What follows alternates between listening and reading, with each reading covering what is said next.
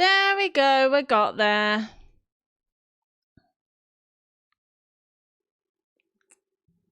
We have got there. Yeah, so for some reason the goals didn't come up. So hopefully the alerts would be good now. Will I be able to...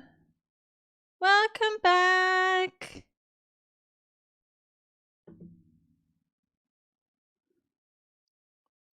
Let me just check. Let me just test. If the alert didn't come up, which I thought it did, I thought I heard it, but probably not, then I shall do the alert for you. That is the wrong button. _tiger just subscribed. This is a test. Well, at least it works.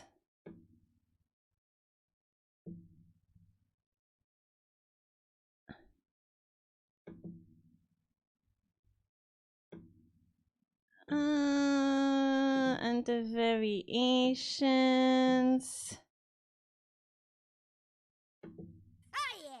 Ah, yeah, that's the one I was looking for. There we go. 8 months. This is a test. There we go. So I think it's all tested. It's all good. I should test these things before streaming, but I always forget. Anyways, sorry, my screen is black because we are off the game, but now we're here. We are good. Hype, hype, hype. Alrighty, let's get going. The Great Ace Attorney Chronicles. We are doing an investigation in this one. This is the final case. The final case. Last time we have cross-examined Lord Van Zeeks and Gina, because Kazuma has constantly been accusing Lord Van Zeeks as the Reaper. But that's not the shocker last time. The shocker last time was that Lord Strongheart is the judge here. Is the judge. Which is so insane and so freaking terrifying. No, Father Christmas is not the judge in this case. So I am exceedingly terrified. Yeah, it turns out that Kazuma was with Gregson when he was killed on a steamboat called SS Grouse. And later on, we end up in SS Grouse, but as Susato's father, Professor Mikotoba, to do deductions with Sherlock. And it turns out that the Japanese judge, who came with Professor Mikotoba to Great Britain, might be involved in this. I forgot his name. I'm so sorry. So we end up figuring out what happened in his room in SS Grouse steamboat, and that's where we are now. Jinjiro, I think that's his name, is now the witness, or at least try to get him as a witness. So now we're doing an investigation to try and get some more things to figure out who killed Gregson and who is the actual Reaper. So let's go. It is getting spicy. It's getting super duper spicy.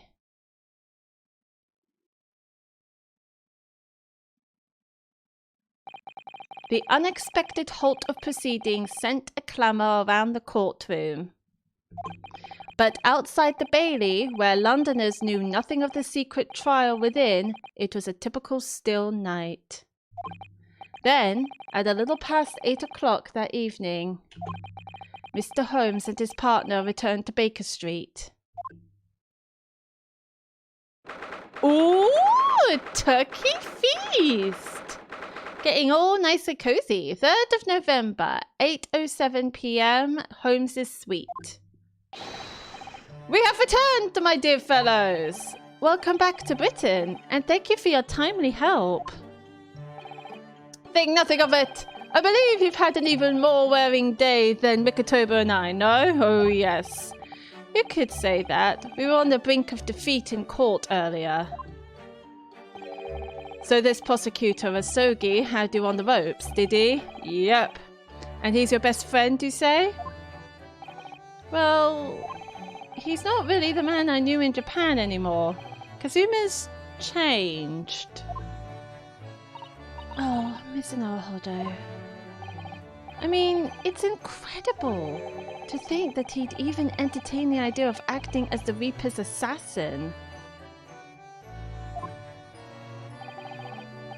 Yeah, we found like a scratch on Gregson's case, and there's a bit broken in it, and it turns out it was from Kazuma's sword. It's like, Jesus. Well, nevertheless, you must introduce me. After all, I've only ever met the young man as a corpse. When all this started, almost a year ago now. Didn't a woman get arrested for his murder? Yeah, wasn't there like a 15-year-old ballerina girl who got arrested for his murder? So it shows that he's not murdered. So is she free? Did they let her out? Surely. They thought of her, didn't they? Hello, Sharky. I am feeling very meh. I'm not feeling very good today, but I am very excited for the stream. How are you doing today? Mr. Holmes still hasn't told us the... Good to see me. Good to see you too, lovely. Still hasn't told us the truth about what really happened back then. I was going to say, you saw me yesterday. I'm like, nope, I haven't streamed yesterday. That was my bad. About the motivation for what he himself described as a great detective's lie. I tell you what, I'm starting to feel like I started to lose all the days now. I was like, what day is it today? Is it Friday? Is it Monday? Nope, it's Thursday. Now then, I must say, it's really quite a journey all the way to France. But how are you doing, Sharky? Hope you're having a lovely day so far. Well, it is another country, Mr. Holmes. So, what news of Judge Jigoku? Thursday? How is that possible? I know. Not only is it Thursday, it's like in the middle of March. I still can't get my head around that. Also, hi, Calico. Hello, hello, lovely. I can't get my head around that it might...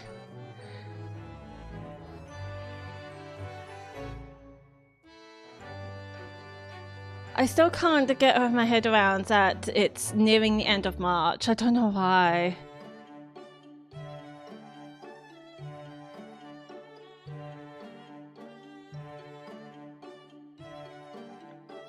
Hello, how are you doing, Calico? How are things?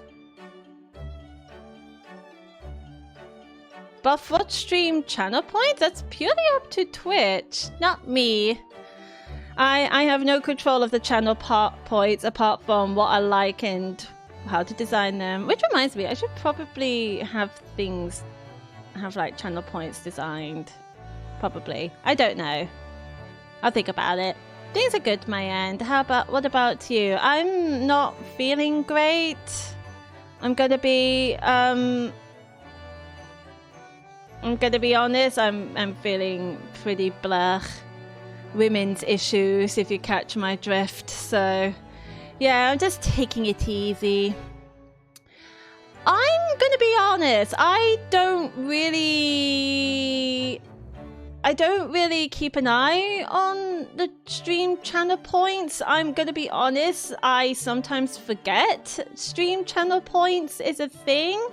So whenever I see like a huge number in someone's streams, I'm like, oh yeah, I got channel points. Let's see what I can use with it. So I tend to forget sometimes. So I'm not that bothered about the stream channel point rewards, to be honest with you. Yes, I am on my period and it is pain. Honestly, I have no problem with saying I have a period, if I'm going to be honest. But I know people out there is like, ugh,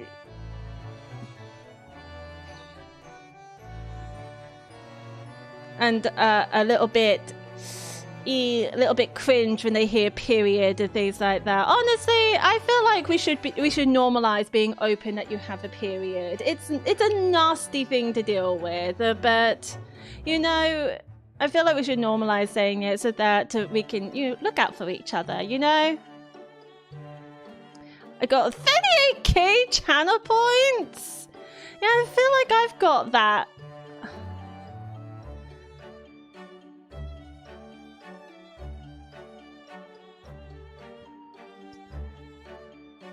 Yeah, I think I got that amount to someone else's stream. I just can't remember. They suck. Men don't know what we go through. No, but I can't like hate on them for not going through with it. They can't go through with it. It's not in a it's they don't have the means to not go through with it. But I appreciate them trying to help us though. I know my boyfriend tried to help me go through with it. Don't worry, I haven't forget. I'll keep an eye on her. Don't you worry, Sharky. Yes, Judge Jigoku, that's his name. I can't believe I said his name wrong. Anyway, let us continue with the name. We'll continue with the name, continue with the game. I just get lots of cups of tea brought to me. Yeah, I think tea is the way to go. You know what's also the way to go? Chocolate. People do not know much about this, but high levels of cocoa does actually help you with your cramps. That's why people recommend dark chocolate rather than milk or white chocolate, because it has high levels of cocoa. But I don't like dark chocolate. Not only that, I can't have any chocolate. Lent isn't finished yet, which is annoying. I feel like I'm going to be so annoying during my period. Like, Jesus. But tea is the way to go. Yeah, I have heard chocolate helps. Particularly dark chocolate. Oh. Will you guys try dark milk? That would be the first thing I'm going to have after Lent. I love dark milk. It's dark chocolate that tastes creamy. It's creamy dark chocolate. I love it. It's so nice. But chocolate is expensive now. I feel like we save a lot of money for me not eating chocolate. We took him to Scotland Yard. The investigating detectives there have a lot of questions for the man. Oh, is he arrested? Poor Professor Mikotoba. This must be quite a shock for him. I can't imagine what Mikotoba is going through right about now. Like, 10 years ago, his friend got executed for murder. Now, Judge Jigoku might have something to do with the Reaper and the murder of Inspector Gregson's situation. And that he's just reliving his memories as a partner with Sherlock Holmes. And now Iris could possibly be his daughter. I can't imagine that there's a lot going on for a man, you know? Oh yes, I picked this up at the telegraph office on our way home. What is it? Surely you haven't forgotten already. I put upon you for the matter only yesterday. What is it? You put upon me, Holmes. I had to fill out your telegram to Japan and foot the bill as well. Oh, you've had a reply already? What was so urgent though, Mr. Holmes? Such matters can wait until later. I'm far too hungry for an involved conversation at present. You know what, that's fair enough. Well, that's good news, because supper is ready, everyone. Ah, what a feast it is! If I were none the wiser, I'd think the trial were won already. Roast beef, kippers, stew, steak, a kidney pie, Yorkshire pudding... Kippers? Kippers with roast dinner? I've never heard that. I've never had kippers with roast dinner. Have you? Steak and kidney pie. You can't go wrong with steak and kidney pie. Stew. Ooh, Yorkshire pudding.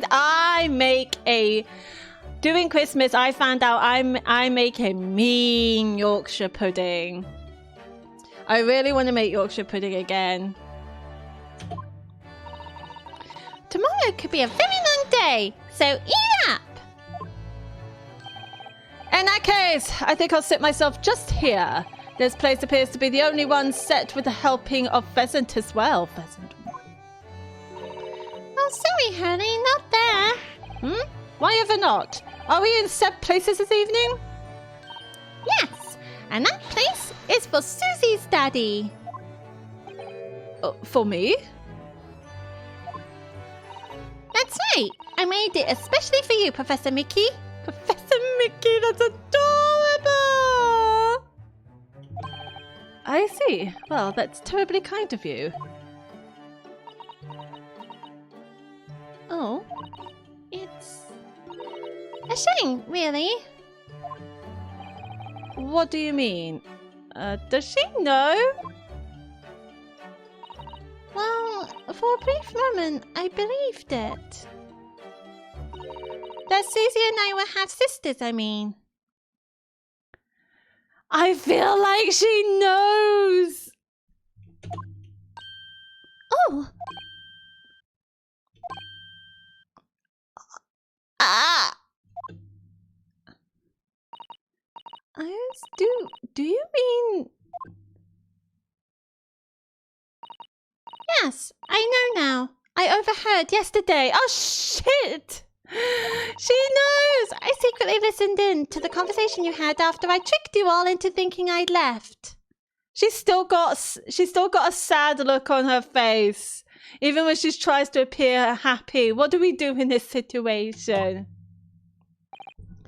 What? Oh, fuck. Oh, fuck. The misunderstanding arose because of that autopsy report from 10 years ago. But actually, it turned out that neither Dr. Wilson nor Professor Mikotoba are Iris's father. Wait, what? Yes, about that, Iris. You know, I know. You can't tell me at the moment. Oh, Iris. What are the chances that the Professor, Kazuma's father, Genshin Asogi, is Iris's father then? Because who else is it going to be? The pheasant is by way? Don't you mean my way? I've seen some of these grammar errors in these. It's my way of an apology. I'm sorry for eavesdropping. Oh, no, that's quite all right. Then why don't I get an apologetic pheasant? So just who is Iris's father? I suppose that's not something we'll be finding out today. I bet it is. I bet it is. I bet that was foreshadowing. So then let us dine while our largely pheasantless plates are still piping hot. A fine idea, Holmes. It all looks absolutely delicious. Eat as much as you like. There are always seconds. This could be our last chance to ask questions before tomorrow's trial. About that telegram from Japan and about Kazuma. I can't let this opportunity slip away, sure.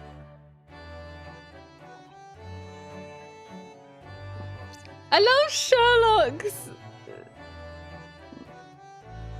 See, is he giving someone a dirty look? He's giving someone a dirty look. Who's he giving a dirty look to? Is there anyone else I could talk to? It's just Sherlock. Okay, well, hello Sherlock. Mr. Holmes, what are you doing? Yeah, what is he doing? Surely it's abundantly clear that I wasn't brooding over Mikotoba's refusal to share his pheasant with me. Nevertheless, I felt the need to withdraw from the social circle for a while and look on with hungry eyes. You have a turkey in front of you, dude. You have a turkey in front of you. Sorry, honey, but I cooked that pheasant especially for Susie's daddy. Even though I played the role of father to you for far longer. Mr. Holmes, could I discuss some things with you? Certainly, my dear fellow. I find myself quite in the mood for a spell of conversation. Really? It didn't look it. When I look like that, the last thing I want to do is to talk to people. But hey-ho, everybody is different. No doubt you're hungry to learn more of my deep love of game. Of gam. Oh, gam? Gam? I can probably contain my curiosity on that one. Holmes is making me hungry. You needn't look at me in that fashion. In what fashion? It seems that before we discuss the pheasant, we have some rather unpheasant matters to discuss. Ah, I see what you did there, Holmes. Yes, we do. Yes, we do indeed, lovely.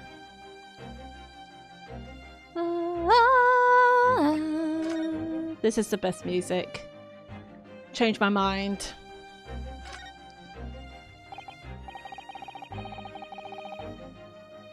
So what was in the telegram you received back from Japan then? Ah, this? I thank my lucky stars it arrived in time. Record found as indicated. Duplicate follows. K. Asogi / A. Shin. T. Gregson / J. Wilson. What does this mean? What does this mean? What? Those 4 names. We've come across that exact same list before. Wait. Was this in a Morse code? In like a Japanese Morse code from case 5? It came up in that unforgettable case last spring. Yes, that one! That one! Hello, Sarah Lovely. Hello, lovely. Welcome to the stream. How are things with you, lovely? I hope you're having a lovely day. What appeared to be a simple case of aggravated murder turned out to be masking monumental intrigue. A plot that involved the sale of British governmental secrets to foreign states.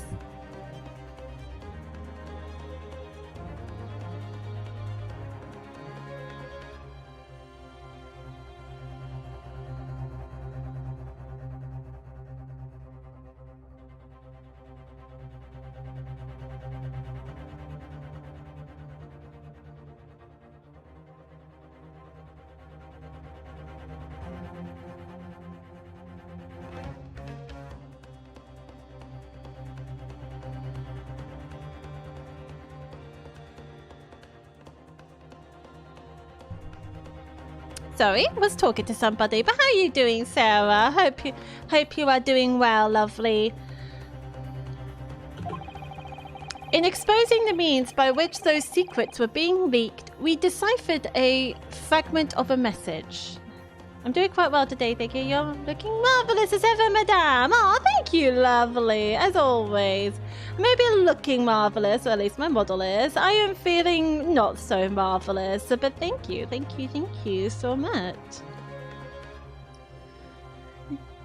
Oh, fragment of a message. Hope you're ready to go through a roller coaster with me, because we are on the very, very last case, lovely. And I feel like this is going to be the very, very last investigation, while the next one is the very, very last... Yay! The sound bites work! Yes! I'm glad the sound bites work. Thank you, Sarah, for testing it. But yeah,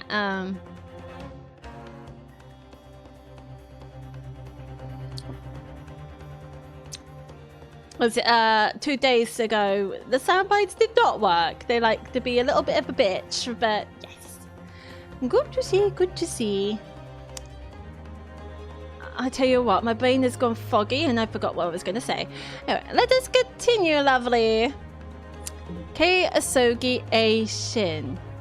T. Gregson J. Wilson. Which is very interesting. What does this mean? But we didn't find the names out until the case was over, and we never did get to the bottom of what they meant. Yeah, people just suddenly, like, forgot about it. All we knew was that the information had been sent by somebody in the British government to somebody in Japan. And I think it is Lord Strongheart. Who else is it going to be? So, why are the names coming up again now? Yes! Where did the sender of your telegram discover them, Mr. Holmes? I have here the message I had wired yesterday. Allow me to read it to you. Enter Judge Jigoku's office undetected and investigate telegram records. Expect to find communication from Britain dated 1 year ago. List of 4 names. Need by tomorrow. Naruhodo. I sent it to a detective I know who specializes in clandestine missions of this nature. What does clandestine missions mean? Interesting. You asked Inspector Hosonaga to undertake such an onerous task for you. I'm gonna be completely honest. Did everybody forget about Inspector Hosonaga? I did. I completely forgot about him. Oof. We didn't see him until like the second case. God damn. No, was it the first case? I feel like it was the first case. And in my name? I wonder what guise he opted for his time. For this time. It looks like an old lady. An old lady. My dear fellows, it was a matter of great urgency, you understand. Anyway, the list of names was found in Seishiro's office, as Holmes predicted.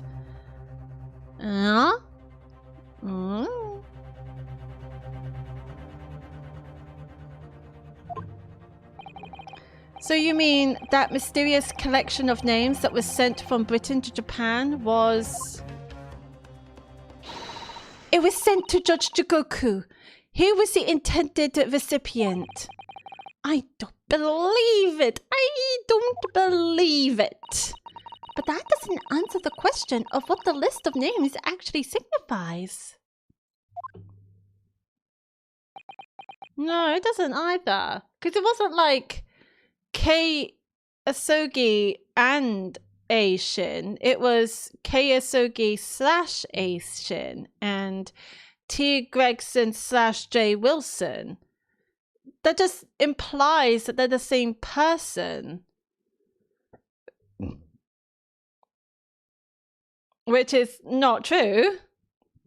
Because A. Shin was the female assassin that famed us for murder of J. Wilson.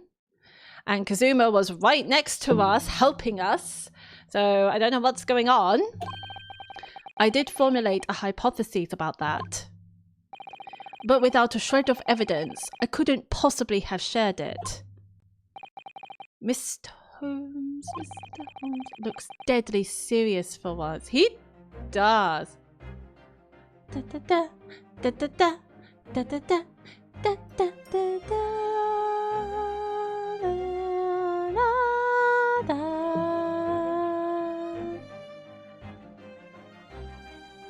I don't know why, but this music really hits me. It might be the violin.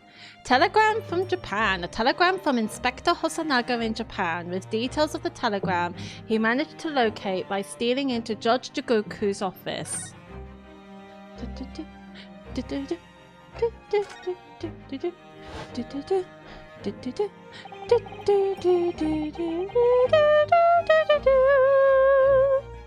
That tragedy we had to go through on the SS Buria. It was all for nothing. Kazuma wasn't dead at all.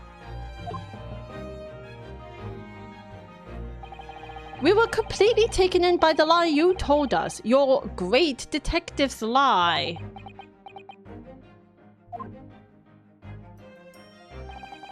I took no pleasure in deceiving you. However, at the time, all that concerned me was preventing the young man's study tour from taking place, whatever the cost. What? I capitalized on the events that transpired to see that he was sent back to Japan. His remains, you mean? Precisely, Mr. Sato. And then I made sure that somebody else was sent to Britain in his stead. Oh my, you mean... The arrangement between our two countries was already in place. Our one university student lawyer and one judicial assistant to be accommodated on a study tour. In other words, by arranging for someone else to fill the place originally intended for Mr. Asogi. I would successfully prevent the man from arriving on our shores for several years at least. Wait, do you mean to say that it was all in aid of stopping Kazuma coming to Britain? That's why you... I mean, it didn't work, did it? I mean, he still came to Britain. That's why you... lied? Think back, Mr. Naruhodo. Was there not somebody who quite casually urged you to continue on the voyage to England?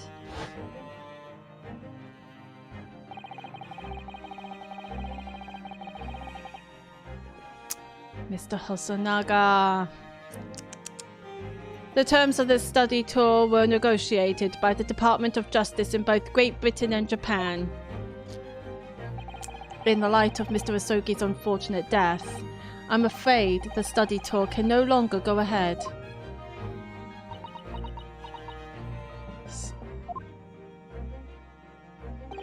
My dear fellows, the majority of problems have an extremely simple solution, you know. All you require is one lawyer, and the study tour can continue, surely. But there is no one else with the necessary qualifications, Mr. Holmes. We know of no other lawyer. The voyage to London still promises a good month of time. Ample opportunity, I would say, to find yourselves another suitable lawyer. It was him.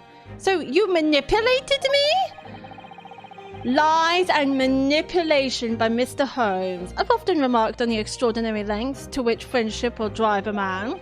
I was quite sure that you would rise to the challenge for your late friend. I don't believe it. I mean, he's so proud of it. But if it was all contrived... I mean, what happened was treated by the authorities as murder. A woman was mistakenly arrested as the perpetrator. What do you suppose became of her? I asked that question before! Holy shit! Yes, what happened to her? She wasn't a woman, she was 15! And she said it was by accident, because she just wanted to get her kitten back. I remember it like it was yesterday. What happened to her? Naturally, I didn't allow the misapprehension to have any serious repercussions. I subsequently explained everything and assisted the unfortunate soul in finding the foreign refuge she sought. I seem to remember Mr. Sato and I had some rather strong words for her. Well, she was certainly not devoid of all guilt. She deserved every word, I'm sure. I wonder if she made it to America then. Is that where she was going? I thought she was going back to Russia.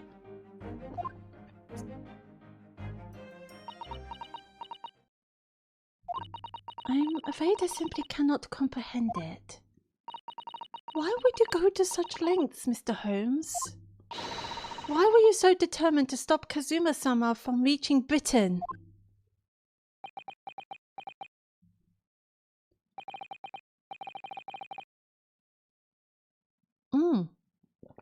12 months ago? What, from today?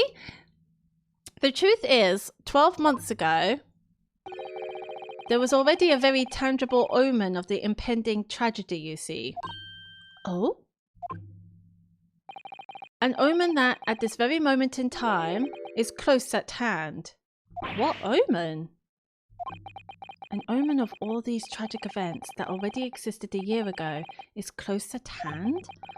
We need to find out exactly what Mr. Holmes knows.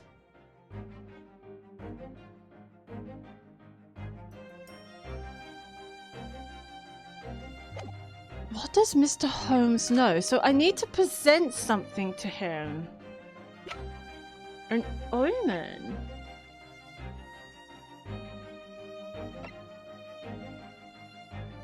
So these are what we found.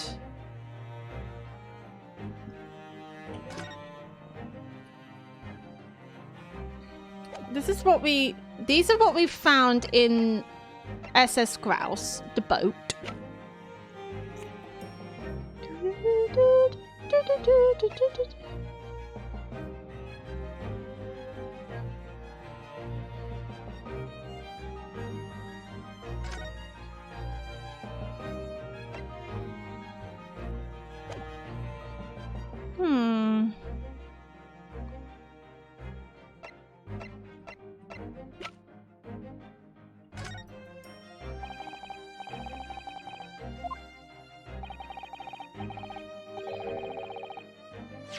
Okay, I think I need to investigate these. Let's examine this.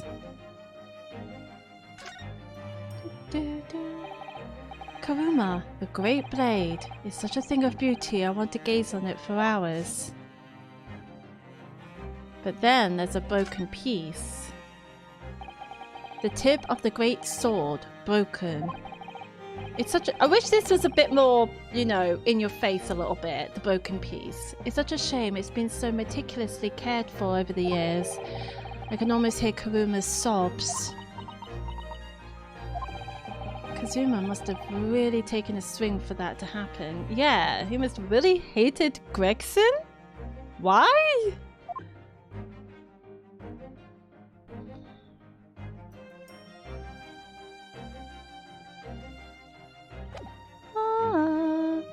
What does this one say?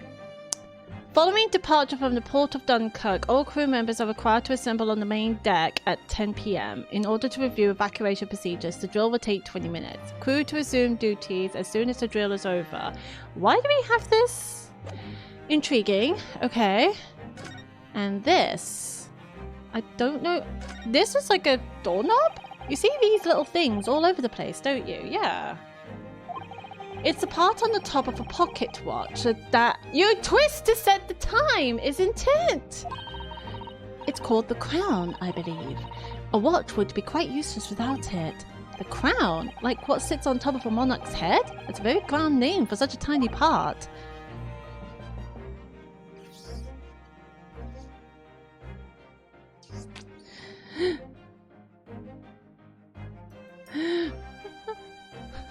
A grand name for a tiny part. I don't know why that's so funny.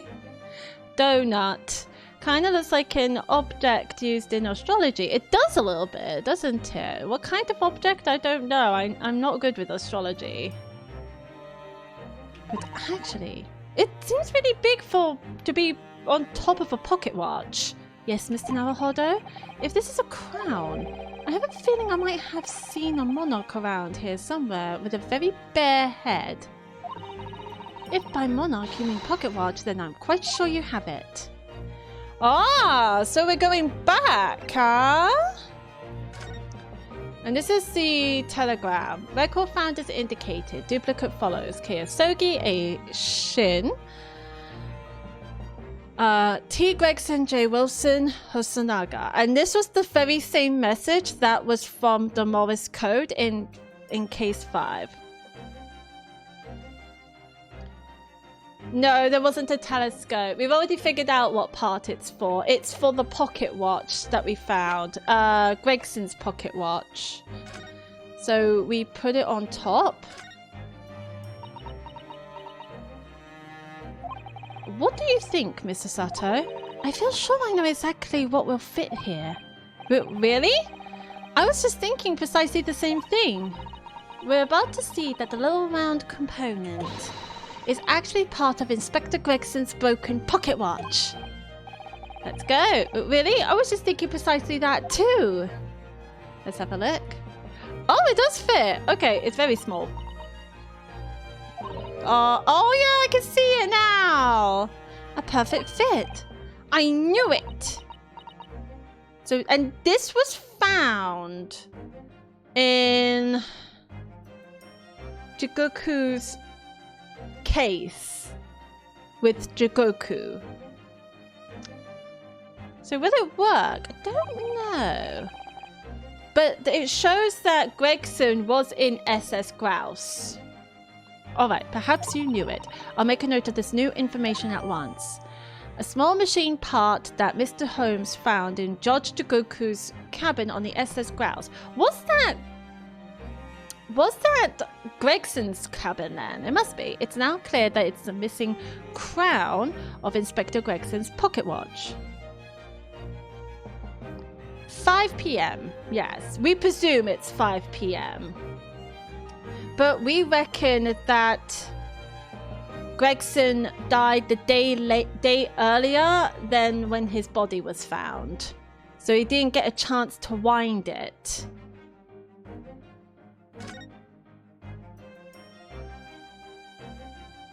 Yeah, it looks like it's not ticking. That's fine. Unless it's 5 a.m. Could be. But apparently they said that he always winds it at 5 p.m.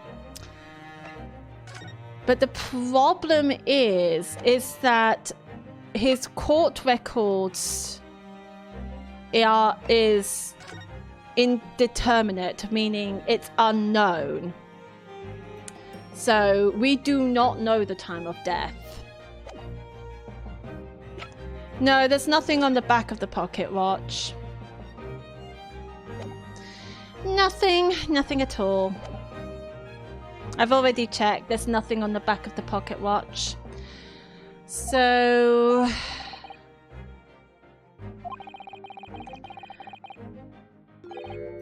the pheasant.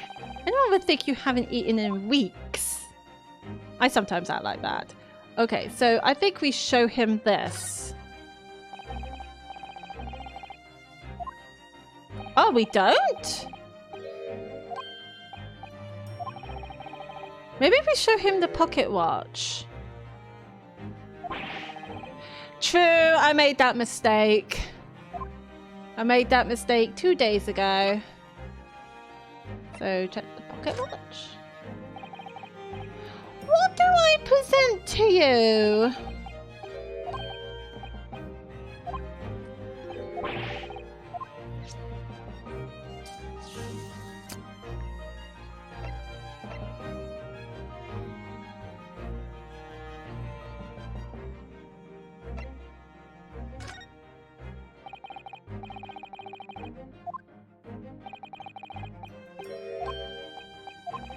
At least we know what it's for. I don't know why we have this.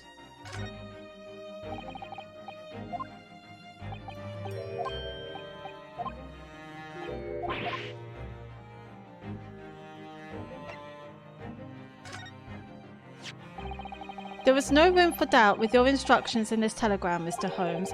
You were very clear that it was Judge Jigoku's office that should be searched. So, you obviously knew that's where the list of names would be found. Okay, we show him the telegram again. K. Asogi, A. Shin, T. Gregson, J. Wilson. But we only learnt of those 4 names just over 6 months ago now. And only because they appeared as part of the top secret government communications that were leaked. That's true, yes. But at the time, you were unaware of the background. You see, those 4 names were wired to Japan. Around 6 months before that, approximately this time last year in fact, when you were both still in Japan. Wait, what? Wait, what? It really would be hypocrisy on my part to reprove others for intercepting state secrets. Because after all, I'm perpetually eavesdropping on communications between the British and Japanese governments. So you know what's going on? You're perpetually doing what? How? Never mind the details, but you should know. No secret is safe from Sherlock Holmes when he has designs on knowing it. Mr. Holmes, what a fabulous line! Should be in a book. Oh, wait. I'm sure it will be. Now, 1 month after that list of 4 names was wired to the recipient, Jigoku, in Japan, Dr. John H. Wilson was murdered. He was murdered. As soon as I learned of the incident, a hypothesis rapidly took shape in my mind. As it turned out, I was partly correct and partly mistaken. Okay. Nevertheless, it was the beginning of all the tragic events that were to follow. Mr. Holmes, please, tell us all you know. Tell us about these 4 names and the tragedy to which they're all somehow connected. Yes, tell us, tell us. Tell us everything. Why are they connected? As I said, when I learned of Dr. Wilson's murder in Japan, my mind immediately turned to those 4 names. Because you see, there was someone else on the list who I believe to be recently deceased. Gregson. What? Who? A Shin, as it was transcribed in Japanese script. In actual fact, Miss Asa Shin. Wait, what? But that was a familiar name to me. She was a professional killer, well known among London's unsavory classes. Oh, I see. But she had completely vanished from existence several months before Wilson's murder. So I came to the logical conclusion that she had herself been killed. She was killed. She was killed by a journalist? And accordingly, I became fearful for the lives of the remaining 2 persons on the list. Kei Asogi and T. Gregson. Owing to our proximity, I decided to take measures to protect Gregson myself, but I determined it would be safest if young Asogi were to stay away from Britain. Ah, so that's why you went to such lengths to prevent his study tour from going ahead. Exactly. So, you already knew who Kazuma-sama was, Mr. Holmes? Oh yes, Holmes and I have exchanged correspondence for years. I'd recounted the many tales about Asogi to him in my letters, and the news of Dr. Wilson's death, of course. No, Iris, we're talking about this in front of a 10-year-old? So, Dr. Wilson is dead then? I didn't know. And we didn't tell her because we thought he was her dad. Hi, Adrius! Hi, hello, lovely. Let me give you a shout out.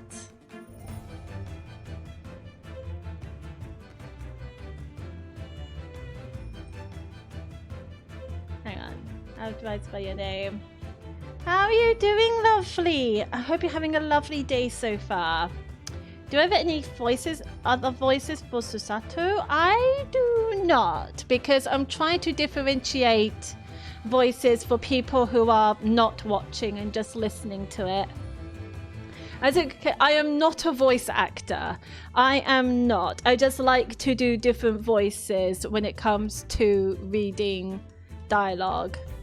I'm good. Just got home from work and I'm eating. Yes, do relax, lovely. Do relax and do eat, lovely. How is the game? The game is going very well. We are on the very, very, very, very, very last case.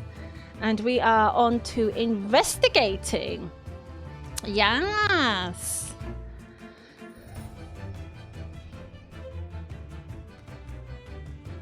So I am very much enjoying this. I'm hoping to finish this game this week because I really want to stream The Witcher 3, and somebody has gifted me a game that I also want to stream because I don't want to play it alone.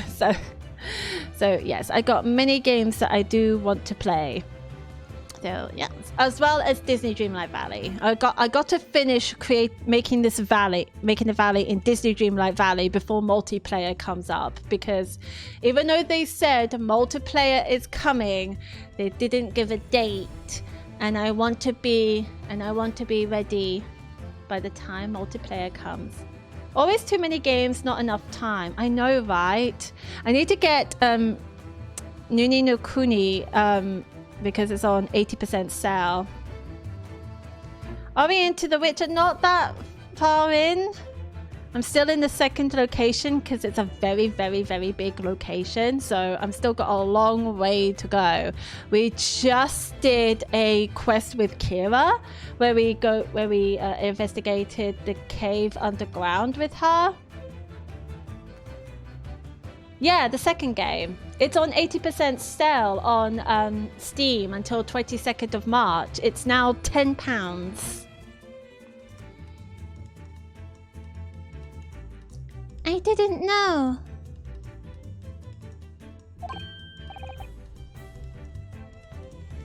I would say buy Ni no Kuni and keep it. I mean, when you buy things, you do keep it. So I don't know what you mean. Nice, I got the collector's edition when it released. Still have it sealed. Before it was £90? No, it was £70, I believe. Yeah, definitely going to buy it after this. We've still got till 22nd.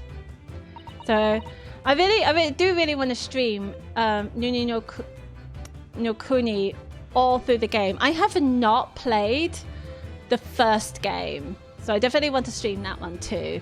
I know he wasn't my daddy, but still, that's very sad. I'm so sorry, Iris. We knew the significance of the name, obviously, but we just couldn't bring ourselves to tell you. No. But what you just told us, Mr. Holmes, doesn't completely tie in with the facts. There's one big hole in your hypotheses. Ooh. A big hole, Mr. Naruhodo? Ah, yes. You mean about Asashin, I presume? Oh, of course. Exactly. She wasn't killed, was she?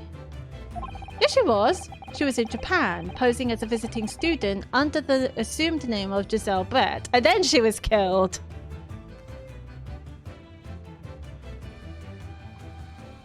I have a huge backlog, and between work and Pokemon, I don't have much time for other stuff. Oh yeah, because you were streaming Detective Pikachu. Are you streaming all of Pokemon games? It's more like JRPG. It is JRPG, isn't it? Ni no Kuni. I said I don't know much about turn-based games. I don't really play them, but I really want to play this one because it is heavily inspired by Studio Ghibli, and I do love Studio Ghibli things that are inspired by Studio Ghibli. One that really caught my attention is Mika and the Witch's Mountain, so I'm waiting for that to be released this year. All the side games on DS since I got my 3DS with capture card installed last Friday. Nice! Yeah, aesthetics of the games are great. Ah, that's so cool. Do you know what I really want to get? I really want to get a PSP with The Sims 2 on it, because The Sims 2 apparently is so chaotic in PSP. I love Sims 2. Sims 2 is great. I'm glad you're keeping up, my dear fellow. But I only became aware of that fact 2 days ago in the foyer of the Great Waterloo Hotel. And upon hearing that startling revelation, the hypothesis that I had formed surrounding those four names was completely turned topsy. Another game that I'm really waiting to come out in 2023 is Crash Team Rumble. I really want to try out that game, but it's not going to come out on PC though. Are you guys waiting for any games to be released this year? So I got 2 games waiting to be released. Is there another one? I'm pretty sure there's another one. What? Topsy? Topsy hypotheses. What do you mean? What do you mean when you say your hypothesis was turned topsy, Mr. Holmes?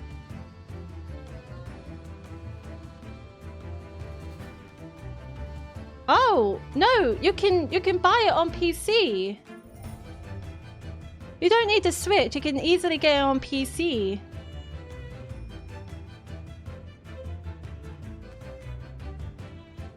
Yeah, as I say, it's on Steam.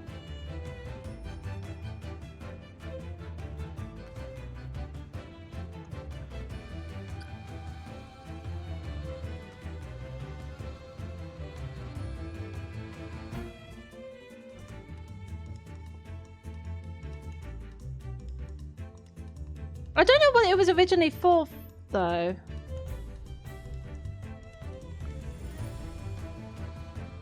Oh, so it's for every console. Nice, nice. What do you mean when you say your hypothesis was turned topsy, Mr. Holmes? I had believed all 4 names on the list to be the names of victims. Victims. Ah. However, I was mistaken. Why? Very much so. Asa Shin was a killer, but she did get murdered. So this telegram is a list of both victims and killers, is it?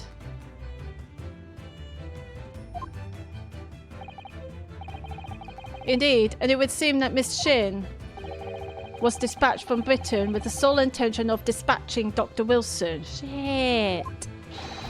Her visiting student status of being merely a front. Ah. Which would of course explain why no motive could be determined for her actions. So the real reason Dr. Wilson was killed by Asa Shin is because he was the target of an assassination. And forearmed with that knowledge, fresh consideration of this telegram puts the list in a very different perspective.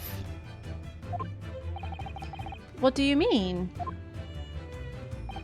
Well, does it not strike you there is another among the 4 who subsequently became a visiting student?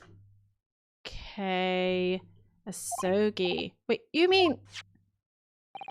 But of course, a name you know only too well. You mean Kazuma? Kazuma's going to be the next victim? He did say in court earlier today. Yes, on 31st of October, I accompanied Inspector Gregson to Dunkirk in order to carry out a mission. And the mission was the assassination of the Mark. Also, yes, he did say that. The killer. Young Mr. Osoki accepted the mission a year ago now. Surely not.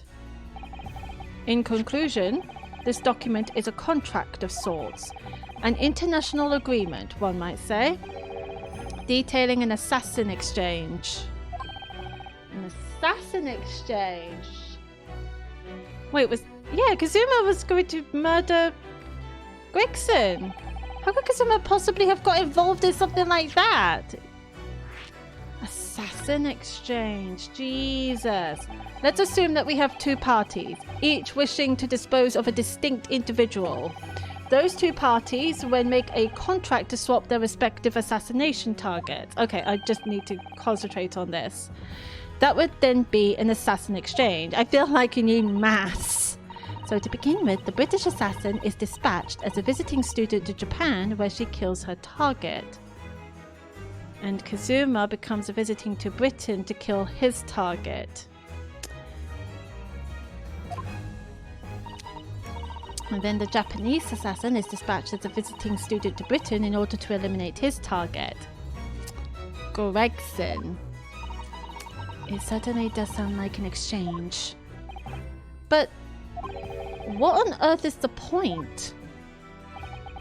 Don't forget, Naruhodo, that the British assassin at least escaped conviction, thanks to diplomatic immunity afforded by consular jurisdiction. Oh yes, she did get away with it, because she was just a visiting student to Japan. Such jurisdiction should be null and void under the terms of the new treaty between our two countries. So the fact that it was brought into play suggests intervention at the very highest levels. The highest levels? These murders were two sides of the same coin, linked not by a common motive but by contractual agreement. As such, they appeared utterly unrelated, yet in truth the assassins were complicit in one singular devilish scheme. That disassociation and the safeguard of diplomatic immunity were, I believe, the motivation behind this plot. But wait a minute, Holmes. If this telegram really is describing the exchange of assassins as you're suggesting, it would mean that the Japanese killer's target was never Seishiro Jigoku at all. It would mean Asogi's target was actually Inspector Gregson. That's what I said! What? Kazuma was here for Gregson? So Judge Jigoku wasn't actually the mark? Yes, that's exactly what it would mean. That explains the large scratch from the sword on Gregson's case. I hold myself personally responsible for failing to keep the inspector safe. No, Mr. Holmes. I told him of my fears and implored him to seek a transfer to an overseas position. Obviously, with the young pickpocket in tow. Yes, Gina. Come to think of it, Inspector Gregson did mention that to us at the Great Exhibition. He did say he was going to transfer to overseas in France, that he'd be transferring to the Paris police and taking Gina with him. But without informing me, he engaged in one last assignment, it seems, and sadly, it turned out to be his very last. This is too much to take in. It's way too much to take in.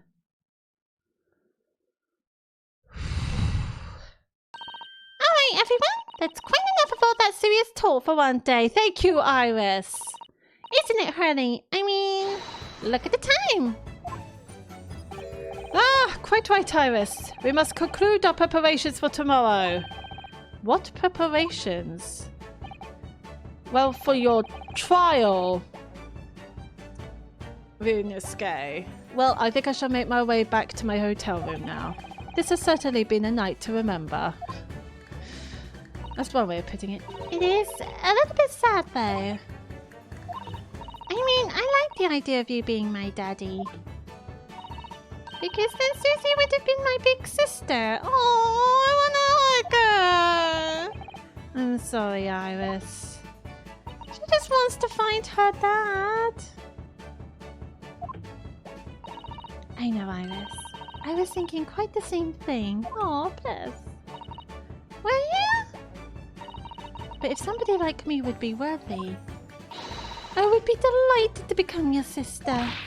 What? Really? Oh yes, without question. So, you'll teach me all the ways you know to throw Runo to the floor? Yes, of course. It would be my pleasure. You didn't have to agree quite so readily. Oh, but wait a minute. If Susie's going to be my big sister, you could be my big brother if you want, Runo. Huh? I mean, yes, of course. If you have me, I'll gladly be your brother. Thanks. Well done, Iris. We must always be mindful of feelings. I voiced you so well. That was actually me laughing. Because being sensitive is your strong suit, naturally. Lol. Right, I'm going to work extra hard for tomorrow now because it's for my big brother and sister. What is all this talk about preparing for tomorrow? Preparing what? For your trial? You'll just have to wait and see. Oh. Oh, unless they've got some surprise going on tomorrow for tomorrow. Good luck at court tomorrow. I'm expecting a sterling performance. I'll do my very best, of course. So no pressure. No pressure. So the overnight break in the trial's proceedings became a crucial turning point, exposing new truths whilst posing new conundrums. That list of 4 names on the telegram in Judge Jigoku's office, and the extraordinary assassination plot in which my best friend had somehow become involved. I felt as though I had been plunged into an even greater darkness all of a sudden, but at the same time, I felt sure I would see the light again soon. Because I was lucky enough to have the most wonderful family in the world standing steadfastly behind me. Wait, is that it? Is that the investigation? Oh shit! Oh, okay then. Looks like we're heading head first into the trial. Let's go. I'm gonna take a bit of a break though. I feel like tea is absolutely in order. Or do I want tea? I might want coffee actually. This is going to be quite a ride. Right, I think coffee is absolutely in order. I am going to take a bit of a break. I suggest you guys do the same. Go get food, go get drink, go get hot beverage, go to the loo, stretch your legs and things like that. And yeah, I shall see you guys in a little bit.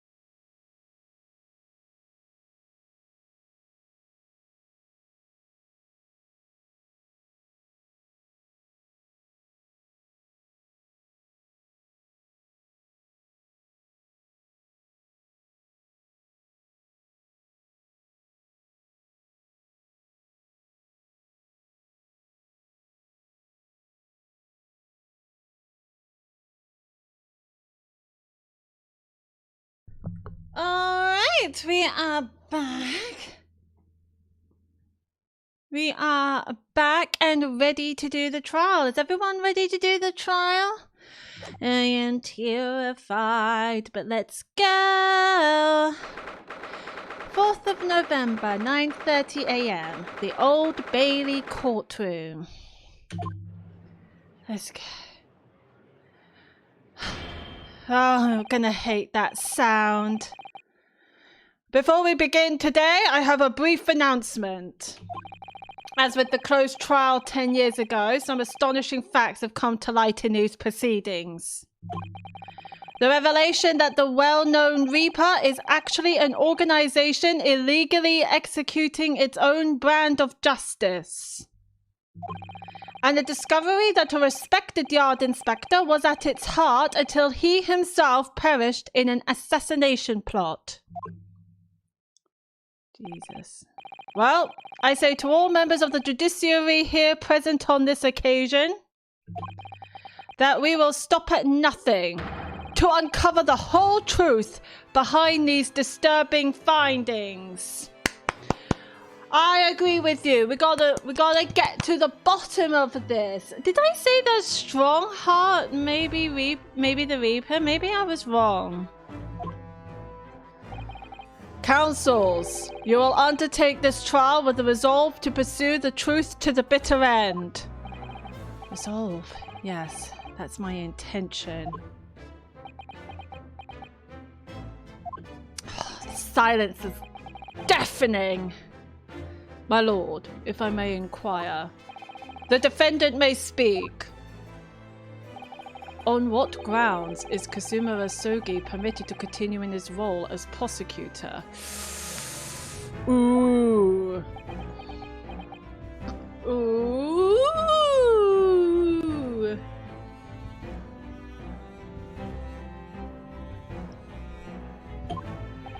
He has admitted to colluding with the victim in the plot to assassinate an innocent man. He did.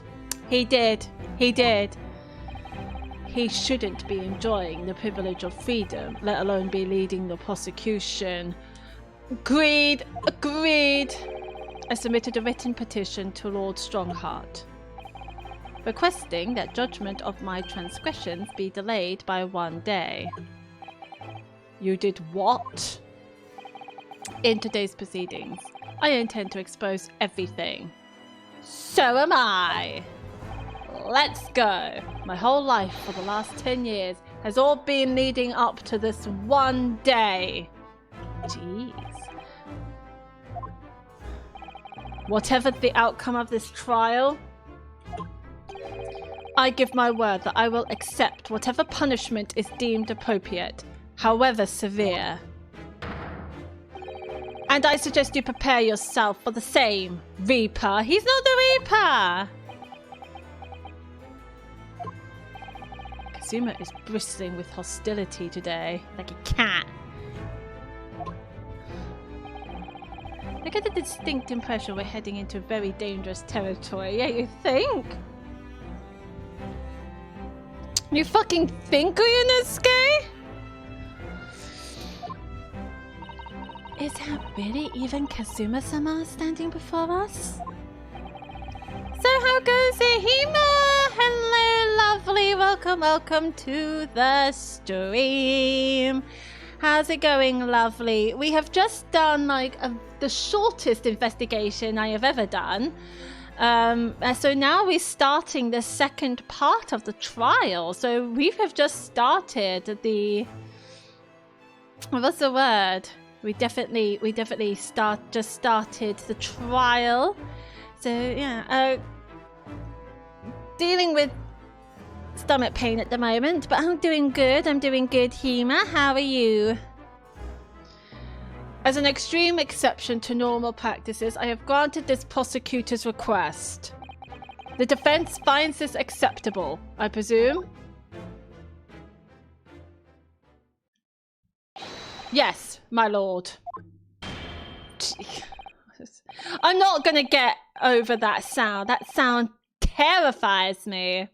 In that case, in the name of Her Majesty the Queen, I hereby declare this court to be in session again. We resume the closed hearing of Barak von Zeeks.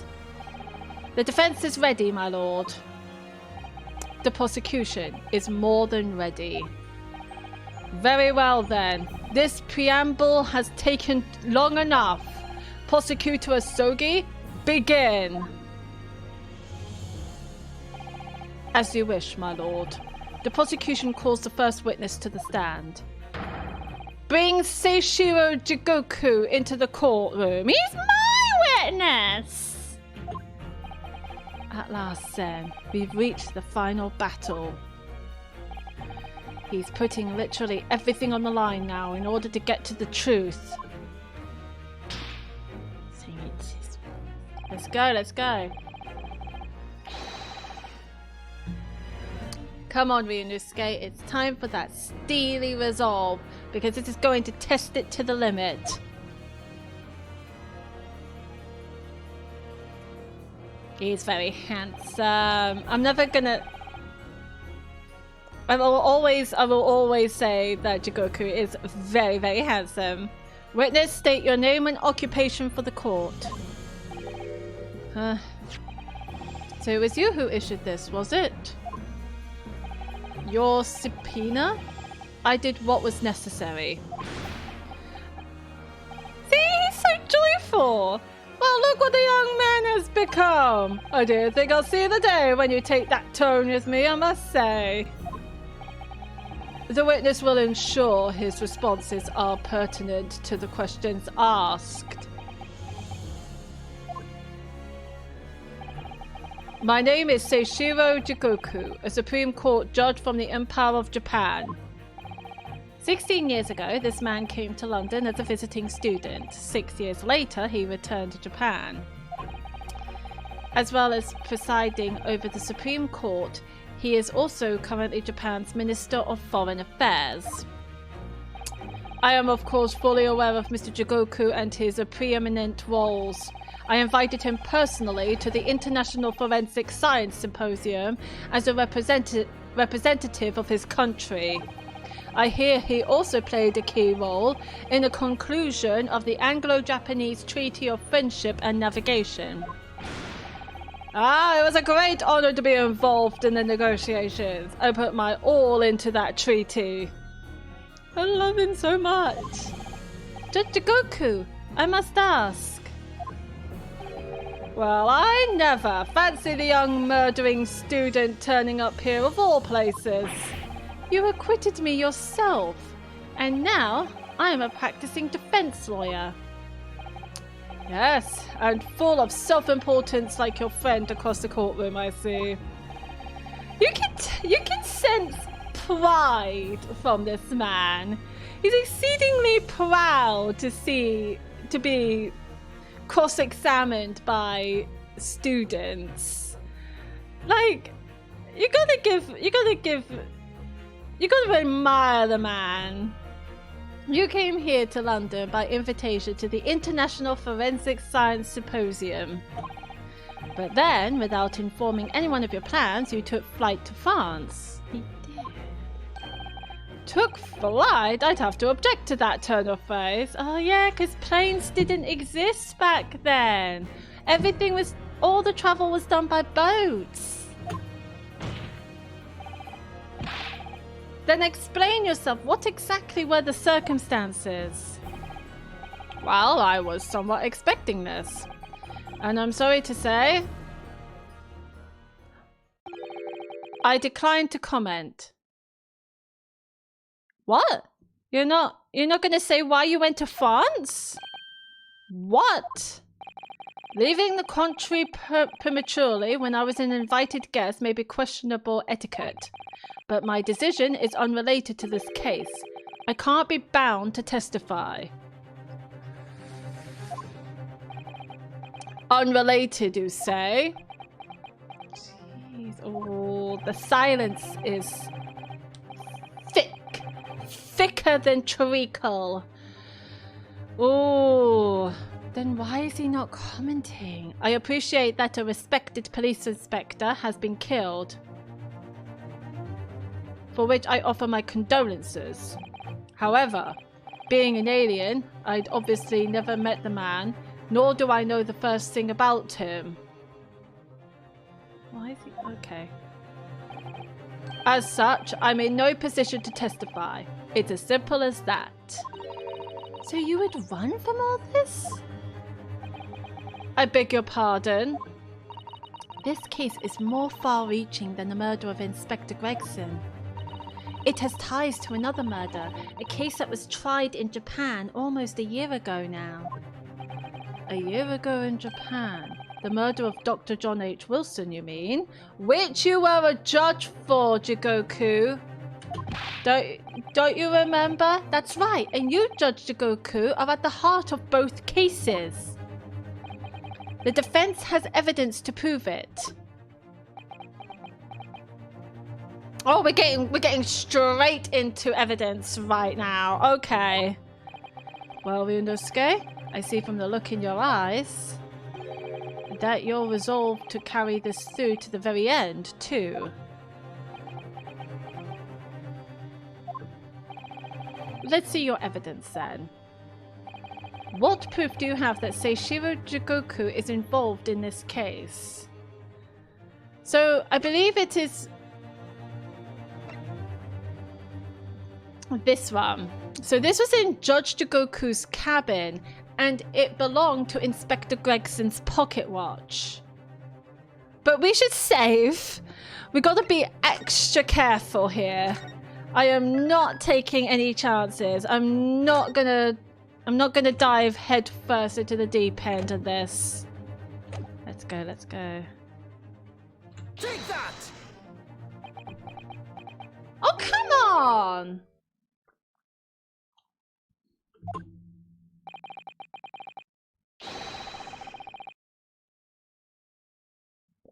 You're joking me. But it was in Jigoku's... What? But it was in Jigoku's case, and it belonged to Inspector Gregson's watch.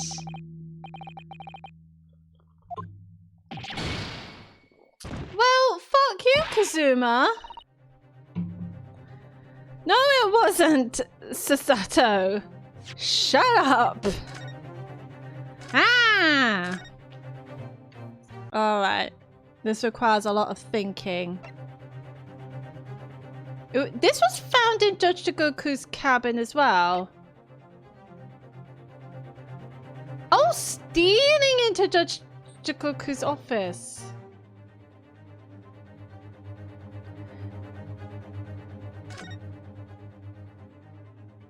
So, we got this and we got this. I feel like this is much more. What's the difference between a vacuum cleaner and a lawyer riding a motorcycle? The vacuum cleaner has the dirt bag on the inside.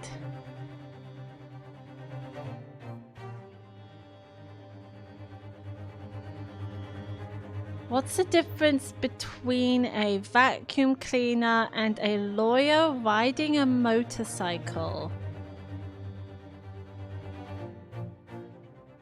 The vacuum cleaner has the dirt bag on the inside. I feel like I'm missing something here. Are lawyers considered dirt bags?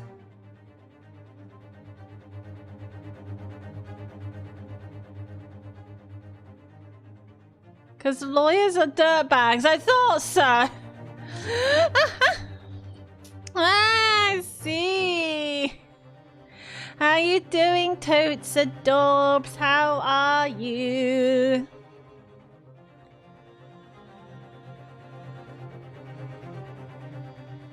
To be fair, not all lawyers are dirt bags. Let's be real here. Not all of them. When I think of amazing lawyers, I think of the lawyers that defended Johnny Depp in the Johnny Depp Amber Heard case.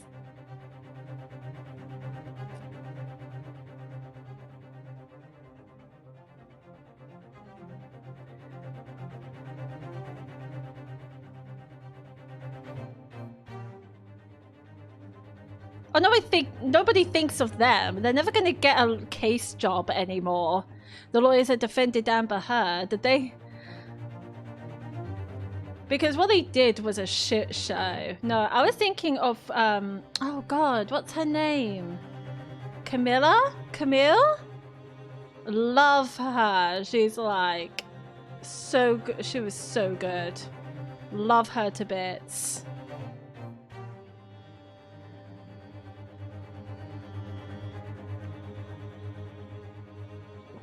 So it must be this. Take that! Yay! This is a telegram detailing a communication sent between Britain and Japan approximately 1 year ago. Oh, we're talking about the case 1 year ago. Not the case that we're doing right now. There's so many cases we're doing. We're focusing on this case. Then we're focusing on the case a year ago, and we're focusing on the case 10 years ago. How many cases are we unraveling? This is going to take forever. The communication contained 4 names: K. Asogi, A. Shin, T. Gregson, and J. Wilson. Oh, he's pissed. Because it was stolen from his office. You little... Oh, he's mad. Where did you get that? In Tokyo. From your office, Judge Jigoku. What? How on earth did you... What's this all about? Why is my name on that list? Oh, so he doesn't know. This list of 4 names follows a certain pattern. T. Gregson and J. Wilson are the names of victims. K. Asogi and A. Shin are the names of assassins.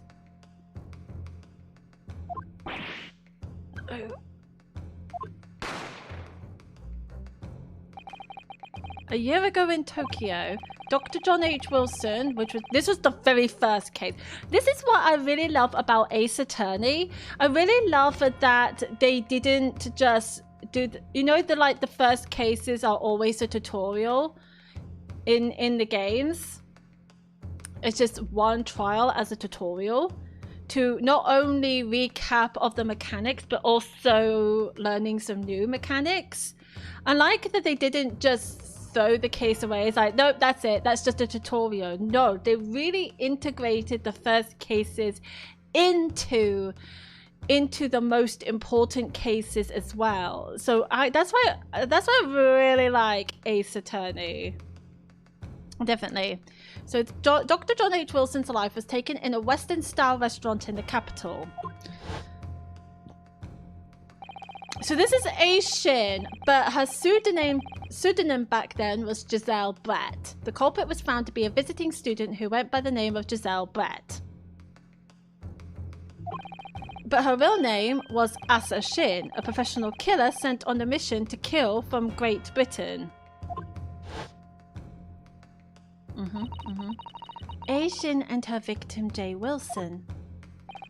And the murder that just took place here in London was the counterpart to that crime.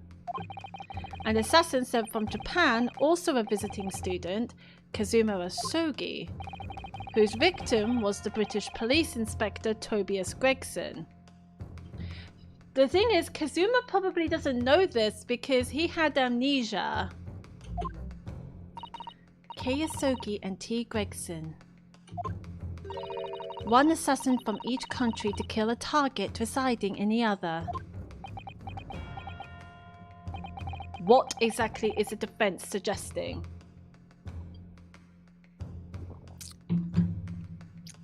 I don't know. It's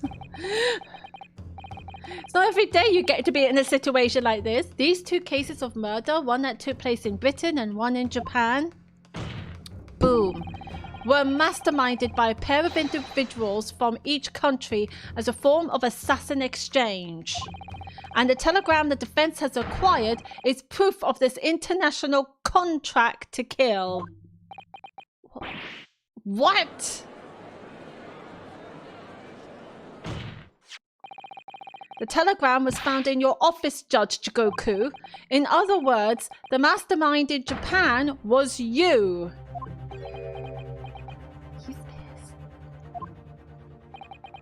Judge Jigoku? What's this all about? So it's really hard to tell whether Kazuma knew about this or did not know about this before his amnesia.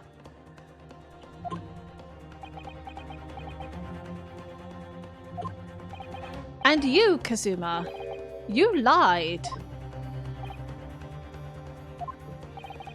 During yesterday's proceedings, you acknowledged that you'd accepted the assassination mission, but the mark wasn't Judge Jigoku at all. It was T. Gregson, Detective Inspector of Scotland Yard, as shown by the name on the killing contract. Very impressive, Ryunosuke. But actually, I didn't lie. The name of the target I was ordered to kill never passed my lips yesterday.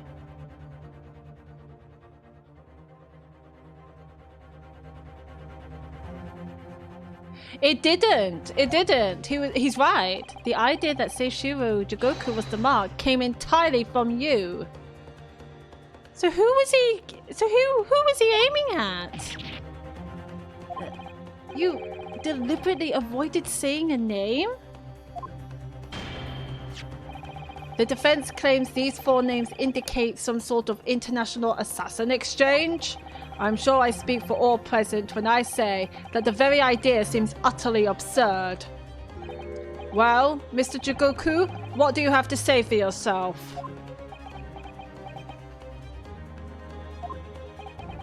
His silence only goes to prove his guilt. There's another very important point that this new development brings to light. There's now a distinct possibility that the scene of Inspector Gregson's actual murder was in the witness's cabin aboard the SS Grouse. True, Susato, true. And somebody, I don't know if it was Holmes or Mikotoba, or the sailor even, but somebody said in SS Grouse that there was a large refrigerator there.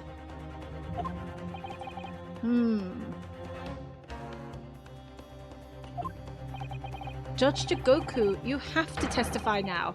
To refuse would put you in contempt of court. Yeah. There's no need for quite such a vicious stare, young man. You were viciously staring at me. Very well then. As a parting gift to you all, I'll tell you everything I know. Okay. It seems this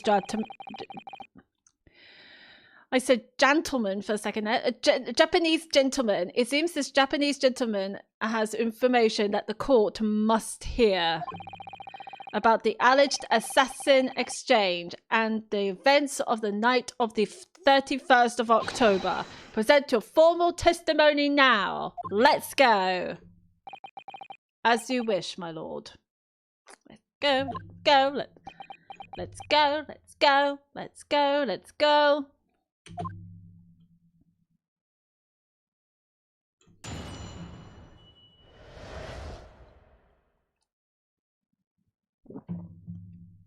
The assassin exchange. It's true that Kazuma Asogi was assigned the assassination mission 1 year ago now. The target was Inspector T. Gregson. That was a condition of the British study tour. But why? However, in the end, something happened that meant the young man was unable to carry out his mission. On the evening in question, a member of the crew was on duty outside my cabin at all times. It's true, he was. If there'd been a shot fired, the crewmen would have heard it. So clearly I can't be involved. Oh yeah, I forgot. Inspector Gregson got shot.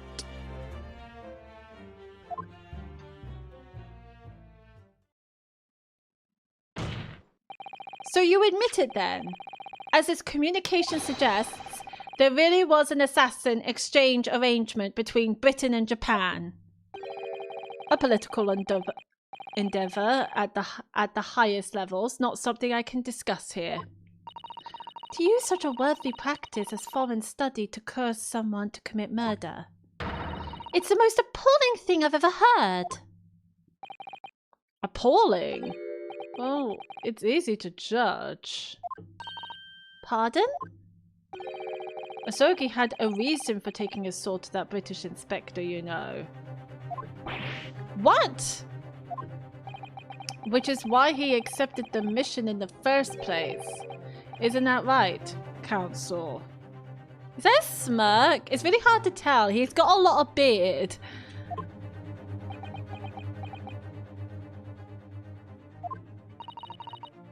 Kazuma-sama? Judge Jigoku, if you are the mastermind behind this operation in Japan, then tell the court the identity of your counterpart in Britain. Yeah, there would have been a counterpart. I'm not obliged to divulge that information. As I said yesterday, I've killed nobody. I freely admit that I accepted the mission, but on the night the plan was to be executed, I backed out. In short, this assassin exchange that the defense has identified is unrelated to the events of this case. The crucial point is this. Your police inspector can't have perished aboard that steamship in Dunkirk. But he did though! We got the evidence! Because if he'd been shot in the cabin, it's inconceivable that a member of the crew wouldn't have heard it. That's right.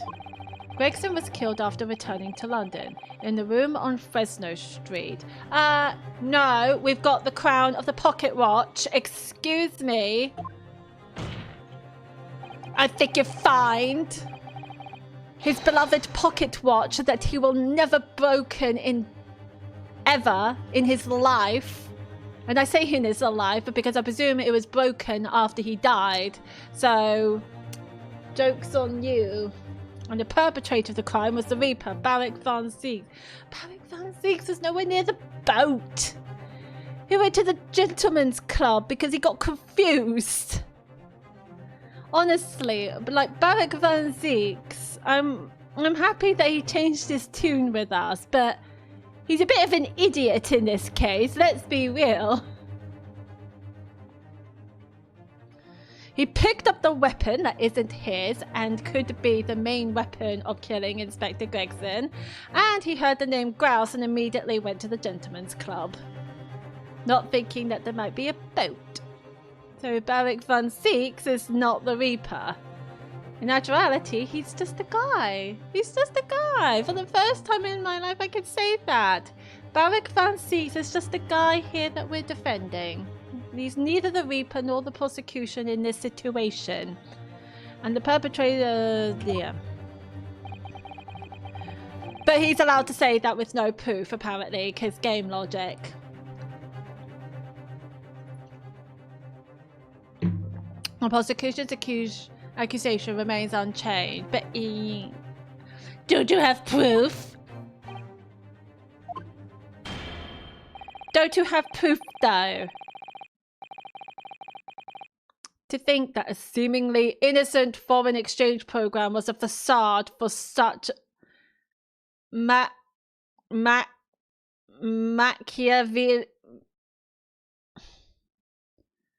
for such villainous dealings. There you go. There is no way in hell I am going to pronounce that word. Clearly, it's a plot only a government minister and a high-ranking judge, such as the witness, could hope to execute. Well, I seem to recall that it was someone on the British side who controlled everything. Be that as it may, it is not the place of this court to pursue this villainous assassin exchange plot. We are concerned only with the tangible events pertaining to the murder of Inspector Gregson. Who controlled everything? I can only think of Strongheart. Yet here's the judge. Is the defense clear on that point, counsel?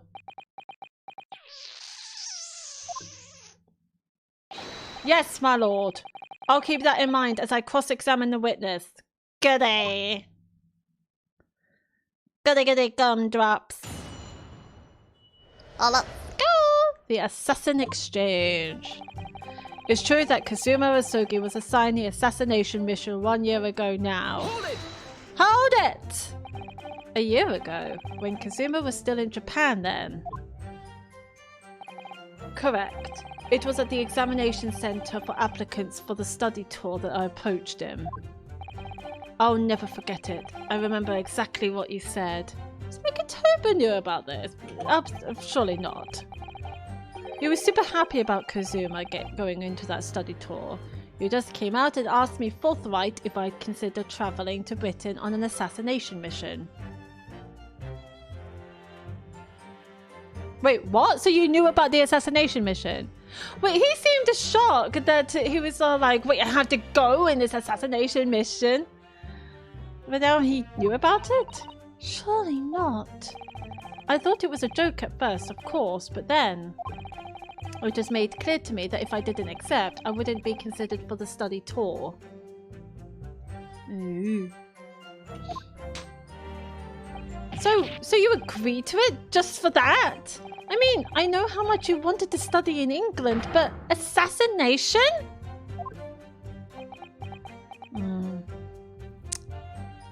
Darn, I know, right? The Emperor of Japan had accepted a proposal from the British Empire at the time. An agreement to send a student from each country to the others to deepen cultural understanding and friendship. But behind the scenes, the chosen students were to be given assassination missions. I had no choice but to accept the proposal that originated from my British counterpart. Why? Why didn't you expose the plot there and then? Was this part of the friendship treaty deal? Britain acknowledges no part in these alleged misbegotten dealings. I advise you not to make spurious allegations, Foreign Minister Jigoku. As a witness, I am bound to tell the truth, my lord. Yeah. Why are you so against what he's saying? He has to speak the truth.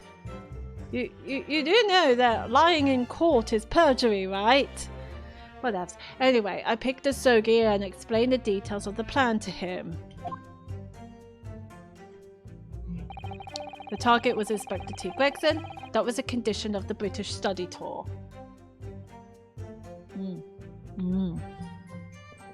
Hold it! Hold it! Why Kazuma? Why did you pick him as the assassin? He was the most capable of all the applicants, and in addition, I knew his desire to travel to Britain was very strong, and Kazuma probably had experience of, swordsmanship. He does carry a sword around then, so Jigoku probably saw that. In fact, it was almost more than a desire, it was his whole purpose in life. Yes, as his best friend, I can certainly attest to that. The way he threw himself into his studies, the way he pursued becoming qualified as a lawyer. It was all ultimately for that one single goal of being accepted on a study tour to Britain. And of course, we know the reason behind that. He was determined to find out for himself the truth about his father, Genshin Asogi. Who was the professor? The professor who killed people 10 years ago. Unless we think. We don't actually know. There's nothing I wouldn't have done to get here. Be that agreeing to assume the role of an assassin or betraying people's trust. Why not? You kind of did both, but anyway, what else? But surely agreeing the role as an assassin did betray people's trust, Kazuma. It betrayed your friend's trust. What else? Okay. Well, you certainly did a fine job of betraying mine, Asogi. But why was Inspector Gregson the target? I have no idea. Those were the orders from Britain. I was in no position to question them. I presume this someone from Britain is the main leader behind the friendship treaty then, the Anglo-Japanese friendship treaty. You have no idea, really? I find that hard to believe. Oh, do you? Judge Jigoku was once a visiting student here in Britain himself, of course. Perhaps he has some connection with Inspector Gregson from that time.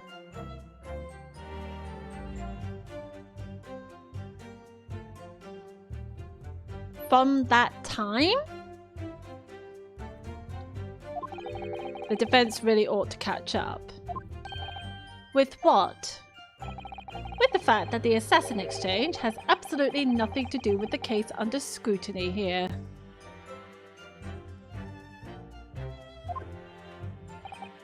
Yes, I've already admitted to recruiting Isogi.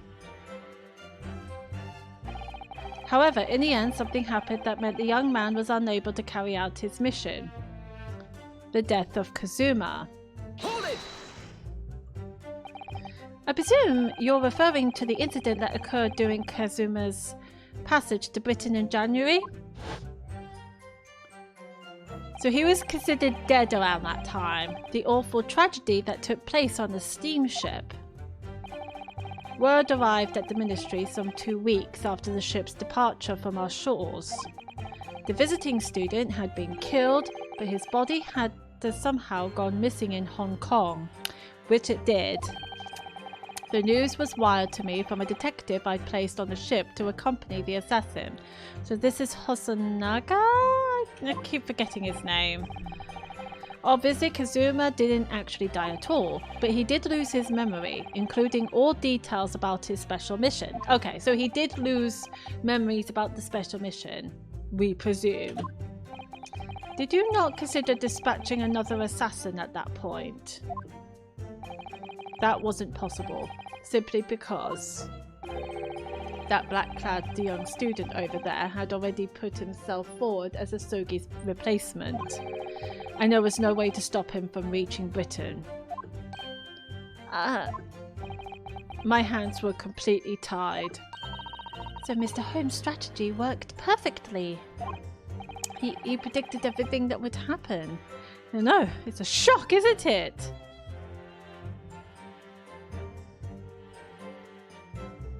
It's a shock! Months later, my memory returned. Around 5 to 6 p.m.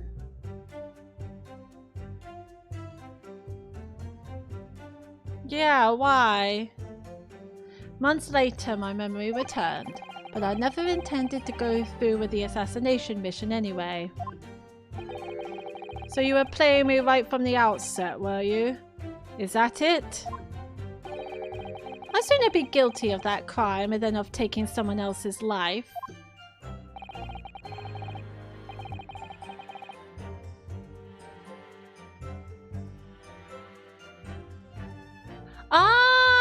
Okay, fair enough. Yes, do remind me. Do remind me.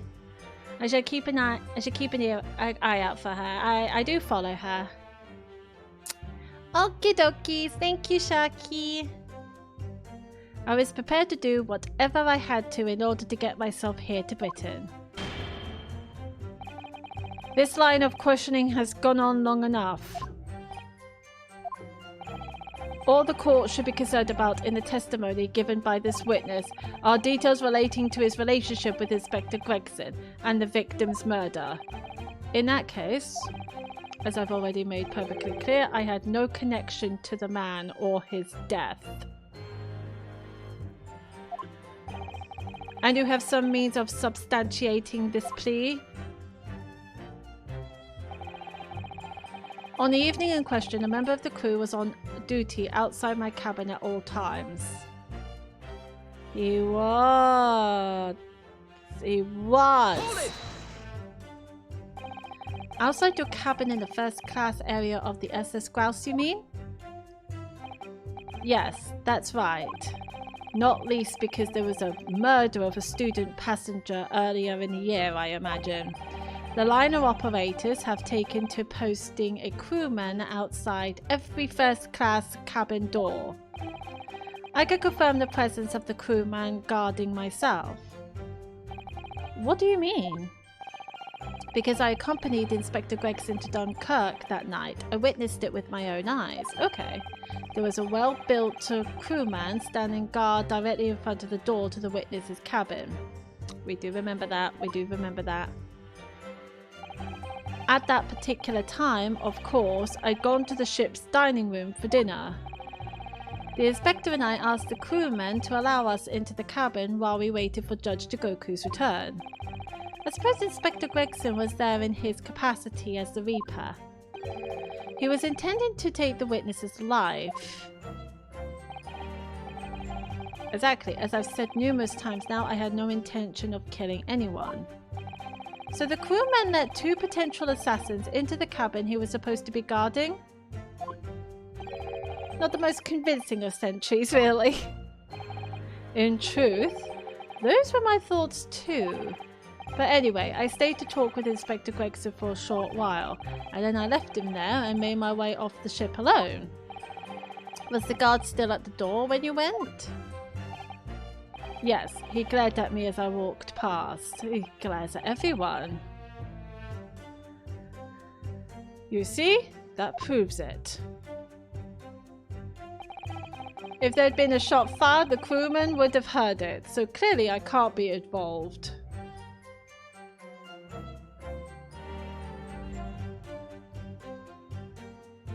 I'm thinking of showing the pocket watch crown in one of these statements. No, not present. I want to press first. The crewman who was standing directly outside your cabin door, you mean? That's right. A muscular man with a permanent grim expression on his face. He didn't once move from that spot. To be honest, I thought he was a miserable fellow. I mean, if my job consists of wearing that outfit and be on the boat all day, I would be pretty miserable too. But as it happens, he's a vital witness now. There's no doubt that Gregson was killed by a gunshot, and it's inconceivable that a crewman standing just outside the cabin door wouldn't have heard that. But wait, what about the ship's enormous steam engines? The noise of them could have drowned out the sound of the gun being fired. Sadly, young judicial assistant, that won't wash. Oh? You will recall that my cabin was in the first class area of the ship, which is also, of course, the quietest. Don't imagine for a moment that it's anything like steerage or where the judicial assistants go. I didn't mean upsetting Susato like that. But a hole like that made by a bullet was found in your cabin, Judge Jigoku. That's compelling evidence that a gun was fired in there. What's that? A bullet hole? Yes, there was a bullet hole. There was a bullet hole in the cabin. Oh yes, you're talking about what the detective uncovered in the wall yesterday, I presume. That was obviously a rotten panel eaten out by woodworm. No doubt he didn't find an actual bullet. That smirk. It was a bullet hole! Ugh, that's the hole in this argument. Sadly, I was unable to arrange for the crewmen to be brought back to Britain with me. But obviously, if a gun had been fired in my cabin on the night in question as the defense implies, I would have been arrested on the spot and would never have made it to Britain in the first place. Woodworm? In first class cabin? I don't believe that for a second. Very true. The witness's logic is sound, since no gunshot was heard from the witness's cabin on the night in question. So sus. It's so sus, isn't it? We must assume that the witness is telling the truth. I'm glad you've seen sense, my lord. I know Kazuma's already admitted to taking on this incredible assassination plot, but even so, hearing it confirmed by somebody else is still a real shock. It's unforgivable. Using Kazuma-sama's feelings to manipulate him into agreeing to such a despicable plan. But I think Kazuma manipulated Judge Jigoku too. He completely double-crossed him. Oh dear. It's hard not to see that as a stroke of brilliance on Kazuma-sama's part. One way or another though, Gregson ended up dead. I really think that the murder must have happened aboard that steamship. And we've got the crown. So you mean... Judge Jigoku must be lying. And he's the judge, so he knows what the consequences are of lying in the courtroom. I know I shouldn't let my emotions cloud my judgment. But you must destroy him, Mr. Naruhodo. Alright, yes, thank you for telling me, Hima. I'm going to save. I just wanted to press each statement first before saving. That way I don't have to do it again.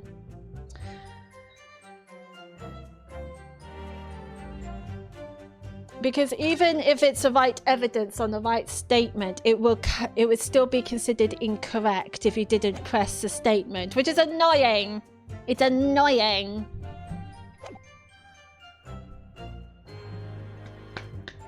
I think it's the crown on the pocket watch. Crown pocket watch.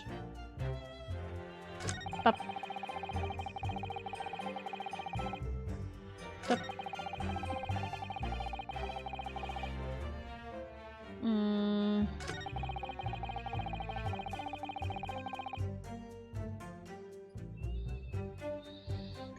I think it's this statement.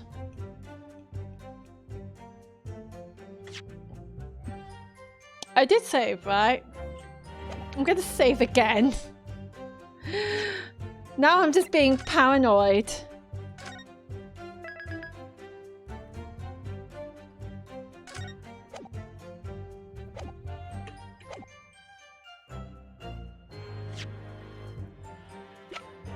It's this. It's now clear that it's the missing crown of Inspector Gregson's pocket watch. What do you reckon? You reckon it's this? Objection! But not the right statement.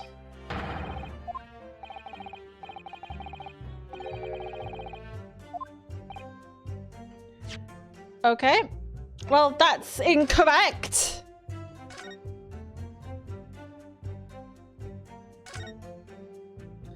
That is incorrect, apparently. This one.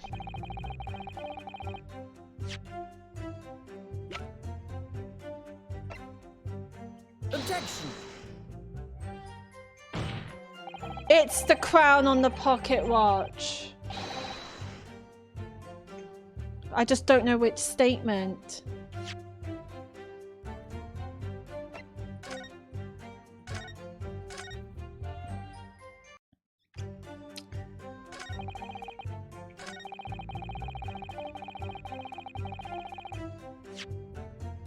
I don't know. This one? Objection! Meow.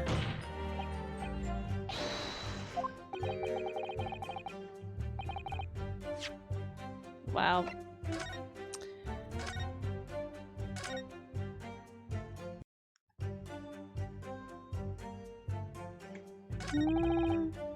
Not that one, it's not that one. Maybe this one, because he did say the name.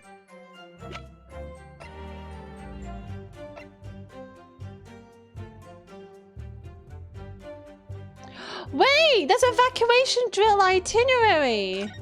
Following departure from the port of Dunkirk, all crew members are required to assemble on the main deck at 10 p.m. in order to review evacuation procedures. The drill will take 20 minutes. Crew to resume duties as soon as the drill is over. I wonder if it's this. Did he say?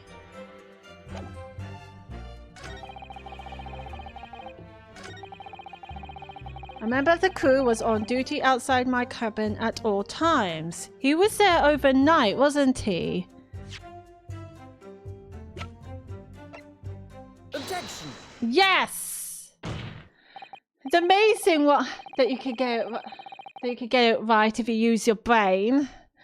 Yes, as the court has heard, there was a crewman posted outside Judge Jigoku's cabin. However, we can be sure that, contrary to the witness's claim, the guard wasn't there at all times. What? I have here a notice of a particular event that was scheduled to take place aboard the steamship on the 31st. Yes! What? Where did you get that? It's evidence gathered by Mr. Sherlock Holmes. You were acquainted yesterday, if you remember. Sherlock Holmes again. Oh, you don't like the dude, do you, now? Now that we got the evidence. According to this itinerary, after leaving the port of Dunkirk at exactly 10 p.m. and for a period of 20 minutes, all crewmen of the SS Grouse were to gather on deck for an evacuation drill. All crewmen were away from their posts? Yes. And during that 20-minute interval, of course, any gunshots emanating from your cabin would have been heard by no one. They say they're silent, so their walls must be thick. Probably not thick enough to cover a gunshot, but still pretty thick. In summary, Judge Jigoku, you had ample opportunity to commit the crime. Objection. A 20-minute window of opportunity. That's an excellent find, Ryunosuke. Thank you, Kazuma! But it amounts to nothing. Oh.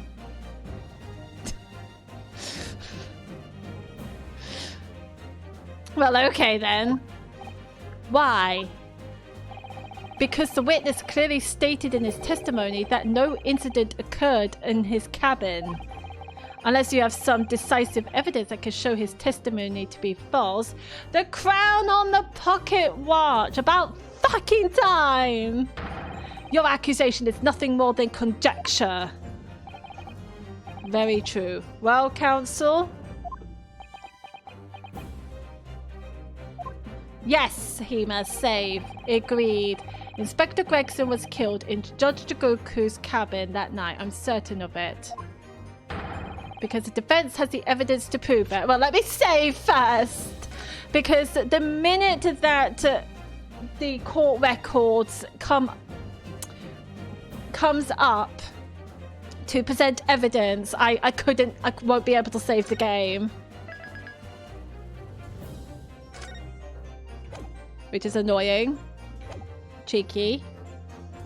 Yeah. Because the defense has the evidence to prove it. You will present the evidence for the defense at once, counsel. What proof do you have that the victim's life was taken in Jigoku's cabin on the 31st of October? Oh, you can now. Hang on. I need the loo again because I had coffee. I will be right back. Enjoy the music.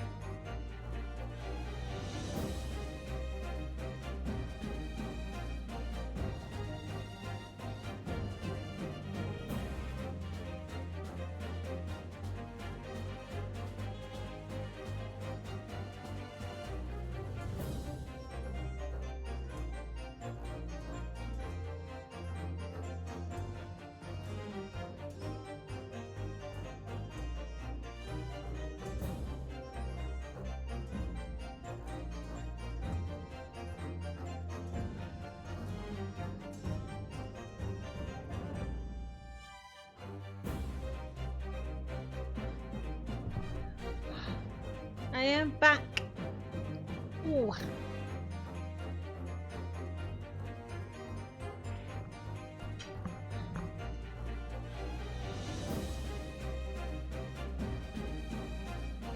Right, let's save his part because I thought I couldn't save.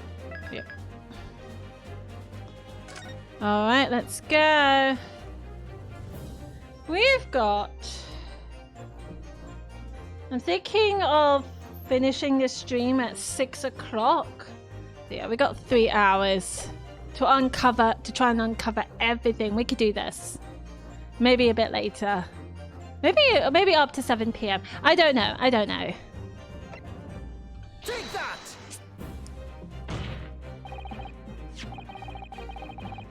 Judge Jigoku, this was found in your cabin yesterday.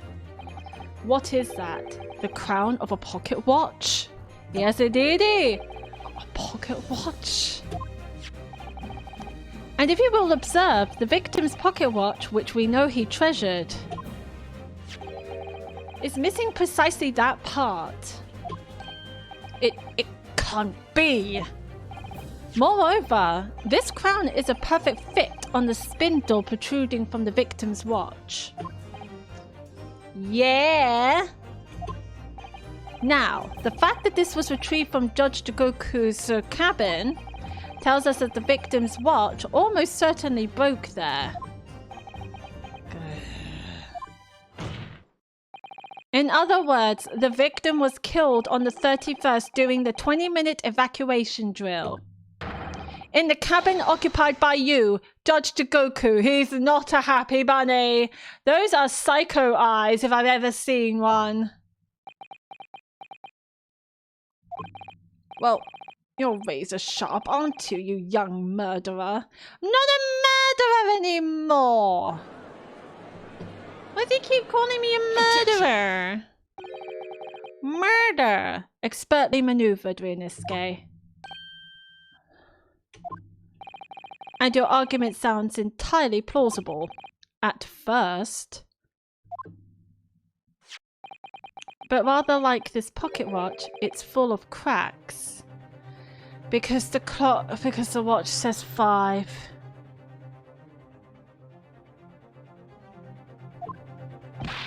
What? And I believe Judge Jigoku feels the same way. I was one to acquit you earlier in the year. Sorry?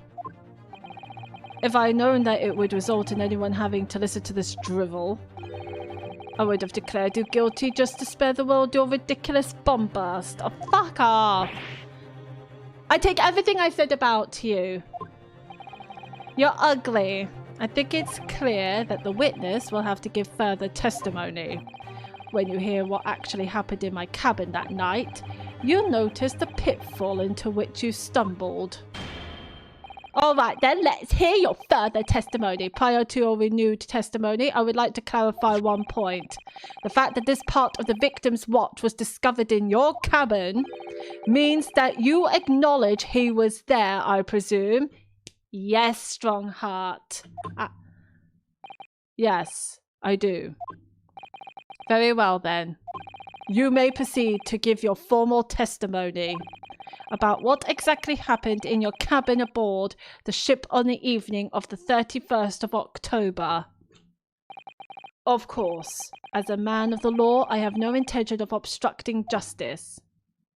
Is he going to add to the... Oh, this will be a new testimony. Okay, the events in the cabin.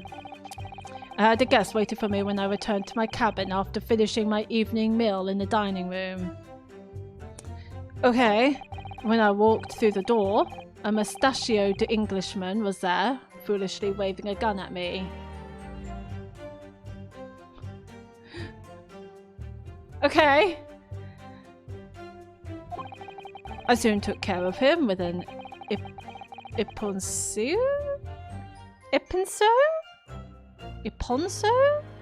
I don't know how to pronounce that. I'm so sorry. Iponsui throw? I'm so sorry. Though, he couldn't wait to run away after that. I imagine his watch was broken when I threw him over my shoulder. It has nothing to do with his murder.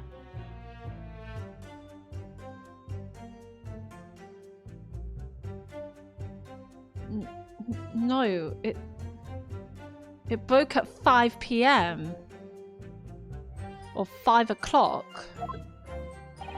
The inspector was clearly killed having returned to Britain because his body was found in London.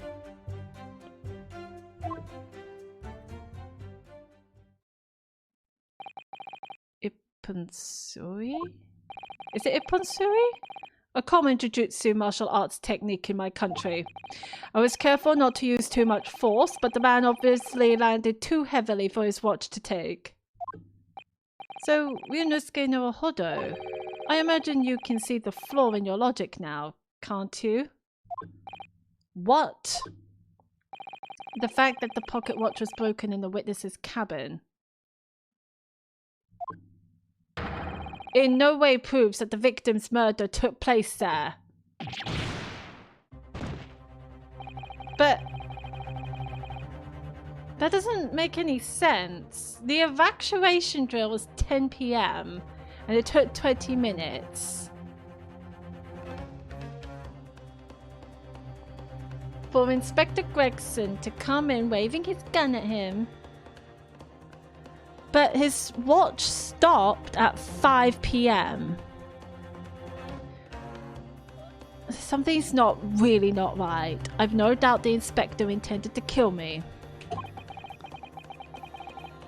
But he didn't manage to pull the trigger. Yes, because he was merely the tactician, not the Reaper's hand of death. Well, the testimony appears to make perfect sense as far as I can tell.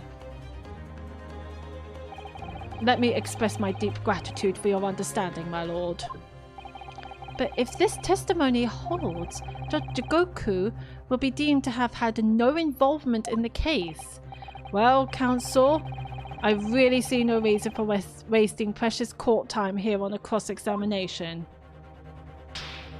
No, we're going to do the cross-examination. Sorry, my lord, the defense has a right to cross-examine. And I don't intend to squander that. Damn right, Ryunosuke. You're an embarrassment to your countrymen, not knowing when you're beaten. In that case, proceed, Mr. Naruhodo.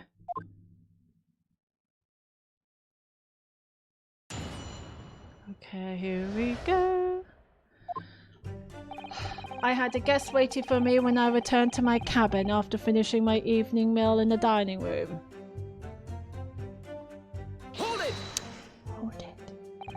Because the so-called guard posted at your cabin door had just let your killer pass, you mean? Apparently Gregson told the crewman he was a police inspector, which was the truth, of course. Save time?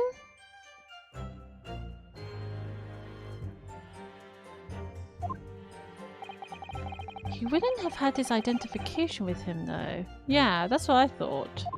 He gave his identification to somebody else. He had his trench coat and mustache, not to mention the bag of chips. I imagine the crewman was convinced. Because an inspector has a certain look, I'm sure. But the man accompanying him would have had 2 swords slung around his waist. You mean me? Yep. Who else? Lol. Yes, that's true. You would have hoped that the sight of a few swords might have set off alarm bells in the guard's head. The point is, I left the cabin before its occupant returned and I immediately disembarked the ship. Certainly. All I could tell you is that only the inspector was waiting for me when I arrived back at my cabin. I wish you'd tell us when you arrived. And you entered without any inkling of suspicion? That's right. None whatsoever. Okay. Oh, when I walked through the door, a mustachioed Englishman was there foolishly waving a gun at me. Hold it! Obviously you're talking about Inspector Gregson? Yes, though at the time I didn't know the man's name. And there was no time for introductions. I value my life over manners. He says he didn't know the man's name? By which you mean that the inspector was there to assassinate you, I suppose? Is it save time again? Is it save time again yet? Lol. No, after pressing each statement. So I won't have to do it again. By which you mean assassinate you, I suppose? That was certainly the impression given by the gun pointing in my direction. I've never seen the muzzle of a revolver shake about so much in all my life.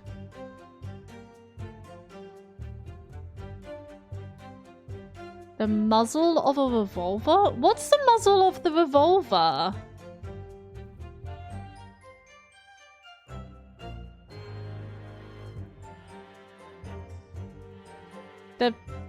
Where the bullet's coming from, right? Anyone would think the man had never shot somebody before. I don't think he did. Believe it or not, most of us haven't. Yeah. Well done, Ryunosuke. Well, anyway, there was no time to call for the help of the crewman at the door, so I dealt with the man myself.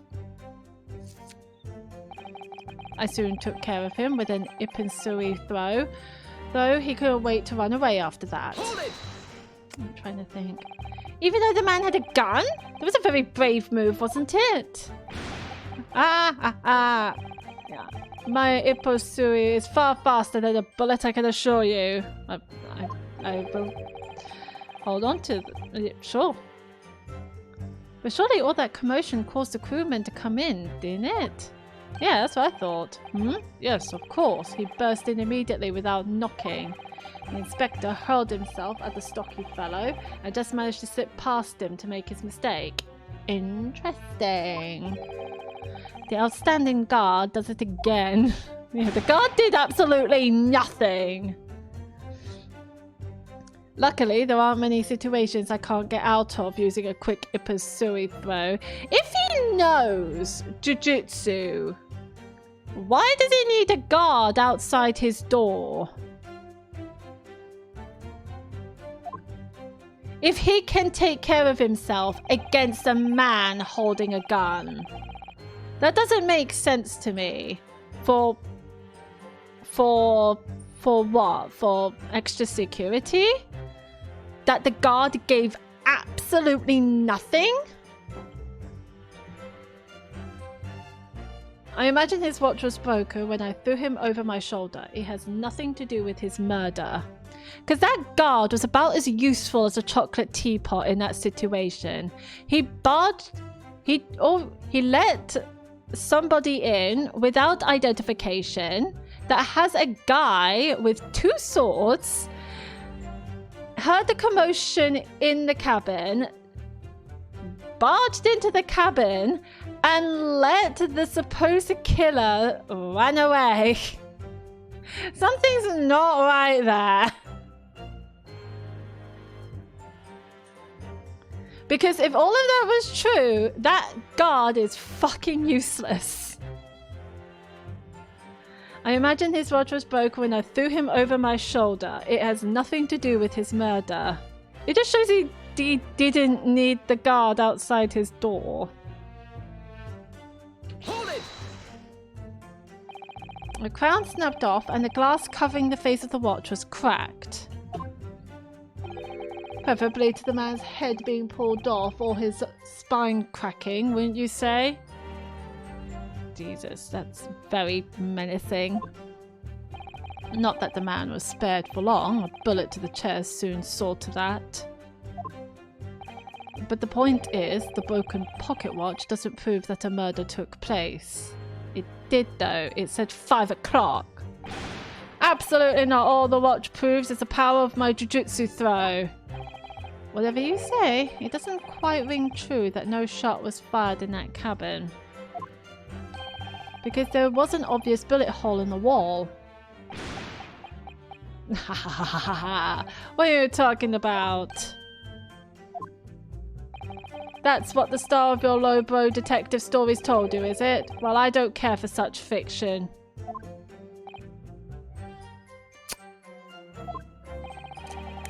Why hasn't anyone took a picture of it? Haven't you worked it out yet, you little stripling? No murder took place in my cabin.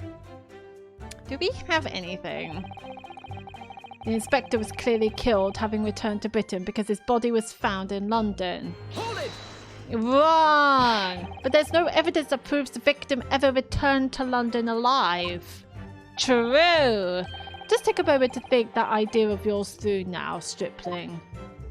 Is that my new nickname, stripling? What? If the inspector was killed on the steamship in France, how on earth could he have got back to Britain? Or being carried over the shoulder, like you said? When people die, their bodies remain at that same spot. It's a devil of a thing. Another thing I noticed, there's no... Oh my god, I've only just thought of something. So let's say Inspector Gregson did get shot in the steamship. There was no blood in the steamship, like no drop of blood in the cabin. But there was a puddle of blood in some random flat on Fresno Street. Is that the result of freezing too? Like it froze the blood? Well then, obviously the culprit must have moved the body. How exactly? Wonder if I don't know. Carrying a corpse off a ship in your arms would raise a few eyebrows at least, don't you think? Unless you carry the body in a fridge. Would there be like... Did refrigerators exist in Victorian times? I don't think so. But they did, but not like the fridges we've got in our homes. Right? A few eyebrows at least, don't you think? Well, yes, that's true, but all passenger luggage is inspected when it is unloaded from arriving vessels. And I would like to think the border police would query the corpse of an English gentleman as hand luggage. If the murder had taken place aboard the ship, you would imagine the body would have been disposed of at sea. That is also true. There would be no sense in risking being caught by attempting to transport the body back to Britain. That's killed that idea then. But perhaps not. Mr. Sato? We've heard that the first-class passengers were under constant scrutiny by the crewmen posted to guard them. Which would mean that the culprit had no opportunity to dispose of the body in the sea. True, Sasato. True, Sasato. Just trust Sasato to save us. Yes, that's true. So transporting the body to Britain may have been the only viable alternative. Dear me, you really are new to this, aren't you? New to this? I've been doing this for a year, thank you very much. I thought I'd been perfectly clear, but it seems I'm going to have to explain it in words you can understand. I think I ought to alter my testimony, with your consent of course, my lord. I have no objection. State your amended testimony now. Ooh. There's no possible way I could have transported the victim's corpse back to Britain. This is a very scary look. Hold it! There's an idea. Think about it, stripling. All passengers and crew disembarked at the same time and passed through the same checks at the border. The symposium guests were then driven straight to the hotel in carriages organised by the ministry. And we met you as soon as you arrived at the hotel.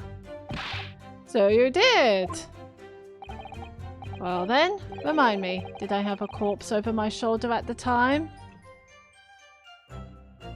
What did he have? Hang on a second, we have a photo. I'm not going to present it, don't you worry. I just want to see the photo. He has a large case. He does have this large case. I don't know if that means anything. Oh.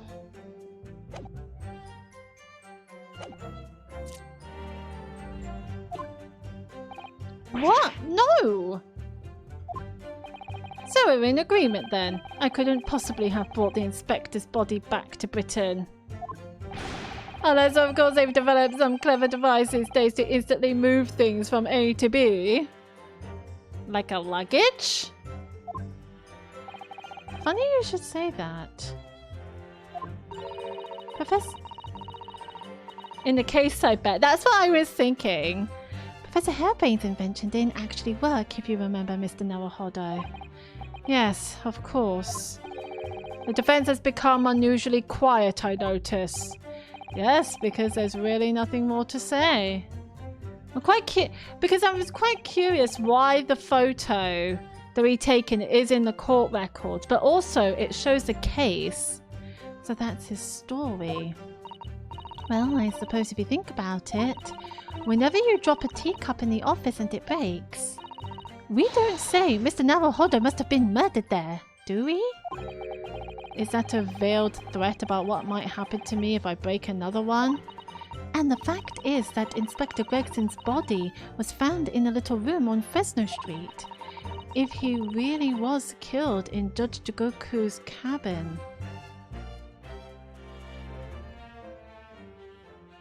Hang on a second. Hang on.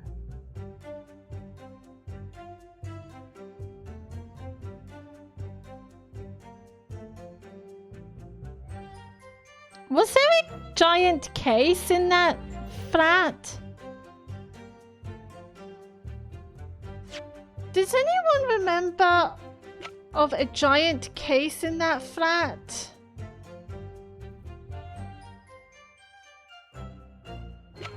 I thought there was a giant case in the flat. I might be wrong. I might be wrong.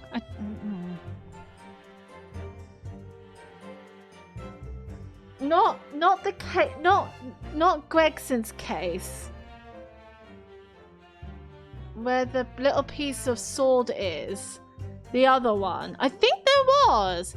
If he really was killed in Judge Jigoku's cabin, the body would have to have been moved somehow, obviously. Transporting a dead body over a country border, that would be impossible for the majority of people. But not whatever his name is, Jigoku, not Jigoku. He's a judiciary member of Empire of Japan. So there must have been some special circumstances that made it possible for the culprit then. That could be a vital realization, I think, Mr. Naruhodo. So let's save this. Can't say too much. That is fair enough, Hema. So I will save this. But I think that photo with the big case in it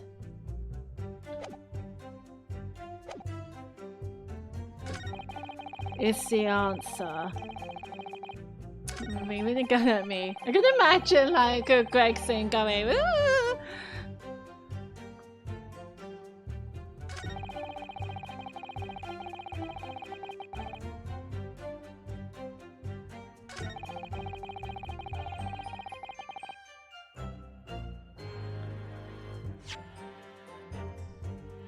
Where is that photo? Because we have not presented that photo yet.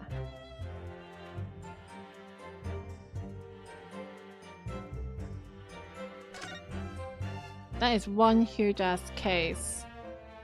I didn't see Mikotoba carrying a big huge case. I mean, he can if he wanted to, if he's staying in Britain for quite a bit, but which he is, but... I think I did see that case before. I think it was in the flat. Objection! Yeah! There's no possible way you could have moved Inspector Gregson's body, you say? I would say the opposite is true. And what's that supposed to mean? We are doing good. We are doing good. Far from being impossible for you to do. The transporting of Inspector Gregson's body back to Britain is something only you can do. What are you talking about, Ryunosuke? As well as being a judge, Mr. Jigoku is also Japan's Minister of Foreign Affairs. Which means he's exempt from having his luggage searched when he enters the country. Strongheart is thinking. We learnt that when we first met you upon your arrival in London.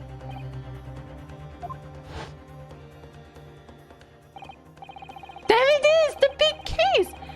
Well, all those passport checks and luggage searches at the border took rather a lot of time. I must say I'm very envious of you, ministerial status. You didn't have to go through any of that, did you? No, he didn't! And there's this huge case! I'm pretty sure I saw that case before in the flat! Ah, I knew you were jealous. He did say that! Thank you, Mikatoba! He is an angel sent from God himself. Mikatoba saved us. I presume you recall this, Judge Jigoku? It's a photograph we took in the foyer of the hotel to mark the occasion. As the court will note, you have with you your large travel trunk. Large enough, in fact, to have a corpse inside. But Mr. Naruhodo, surely you're not suggesting that that Inspector Gregson's dead body has been under our nose this whole time? How did it not smell? Because it was being refrigerated. I don't... Because refrigerating a body would slow its decaying down. I'm afraid I am, yes. 3 days ago, when we were chatting innocently with the new arrivals from Japan in the hotel, the body of Inspector Gregson was just meters away from us, inside Judge Jigoku's trunk.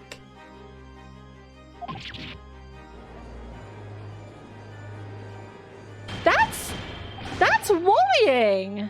That's scary!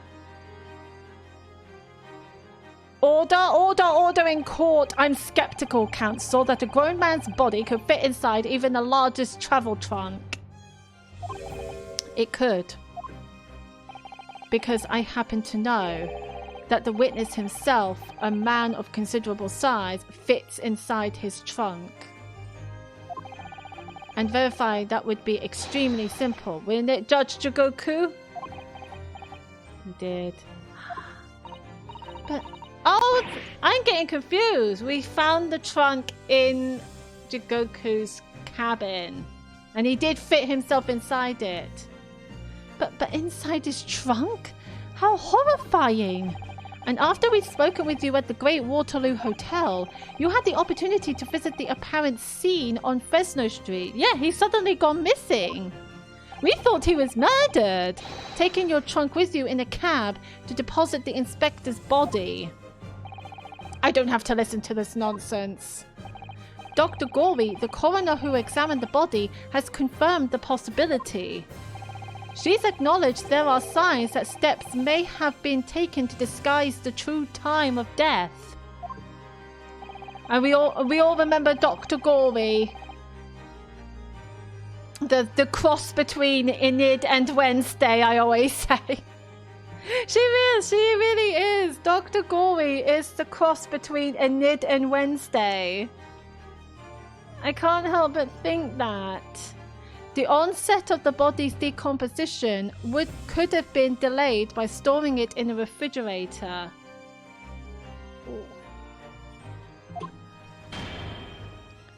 Counsel, as I remember explaining yesterday, refrigerators of the requisite size are few and far between.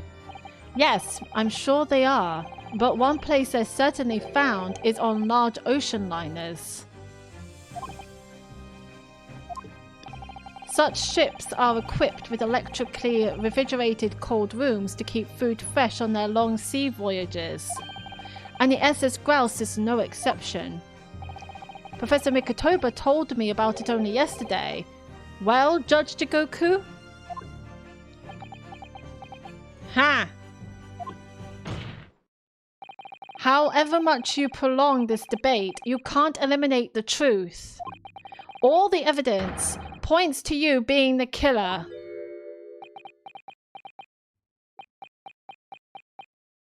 That is not a joyous laugh. That is a snicker. That is a snicker if I ever heard one. Well, this is all very heartening.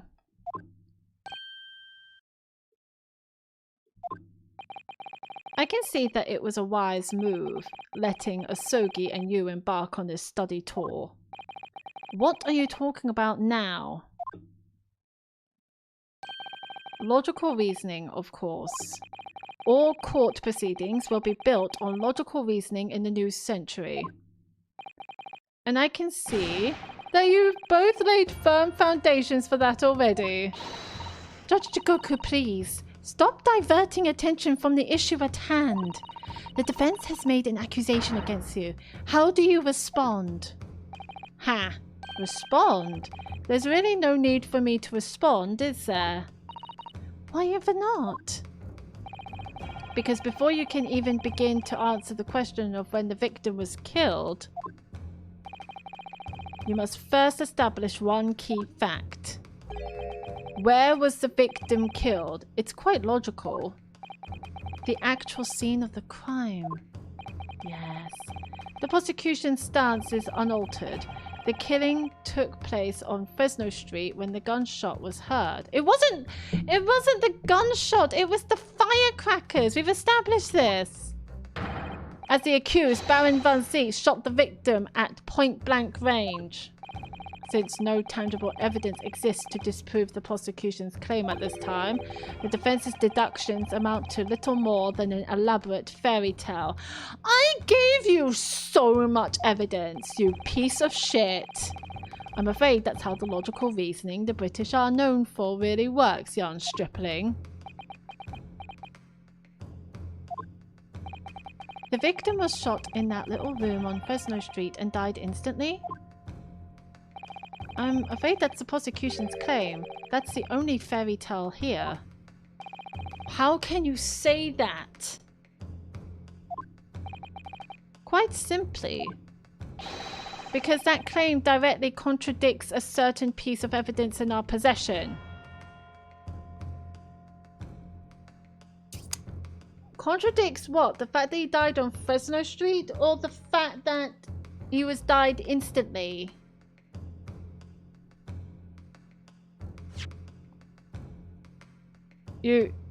Oh dear, you showed 3 dots, Hema. Have I done something wrong?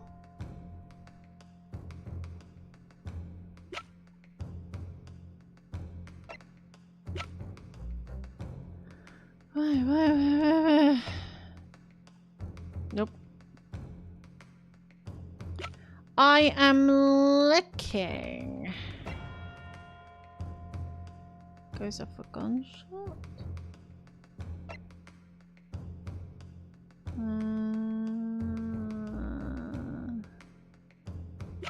What is he talking about? He died instantly.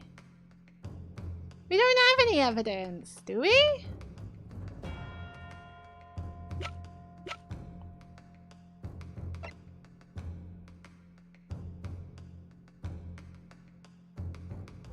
Yeah, I will do. I'm just looking.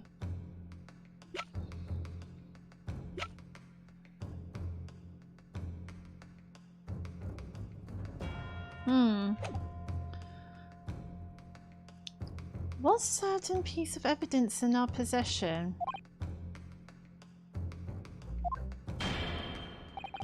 Very tantalizing, counsel. I think you had better explain yourself to the court, don't you? The prosecution claims that Inspector Gregson died instantly when he was shot at the scene on Fresno Street. Okay. But this evidence clearly contradicts that claim. I don't know what you're talking about, Ryunosuke. What the fuck are you on about?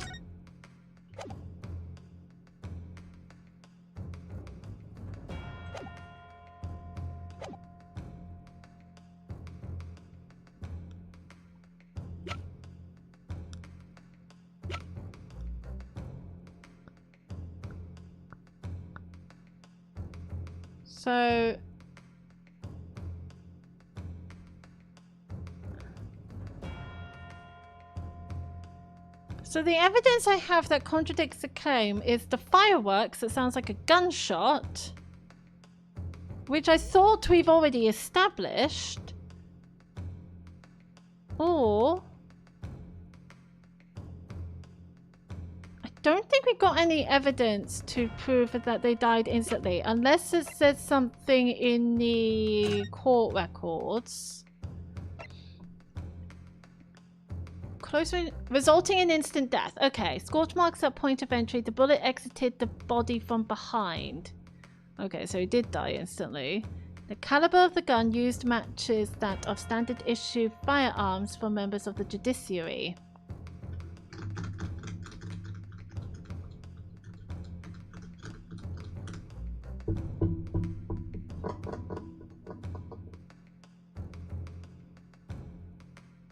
He did die instantly. That was the cause of death.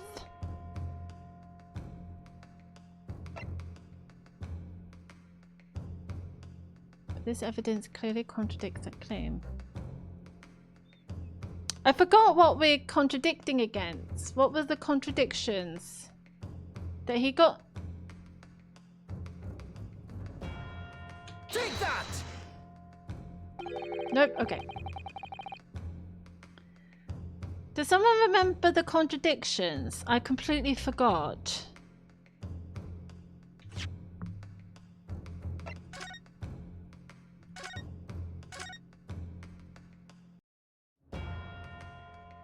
What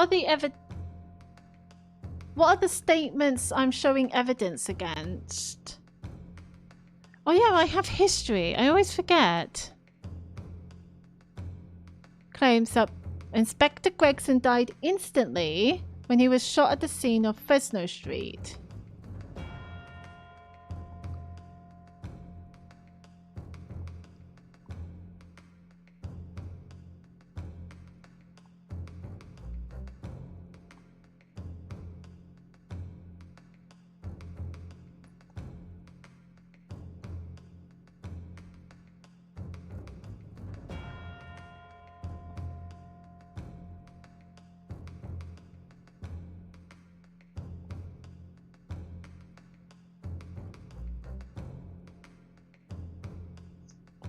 Okay, so we're showing evidence that Inspector Gregson didn't die instantly when he was shot at the scene on Fresno Street. But on this record, it says they did die instantly. Are we showing the pocket watch again?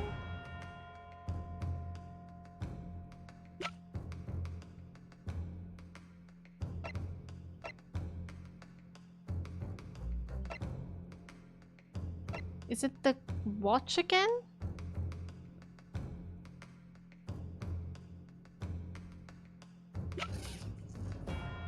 Let's have a look at this.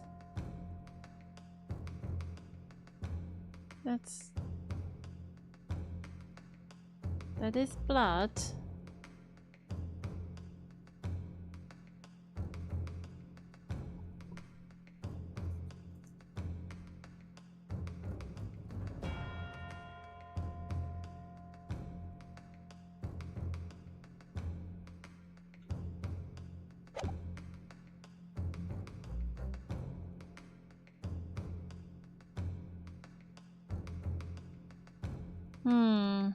I honestly don't know. What, the photo? I'm going for either the photo or the watch. Even though there's blood, I can't see any... I honestly can't see any bullet holes. Can you? But I just assumed there were bullet holes because it says so in his report. Where are the bullet holes? Was shot in the chest. Well, where? I can't fucking see it. Can you see it? Can you see any bullet holes? I thought something was really odd. Is that what we... I'm going to save again because I'm starting to doubt myself a little bit. Take that! Yay! A photograph of the victim in the very location you claim he wasn't killed. Yes, but the point is the posture of the body itself. Oh, okay. If Inspector Gregson had been shot there in that room, it's out of the question that his body would have been curled up in a ball like that. That's why it's so weird. And you can't also see the bullet hole on his chest. I'm sorry to disappoint you, but your logic is flawed. Oh yeah? He could easily have adopted that fetal position. Spelled fetal one, but okay. Due to the pain of the shot, which subsequently proved fatal. So, you would agree with me that he didn't die instantly? He would be in pain before he died? So the autopsy records that I've got is exceedingly wrong and that you lied. He didn't die instantly. Okay, we got there in the end. Objection! I'm sorry to disappoint you, Judge Jigoku, but it's your logic that is flawed. What? Oh, he's gone mean again. He's gone mean again. According to this autopsy report, the victim died instantly. He would have felt no pain. Ha! I said that. I said that. Much less have been able to draw himself into that position. Ha! Dude, you're a judge. You must have gone through countless of murder cases to know this. Surely. Which begs the question of why the victim's body is curled up in that way. Though the answer should be abundantly clear by now. You're suggesting...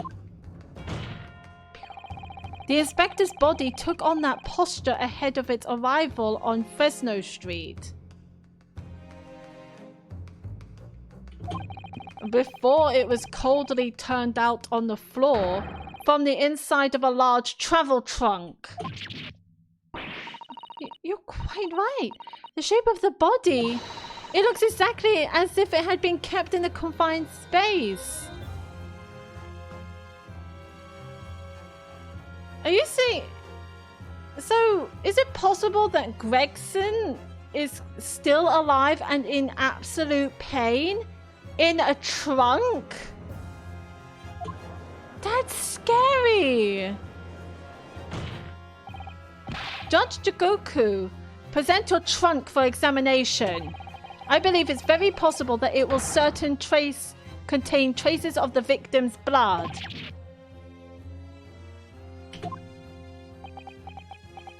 Give it here.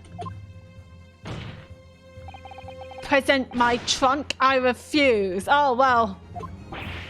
What? On what grounds? Yeah, I'm the Minister of Foreign Affairs from the Empire of Japan. Okay? I shouldn't have to put up with this treatment just because of some stripling's baseless accusations. Well, if they're baseless accusations, show us the trunk. Huh? In other words, Judge Jigoku, there is blood in your trunk. Yeah, otherwise you wouldn't refuse. I decline to answer that. As a Minister of Foreign Affairs, I have privileges that allow me to... Objection! At this moment, you're not a government minister. You're a witness in a trial in Britain's highest court. Strongheart, fucking say something! You're the judge. Tell him to present his trunk. That sounds so wrong. I meant his luggage trunk. I don't care who you are or what your status outside this courtroom might be. You will not withhold information. Nothing is more important than the truth. I feel like it's going to get very, very, very, very nasty. Like Dario Hawthorne. Like, Jesus. Order in court. Well, Mr. Jigoku, what's it to be? What's it to be? What's it to be?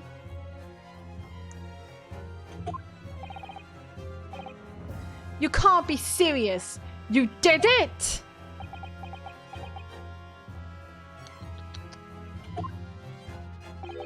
Have you no shame at all, Kazuma Osogi? What? Very well, I admit it. Welcome back, Calico. Welcome back, lovely. I did bring the inspector's body into the country.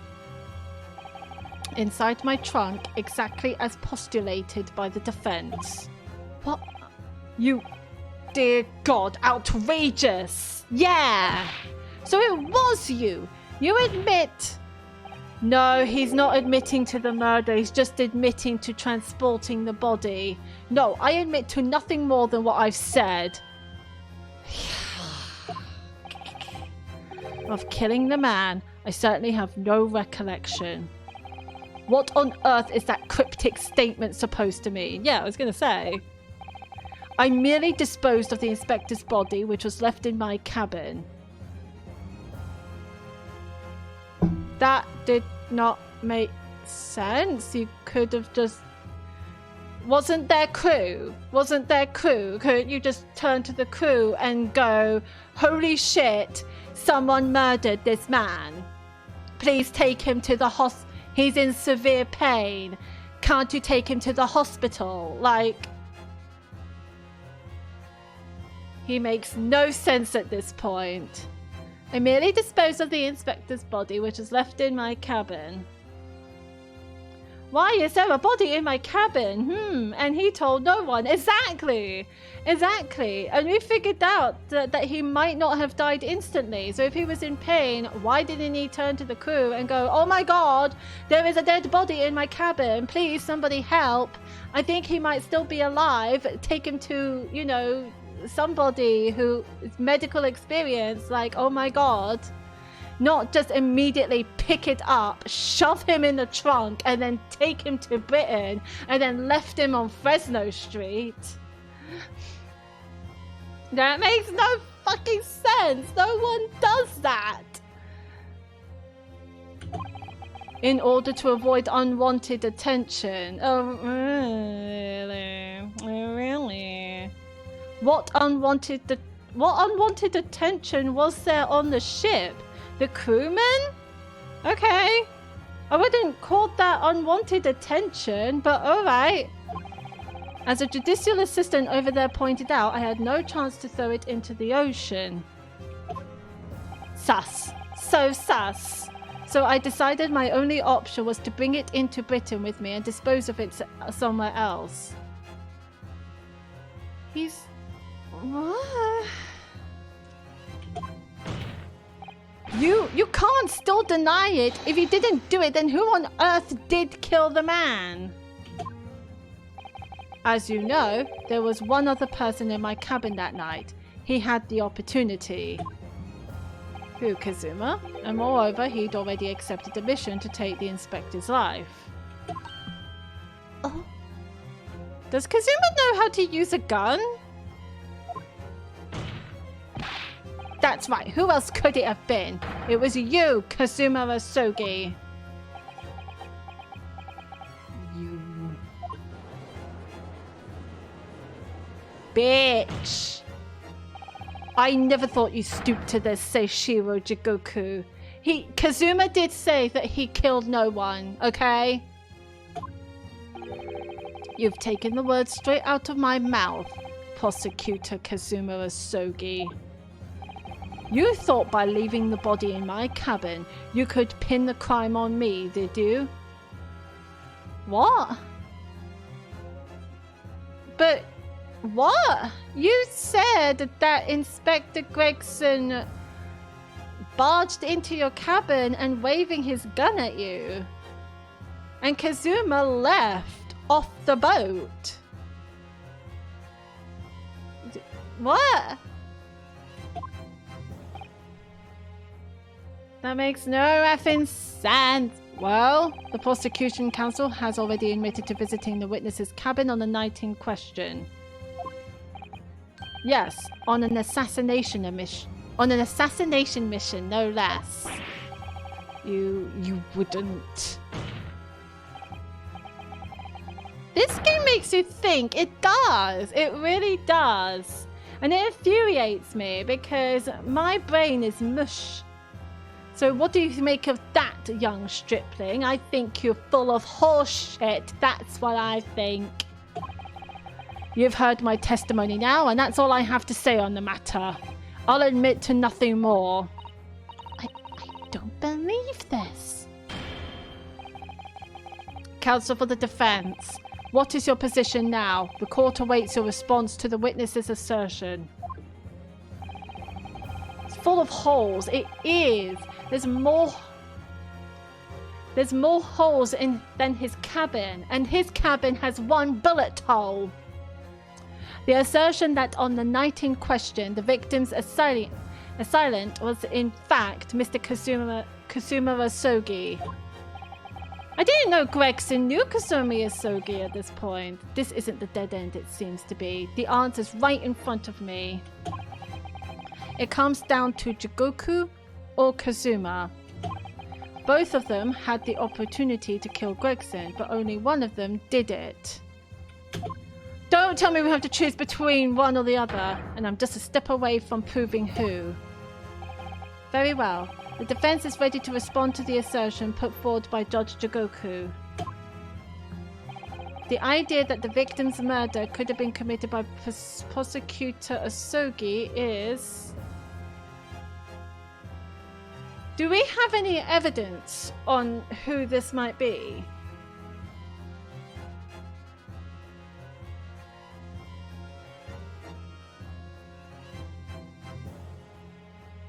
Wait a second. I just thought of something.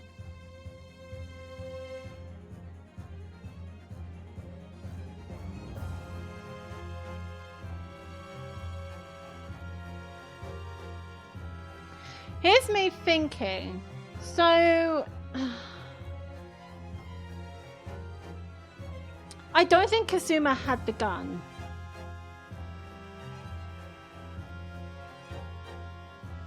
I'm thinking back to the gun, because if the gun is held by judicial members, they would have had serial numbers. But the gun that is the murder weapon does not have a serial number. Would that gun could possibly be owned by a judicial member from Empire of Japan?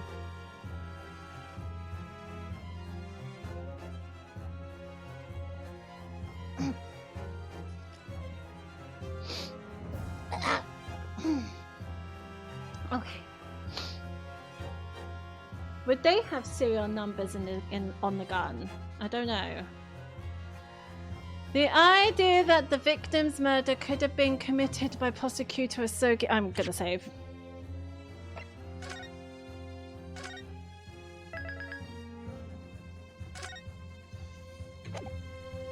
What are we going for? Are we going for possible or impossible?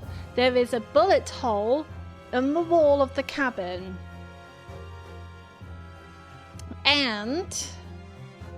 But we don't know if the shoot comes from outside of the cabin or from inside of the cabin. So, it might be a possibility. It might be a possibility. Thank God I saved. If we got it wrong... Is it possible or impossible? Ah! The idea that the victim's murder could have been committed by Prosecutor Asogi is...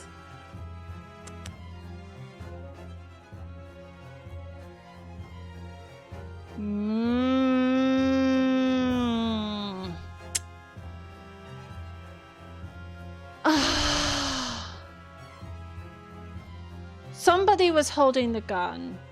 Somebody made the shot. Let me have a look.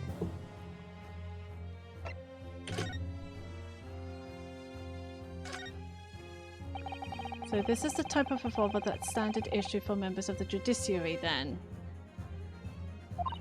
Yes, and when I asked about whether records are kept about who they're issued to, I was told that for the past 5 years, they've been engraved with a unique serial number. For the past 5 years.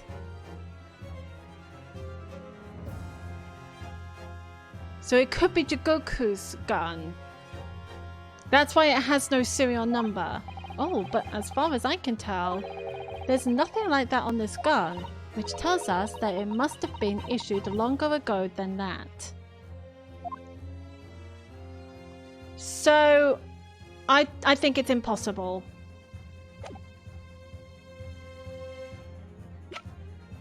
And if we look at the records...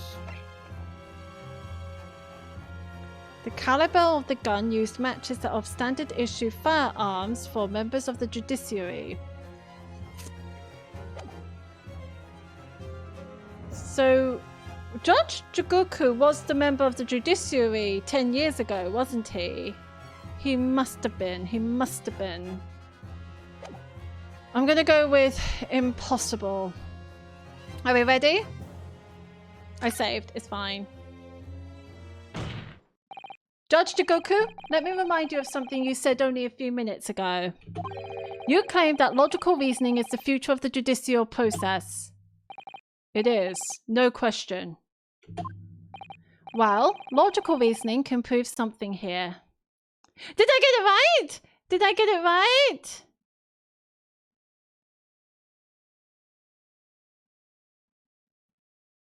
GG! Nice. Can prove something here. Namely, that it would have been impossible for Prosecutor Asogi to commit the crime. What? Did I get it right? I actually used my brain! The court will only accept an argument that is supported by compelling argument of evidence. Sorry. Now my brain's gone to mush again. So present what you have, counsel. The gun!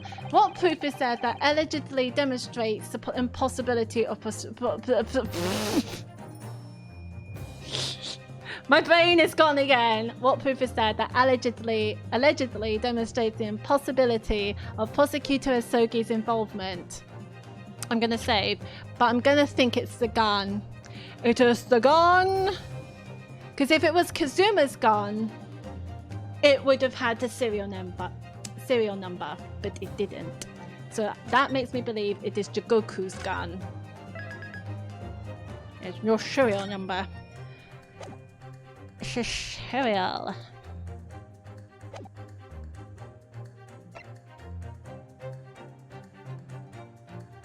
Take that!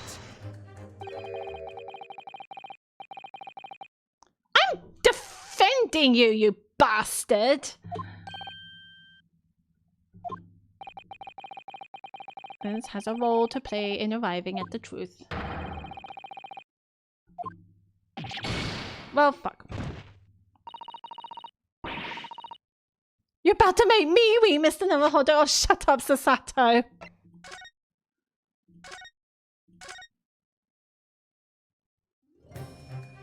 Okay, it's not the gun.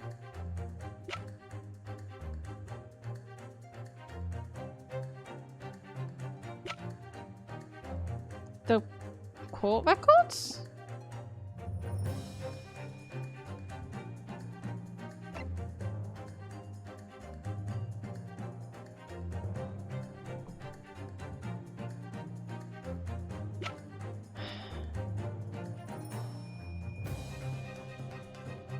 Ow. What proof is there that allegedly demonstrates the impossibility of Prosecutor Osogi's involvement?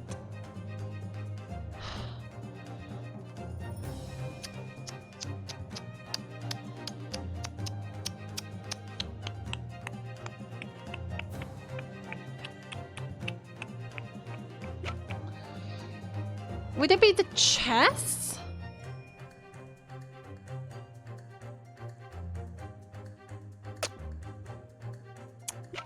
Or the sword? We haven't shown the sword.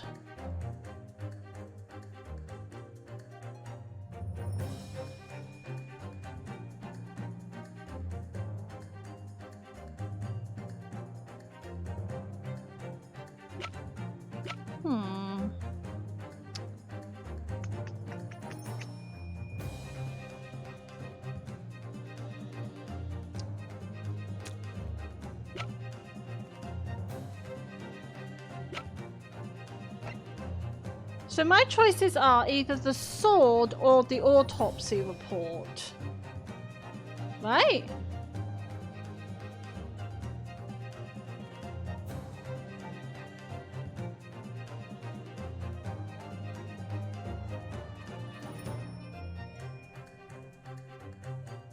Should I go with the sword or the case? So I've got the sword, the case, or the autopsy report. Take that! Yeah. It's not that one. So it's not the sword. Might have been the case. Take that! It's not the case.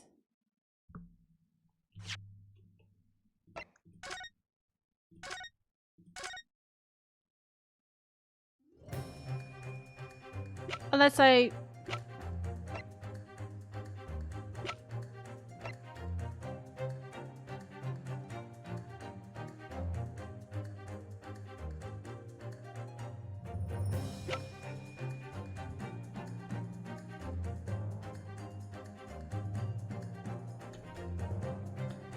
Was Kazuma somewhere? Where was he?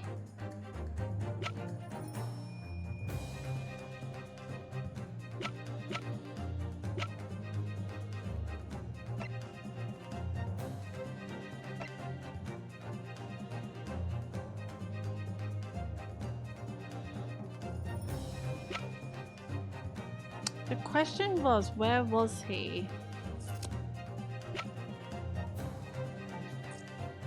He went off the boat to somewhere.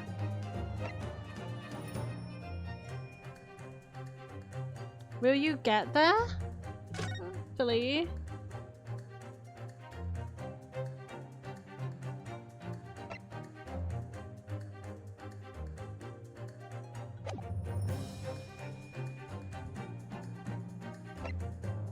I know, I tried the case.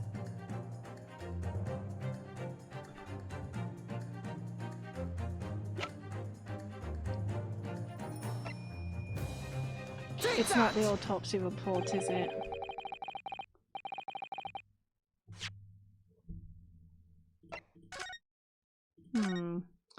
Okay, then I am gonna guess the evidence then? There wasn't anything here. Nope.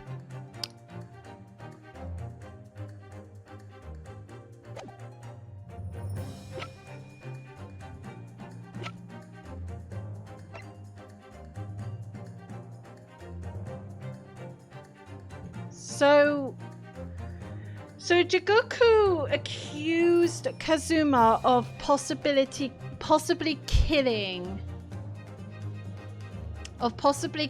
Gregson, and killing Gregson, but we said no, that is impossible, that Asogi has any involvement in this, and we have to prove why it's impossible for Asogi to have any involvement. I will get there, I will.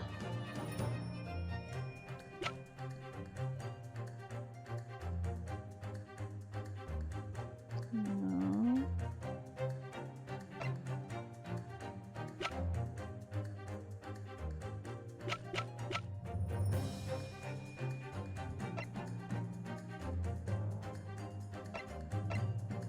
Oh, hang on.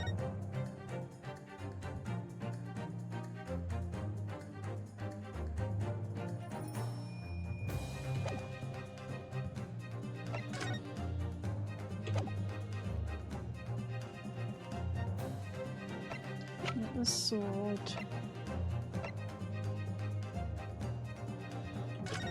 Here we go.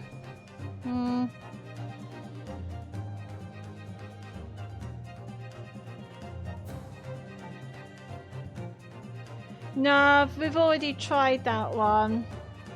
We've already tried the sword. It's not correct. Don't think it's the passport. Could it be the passport?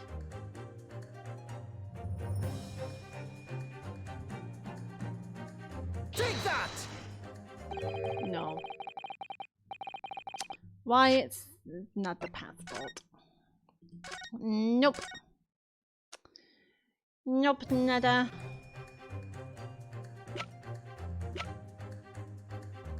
It's not the case.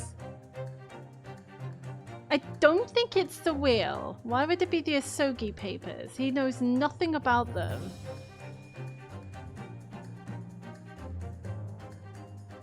The newspaper? Ah, you think it's the Asogi papers? Take that! No. We could try the newspaper.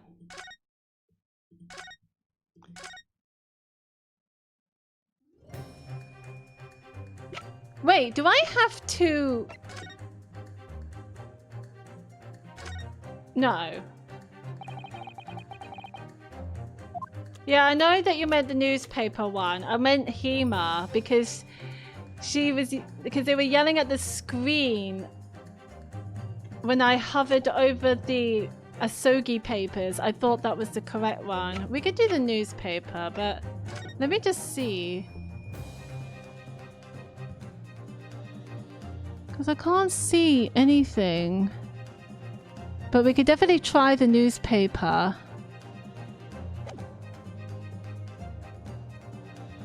Take that! Nope. Nah.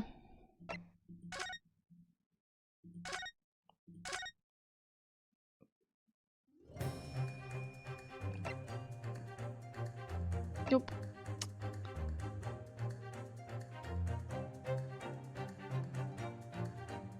You are on the right answer, though I can't say.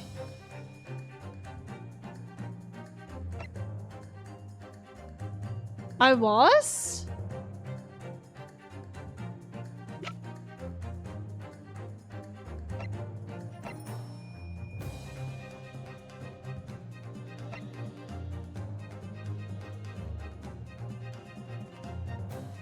Take that! It's not this. Oh, shoot.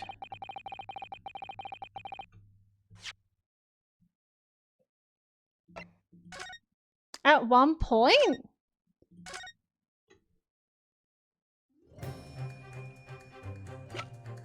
Because Kazuma was with Inspector Gregson when they were,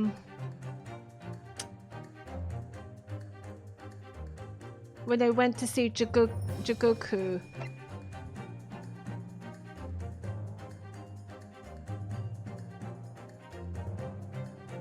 I was... At one point, yes? Is it the clock? I don't know why it would be the clock. I don't think it would be the clock. The noticeable? Okay, give me a hint, Hema. Which diamond is it on? The first, the second, the third, or the fourth?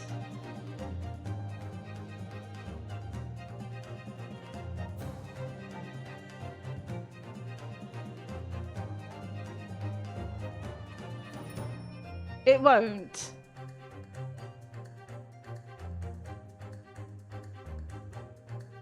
Fourth, I think. Fourth? You're absolutely sure?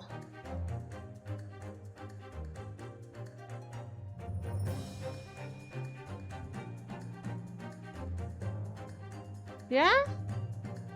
The fourth diamond? Yep, fourth. Okay. I don't think it's that. So it must be the paper then. He's not Crew though. Take that! Ah. How is it conclusive proof? I don't understand. This itinerary for crew members of the SS Grouse, my lord. This is conclusive proof. An itinerary? How does that prove anything? Judge Jigoku, the moment you acknowledge that you found the victim's body in your cabin, this itinerary suddenly became much more significant. Yeah, it was he will explain it. What? Why? On the night in question, as always, a crewman sentry was on guard outside your cabin door. As long as he was there, nobody could have fired a shot inside the cabin. Absolutely, because it's inconceivable that the guard wouldn't have heard it and come to investigate. So that tells us that the crime must have taken place when the guard was elsewhere. And that narrows it down to the 20 minutes just after 10 o'clock as indicated on the itinerary. Okay. Yes, I see no flaw in your reasoning so far. But the crucial point is this. When the evacuation drill took place, the steamship had already put to sea from the port of Dunkirk.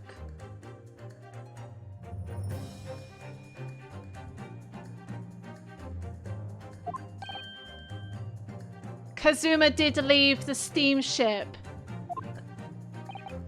Now, clearly the murder could only have been committed by somebody who was aboard the vessel at the time. But Prosecutor Asogi stated in yesterday's proceedings, I didn't come to Great Britain to take anyone's life, so I left Gregson and disembarked the ship. He did say he disembarked the ship. I spent that night at a boarding house in the town and returned to England the following morning.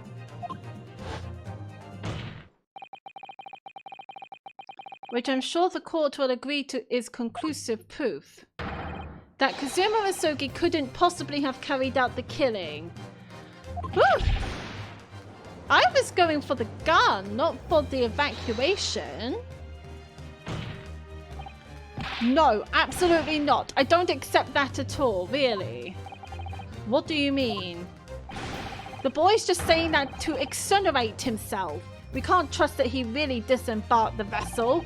Obviously, after he left my cabin, he hid himself somewhere nearby on the ship. Just waiting for his chance to come back and finish. Objection! No, that's out of the question. Isn't it, Kazuma? As the defense rightly recalls, I disembarked the vessel and spent the night in the boarding house in Dunkirk. And as I said yesterday, I signed my name in the accommodations register book. All extremely easy to verify and undeniable proof. So he did kill Gregson. Shit. There's no escape this time. You can forget that you're a judge or a government minister. It's time you gave the court an honest answer as a common man. Or calling him a common man. Jesus! You killed Inspector Tobias Gregson and transported his corpse back to Britain. Then you dumped the body in the room on Fresno Street and made it look as if the murder had happened there. That's what really happened, isn't it? Seishiro Jigoku. It was that damned trial 10 years ago. That's when all this began. Oh, he's mad. Looking back now, my fate was decided that day. I was doomed already.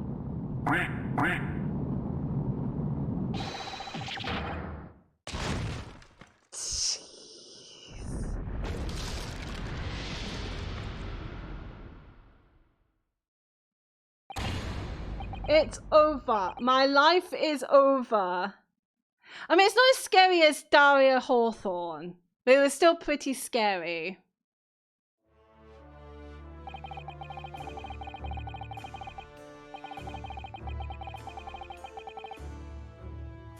A tiny bit weird. A British assassin to eliminate a professor in Japan.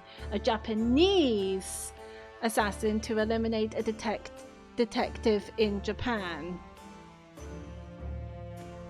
No, a Japanese assassin to eliminate a detective in Britain.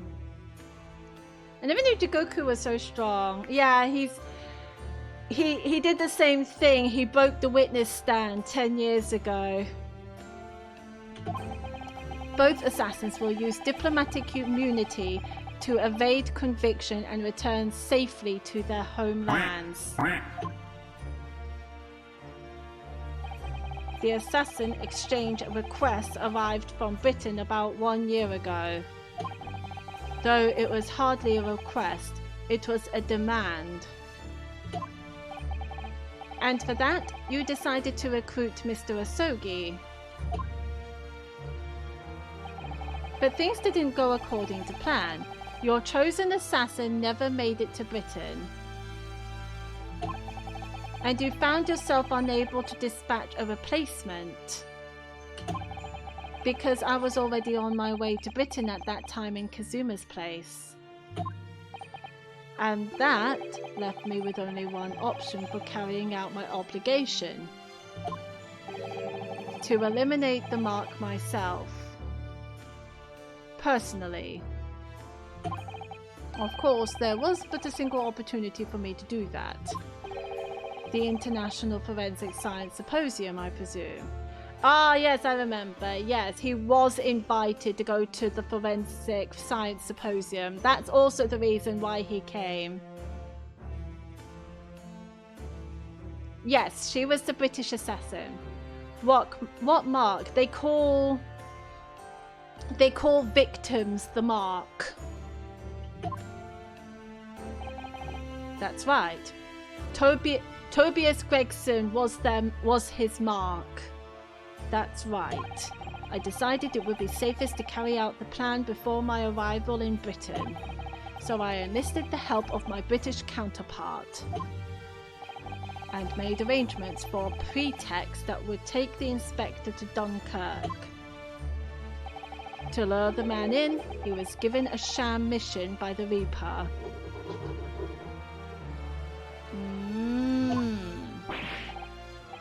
But what? The Reaper? So who is the Reaper? It's not Jigoku then.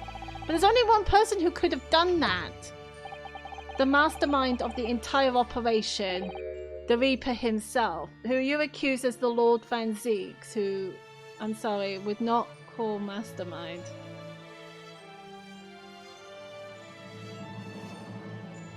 The only reason we're still alive is because we got shipped away before anything bad could happen. Yeah, pretty much. Then who's the Reaper? We still don't know. Kazuma still believes it's Lord Van Zeeks, but we actually don't know who the Reaper is.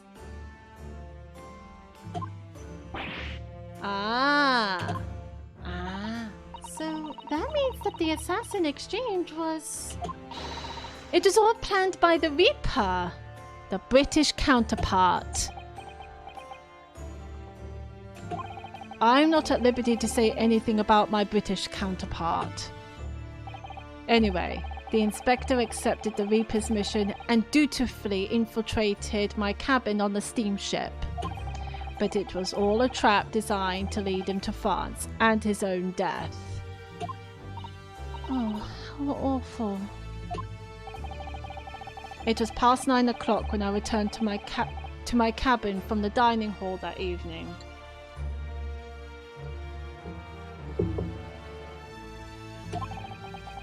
I didn't give him time to attack me. I choked him until he lost consciousness. Jesus! And he's a strong...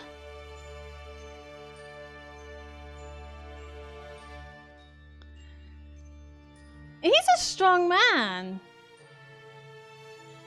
She's in jail, not dead. Forgot about that. Who's in jail but not dead?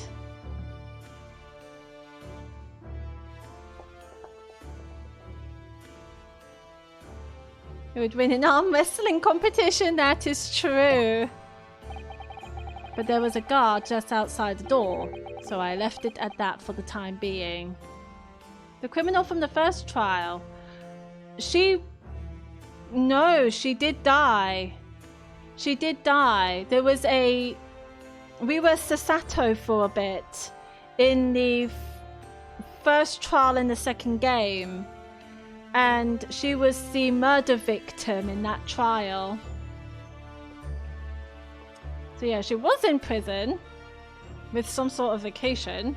I don't particularly understand it, but no, she did die. She died, she got murdered. But there was a guard just outside the door, so I left it at that for the time being. Yes. This is the second game. We are in the second game. You're talking about the first game.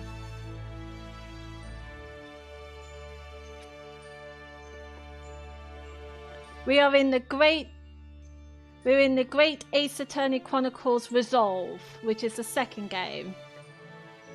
But there was a guard just out. But everything is connected. Everything is connected. But there was a guard just outside the door, so I left it at that for the time being.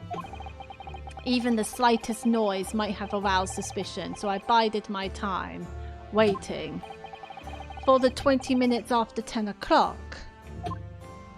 So you knew about it. I had intended to finish him by strangulation, but moments before I had the chance, he suddenly came round and went for me in a reckless move.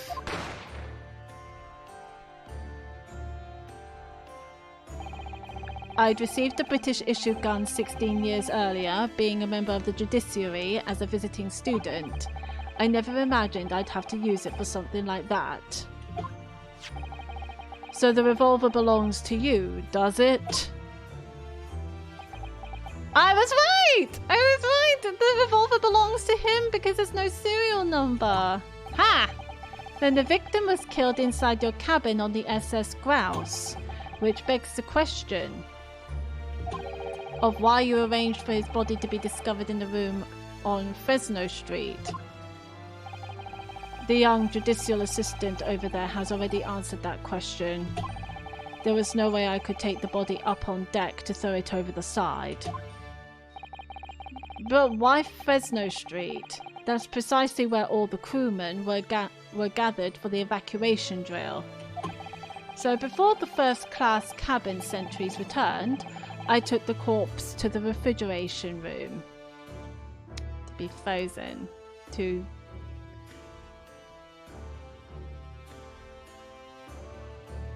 So that's why he said 10 years ago. Yes, so that's why I had the feeling about the gun. Yes, we've all had that feeling about the gun. Because it had no... Because the serial number on the gun didn't start until 5 years ago.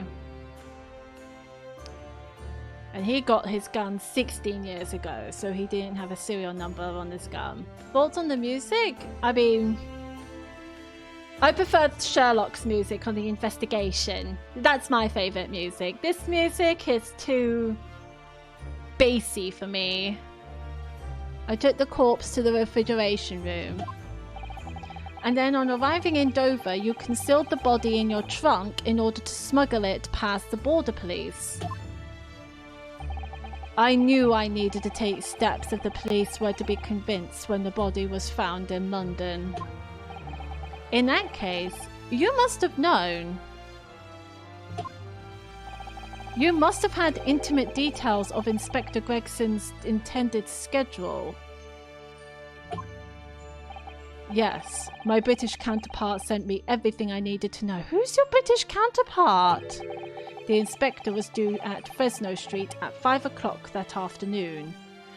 So that's why Fresno Street, in order to meet a man by the name of Hugh Boone, stupid name, Hugh Boone, from whom he would take back his police identification.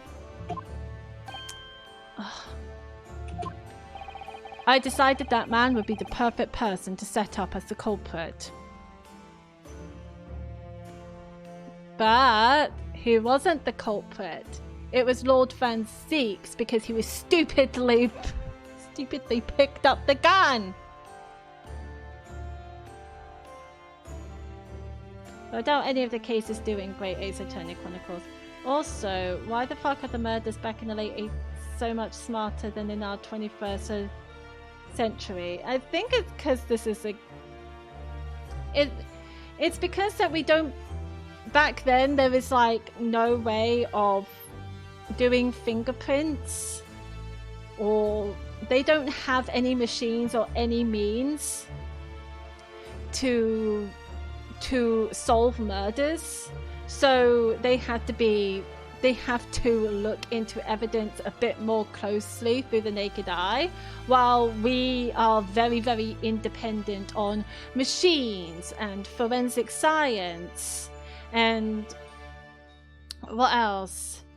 There wasn't fingerprints in the 18th century. I think fingerprints was introduced back in the 18th century, but so another thing that we are very dependent on. So we become more dependent in machines to do the job for us, while people back in like 18th century or maybe even before that has to depend on what they're thinking. I decided, so I took a hackney carriage over there with the body still in my trunk. That must have been just after we took this photograph with you at the hotel then. There's the case. I thought that case was a bit odd to poke into. Yes, I wasn't expecting a welcoming committee. I was more than a little nervous. That explains why you're not smiling. Then again, Ryunosuke's not smiling. He's very nervous. On Fresno Street, I spotted a young girl selling little firecrackers. Miss Venus, of course. I conceived of the candle trick there and then. So I donned a simple disguise and approached the girl to buy enough firecrackers to replicate a gunshot. What sort of disguise? For some reason, the inspector had a bright red hairpiece in his own travelling case. So I put that on. Although I suspect I drew more attention to myself in that than I would have otherwise. I can't imagine him with a red hairpiece. The hairpiece was found at the scene. The inspector had it ready for the Red-Headed League investigation. He did. No, they don't. She's kind of cute. Who's kind of... Oh, Miss Venus. Yeah, she's kind of cute. Very annoying, though. I prefer the hot witch. I agree. Or the coroner. I really like the coroner. I know she's a murderer at the end, but still, I love the coroner. I only arrived at the room at around 4:45. So I quickly placed the body on the floor, moved the notice board, and set up my little candle trick. I arranged it so the firecrackers would go off with a bang around 15 minutes later. So that Mr. Boone, who was due to arrive at 5, would walk straight into a trap. Except, at the last moment, I made a careless blunder. What was that? That Lord Van Zeeks was following him. I imagine it was the bag of fish and chips. Yes, the bag of fish and chips. I didn't notice that it had fallen out of his overcoat pocket when I moved the body to the refrigerator room. I put it back into his pocket and followed the following morning, but... well, it seems the warmth of the heated cabin had accelerated the decay of the fish. Oh, it must have stunk! Ugh! Imagine decayed fish. Anyway, that's everything. All the sordid details of what I did.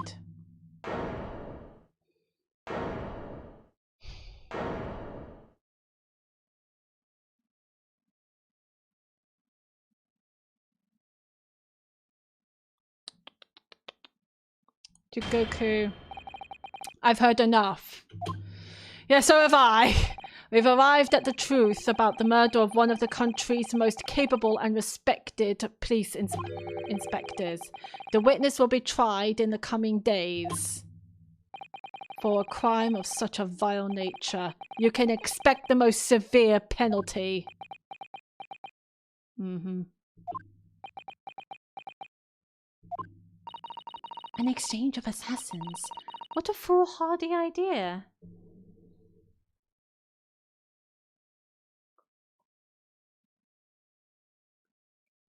Yeah, the bag of fish and chips was there. I think it was in like the court record. I think Dr. Gory, the coroner, says that the reason why she can't really identify the time of death was because the body was cold, it's decaying slowly, but the bag of fish and chips was rotting away. So she was confused.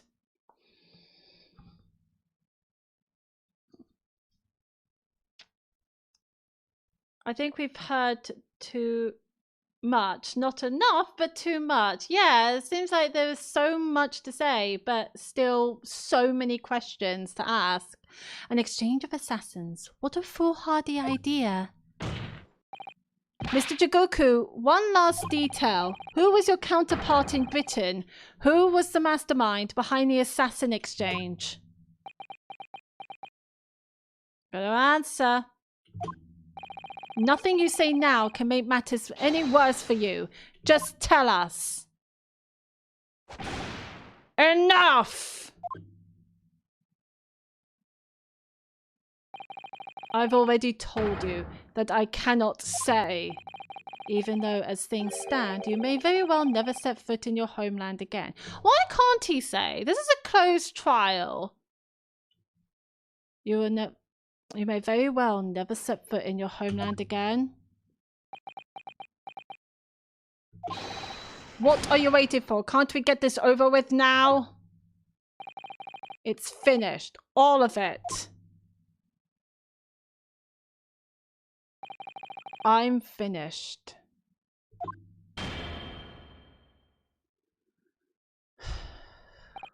Then, in the name of Her Majesty the Queen, I now pronounce the findings of this court. This man before us has admitted to the willful murder of Tobias Gregson.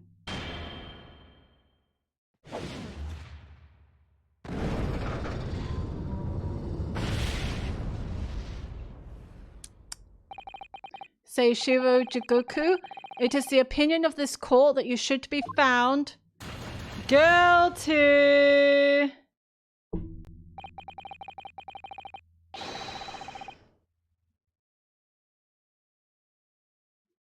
And may I remind all those present of the strict confidentiality demanded by this closed court. There will be another trial because we still have yet to identify the Reaper. Moments ago, Mr. Jigoku signed a written confession, admitting to the murder of Inspector Gregson and the subsequent conveyance of the body. In short, the defendant's innocence has therefore been established beyond doubt. I forgot we're defending Lord Van Zeeks. Like, oh yeah!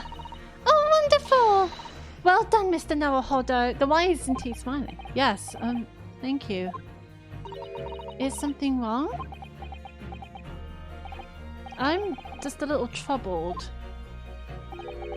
by his silence. The true identity of the Reaper of the Bailey and this extraordinary assassin exchange, we do remain in the dark about these mysteries. However, insofar as the indictment brought against the defendant in this trial, we have reached a conclusion. I have every intention of pursuing both mysteries as a prosecutor. Nice! We're doing this then. As you wish. Now, for the formal adjudication. I hereby declare the defendant, Barak van Zeeks. Objection! Objection?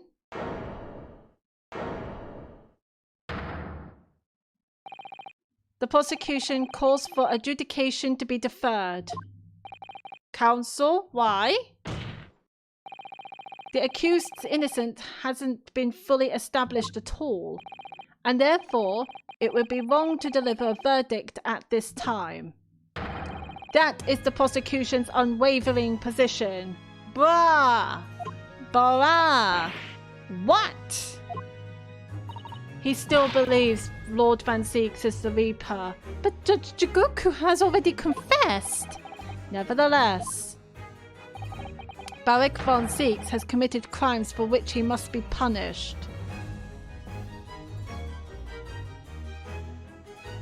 Yeah, he still believes that.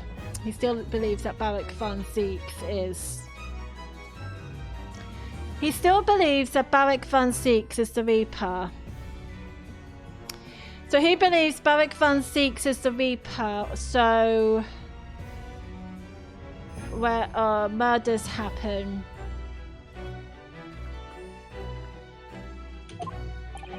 Well, it would appear you have information that the court needs to hear, Prosecutor Sogi.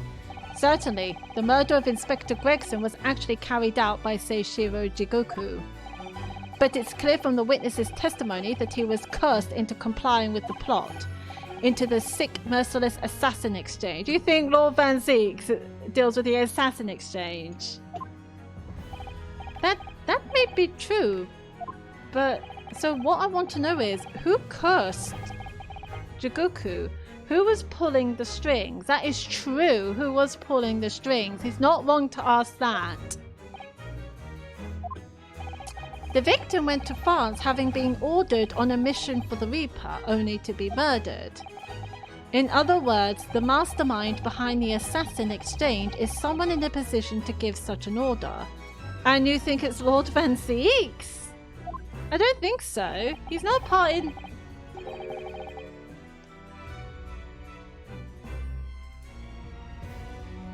I don't think so. As we've already established, the Reaper himself. Well, certainly, that would appear to follow. The prosecution hereby formally accuses the man in the dock, Barak Van Zeeks, of being the Reaper of the Bailey. Wait, where did the witness stand came from? The witness stand just suddenly appeared. I thought it was broken. And furthermore, I'm going to prove his guilt beyond all reasonable doubt. Why do you hate Lord Van Zeeks? Like, I know he can be a bit of a fucking asshole, but what has he done personally to you? Oh, because he prosecuted for his father for being executed. That would be why. Okay. So that's why he holds a grudge against Lord Van Zeeks. Yeah, Akio witness stand. There he is. Order. The Reaper of the Bailey is a long-standing mystery, Counsel. Are you suggesting you have some new information with which to build a case? Yeah! Evidence! Scotland Yard has already investigated Lord Van Zeeks very thoroughly in that regard. And they found no evidence whatsoever to substantiate the claim that he is the Reaper. Yeah, what Susato said. Perhaps. But circumstances have now changed. What do you mean? What do you mean? It's already been established that the assassin exchange was negotiated with Jigoku by the Reaper himself, which means we now have a new line of questioning by which to identify definitively the man's identity. That is the prosecution's intention here.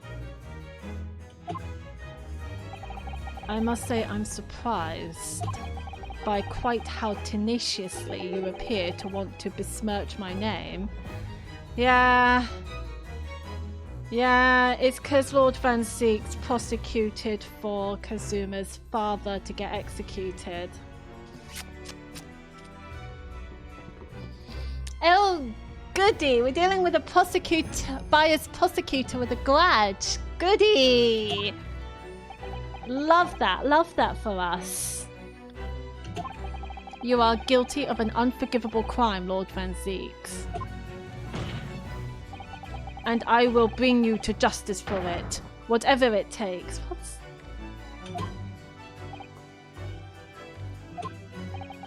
That explains Kazuma's silence before. He'll stop at nothing to finish what Lord Van Zeeks unwittingly started 10 years ago. I mean, doing his job as a prosecutor? I don't fucking understand! Very well. Whilst it's extremely irregular, I will, on this occasion, grant the prosecution further opportunity for witness testimony. The defendant will disclose any and all involvement he has had with the Reaper and the Assassin exchange. Anyone notice how Zeke's... He did at the beginning. Well, no. If you meant this trial, then no, you're right. He's stopped calling us that. Yes. He's now calling us by our real name, which is actually very good. And says that we're a competent lawyer. I say I'm very, very happy with his change of tune.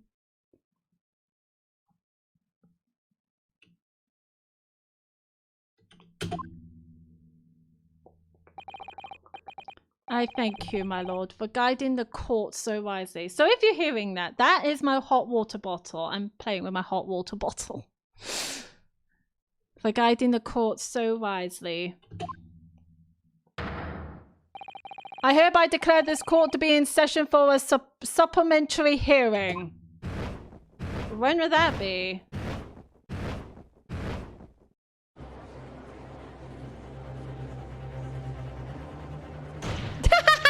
Yes! Pray turn a blind eye to the discourtesy as I verify that this vile and unremitting accusation hasn't soured the contents of my hallowed chalice.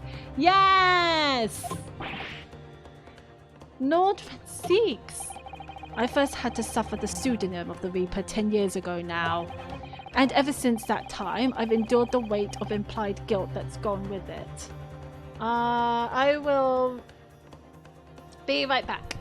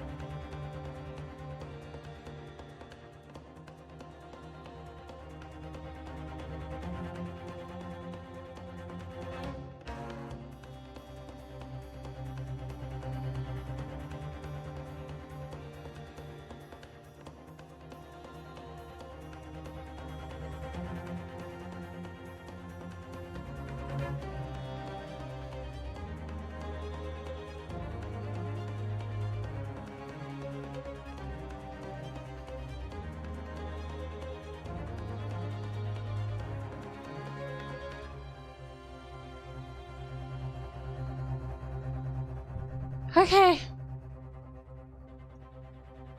Sorry about that. I was needed.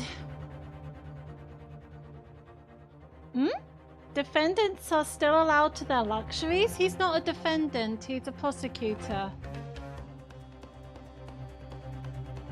No, wait, sorry, my brain went. Defendants are still allowed to their luxuries? No? I don't know. I don't think so.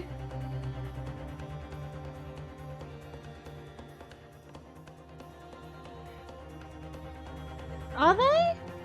Well, innocent until proven guilty. I don't know. Alright.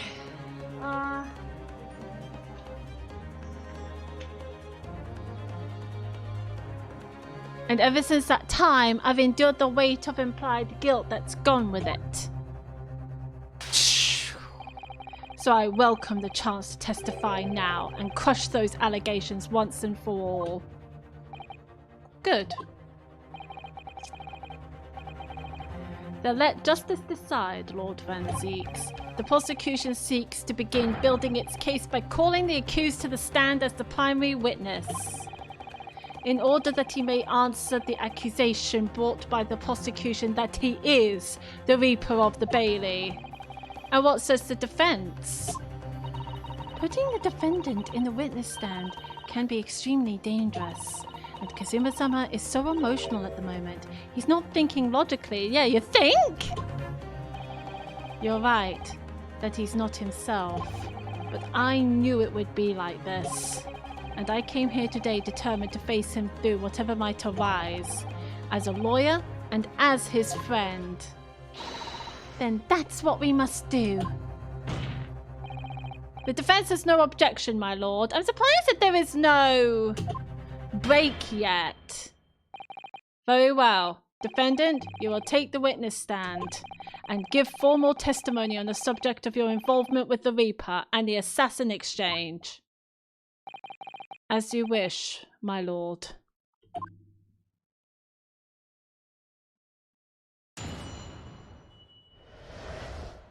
The Reaper and the assassin exchange. I've never taken the life of another, nor have I instructed another to kill. I've been investigating the truth behind the Reaper for years, and I was aware of Gregson's involvement. That's the reason why I went to Fresno Street that day, and how I came to discover the body. The point is, no common thread exists between myself, Gregson, and Dr. Wilson.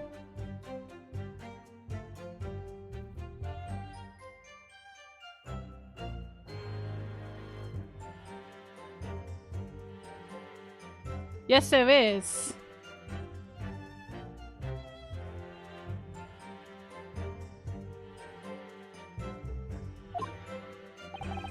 Clearly, therefore, there's no reason to suspect me of being behind the assassin exchange. No. So you deny all accusations by the prosecution, both that you are the Reaper of the Bailey and that you masterminded the assassin exchange. I acknowledge that the public at large believe me to be the Reaper. However, that's a fallacy, which I alone am in the position to forswear. Naturally, the prosecution believes the testimony just given by the accused to be untrue. Ryunosuke Naruhodo. What? Yes? Let me ask you, why are you here? What really brings you to this courtroom? Ugh. A desire to uncover the truth. Yeah, even if the truth proves your client to be guilty. For all my experiences in this courtroom, I've come to realize something. The truth can't be hidden. Sooner or later, it will come out. True. I've learned that about McGilded. So it's always my intention to work with my client in pursuit of the truth. Very nice answer. I want you to remember what you just said. Enough dilatory chatter. Counsel for the defense, Proceed to cross-examine the witness. Yes, sir. Yes, my lord. I know exactly what you're thinking, Kazuma. I know you're just waiting to point it out. The contradiction, you convinced lies somewhere within this man's testimony. I mean, we know the contradiction. We either show the photo of himself with his brother or Gregson, or show his brother's autopsy report that was signed by John Wilson. Whatever. I've never taken the life of another, nor have I instructed another to kill. Hold it! Hold it! So you're not what the general public refer to as the infamous Reaper of the Bailey? Exactly. Don't imagine for a moment that the court will be satisfied with a one-word answer on this. I realise that. If you're intending to comment on every sentence, this could take a while, Kazuma. Didn't you find it disturbing, though? That one by one, defendants who'd been acquitted after your unsuccessful prosecution were killed? Let me answer that question by posing another. If one by one, defendants who'd been acquitted after your successful defense were killed, would you find that disturbing? Yes. Disturbing? I couldn't possibly say how that would make me feel with a one-word answer like that. Exactly. Well, that told me a little bit. But even though I'm not the Reaper, that doesn't mean I ignored all the hearsay. I've been investigating the truth behind the Reaper for years, and I was aware of Gregson's involvement. You say for years? How long exactly? Since the very first time the Reaper's influence was felt in this courtroom. 10 years ago now. So the person was here 10 years ago? And your investigations led you somehow to Inspector Gregson, you're saying? I didn't want to believe it. He was a personal acquaintance. We'd worked on cases together in the past.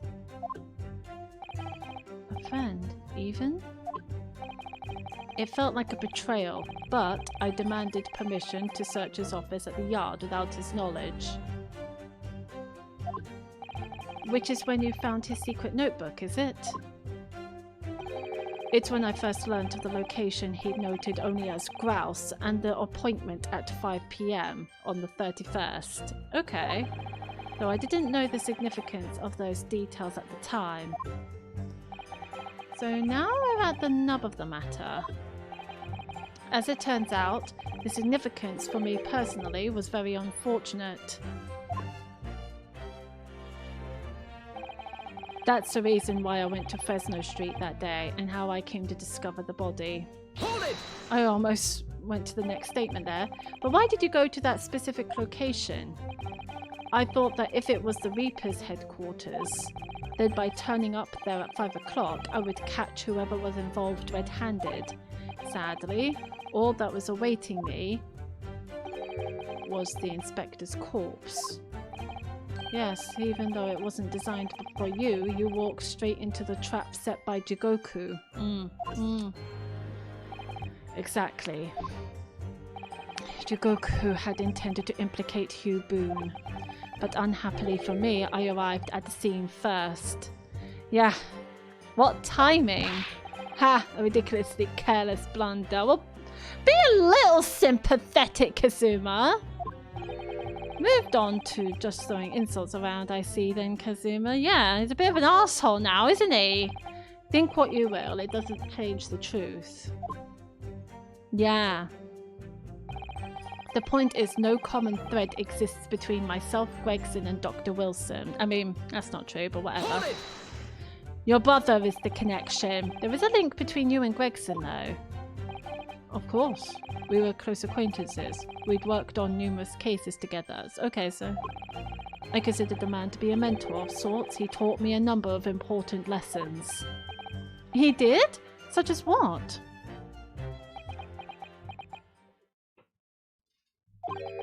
Where to buy good fish and chips, and such like. Of course! Totally. Well, that was convincing. I mean, it was. All I could do is a fish and chips, I know! Dr. Wilson was a coroner, of course, but that was some time in the past. Van Zeeks has always been one to speak his mind, not gonna lie, true. And in any case, I understand it was several years ago now that he was invited to work at a Japanese university. That's right. He was a visiting professor at the Imperial Yumei University in Tokyo. It should be unambiguously clear then that no link exists between myself and him. In other words, I had no motive for sending some assassin across the oceans to kill the man. It sounds plausible enough, and I want to believe it.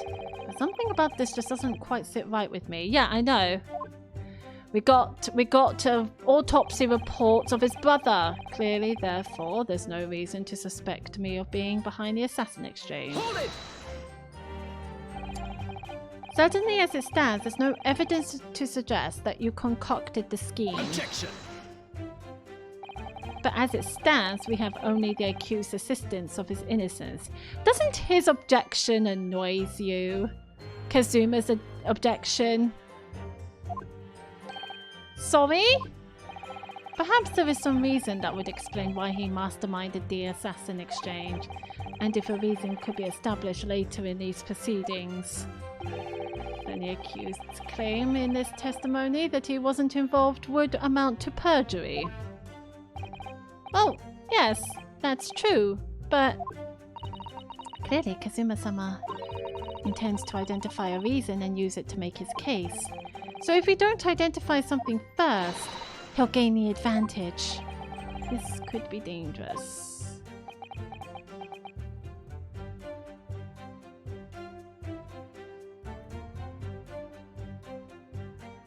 Why the fuck is insistence highlighted? What do you mean? A convincing testimony by Lord Van Zeeks. Certainly, with no apparent connection between the three men, there's no way to establish a motive. The testimony seems unassailable, as far as I can see. Oh dear me, what a bleak expression. I agree, there doesn't appear to be any particular link between them at first glance, but with the inclusion of one other person.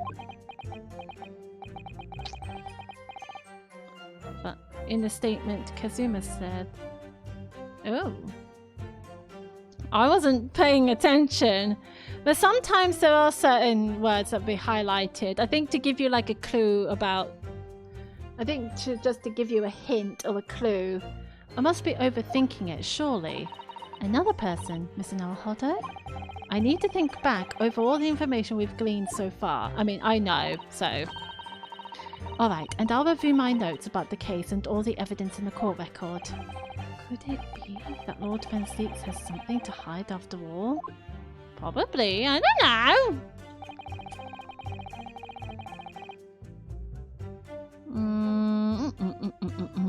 Let us see.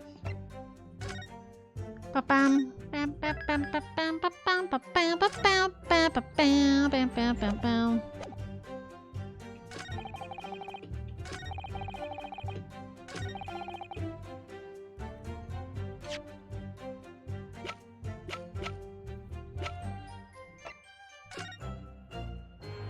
Coroner John H. Wilson.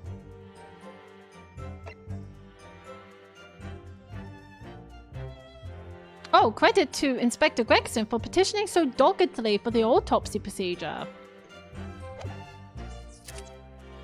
Objection! Objection. What is this? An autopsy report? Wait, this is 10 years old. From the autopsy of Lord Clint Van Zeeks. What? My brother's autopsy report?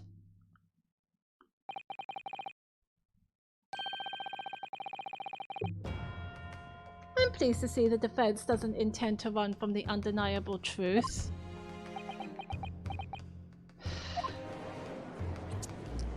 I feel bad for Lord Van Zeeks. Order in court. Kazuma switched his career choice for this. What? He never switched. Oh, yeah, he did. He went from defense to prosecutor. He did. That's why he's being such a fucking asshole.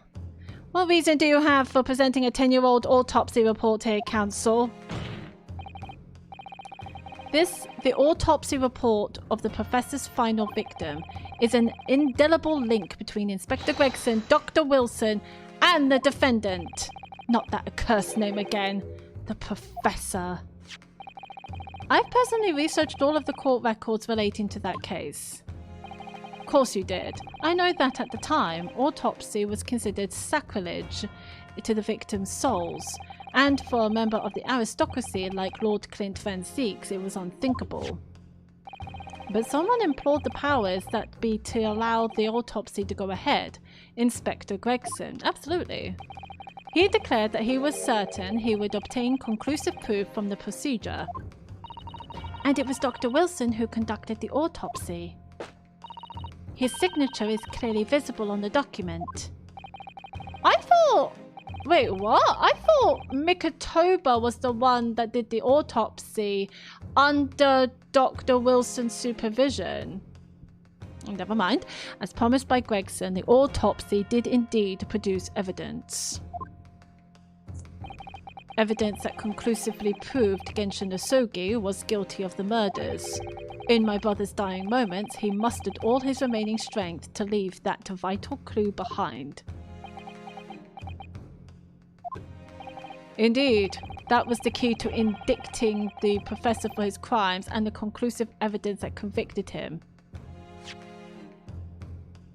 What was the clue? Did it say?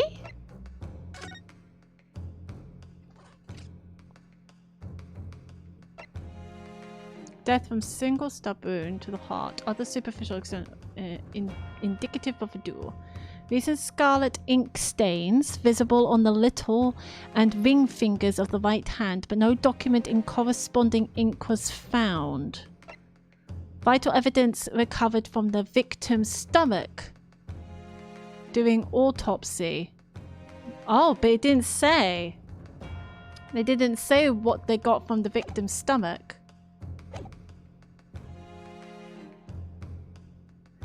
That was the key to indicting the professor for his crimes and the conclusive evidence that convicted him. It enabled Lord Van Zeeks here to avenge his brother's senseless death with a marvelous victory in court.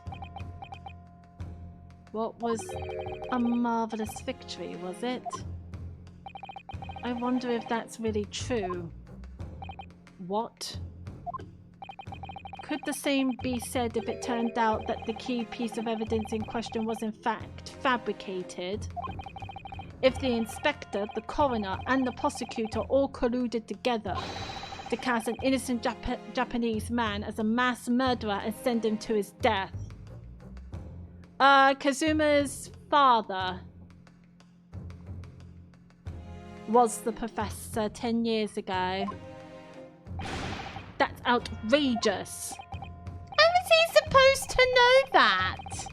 And now 10 years later, for some reason, the secret has been threatened and needs protecting. Which is why the inspector and the coroner had to be silenced, isn't it? By someone in power in Japan and in Britain, using the two killers recruited for the assassin exchange.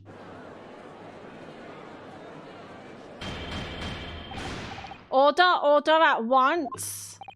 10 years ago, my father was convicted in this very courtroom as a mass murderer, to be sentenced to death. But it was all a sham, and I swore to myself that I'd prove it, which is why I had to come to Britain, whatever the cost.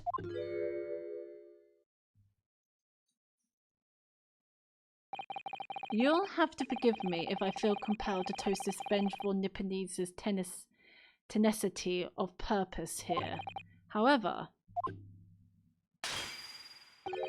he who fails to quash his emotions in the courtroom has failed as a lawyer. Come on, Kazuma, you know this won't wash. You're claiming your father was misrepresented in a trial that took place a whole decade ago. You must see that without evidence, that's nothing more than a wild accusation. As it happens, I have evidence. What? As the court has heard, I crossed the channel to France with Gregson on the 31st. I went with him on the pretext of being the assassin recruited to kill Seishiro Jigoku.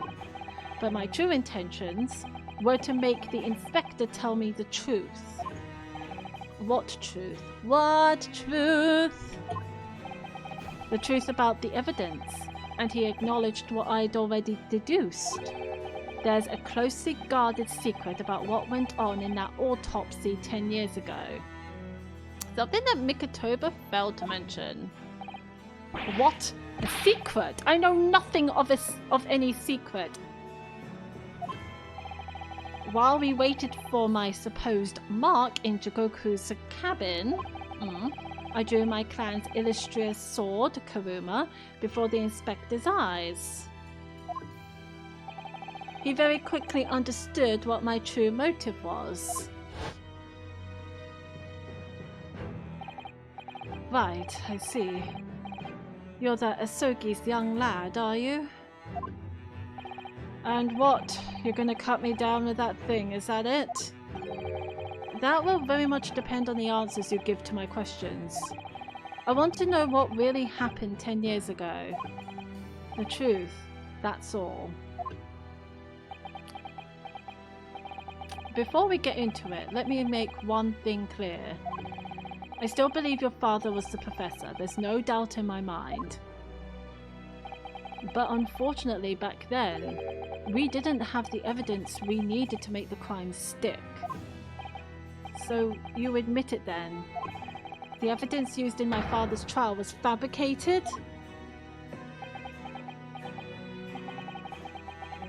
We can't believe it because the witness is dead. Oh, you mean Clint? Yeah, it was for the good of the country. Anyway, I was just following orders. Orders? What exactly did you do? Speak! I'm not saying another word. Even if your life depends on it? That's right. Even then.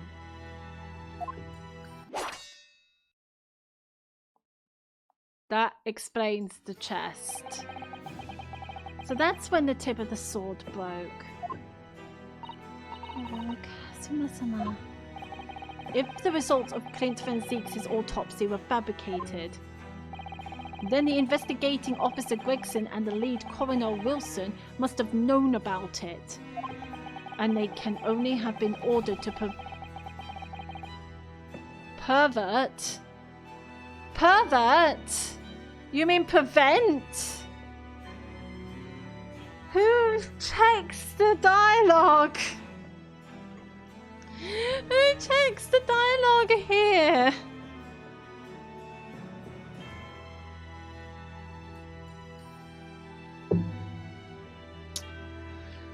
To prevent the course of justice in that way by one man. Pervert? Oh, am I wrong? Do you mean prevent? It's also a verb? Really?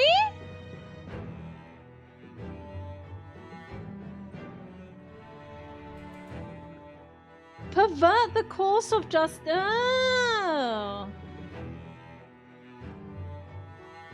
Ew, I did not know this. Oops. I've been seeing so many grammar errors, I just assume. Distort or corrupt the original course, meaning or state of something. He was charged with conspiring to pervert the course of justice. That is my bad. To pervert the course of justice in that way by one man. I just assumed they meant pervert and meant prevent. My bad. The man leading the case for the prosecution, Barak von Zeeks. In other words, The defendant did have cause to organize this exchange of assassins. Exactly. And as was established earlier, it has to have been the Reaper himself who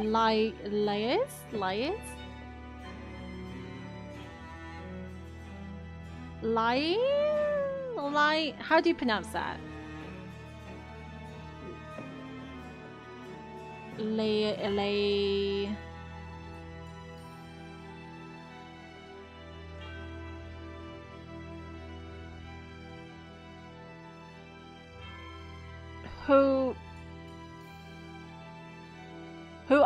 I'm just gonna say alliance, because I do not know how to pronounce that word. With Jigoku in Japan to arrange the exchange.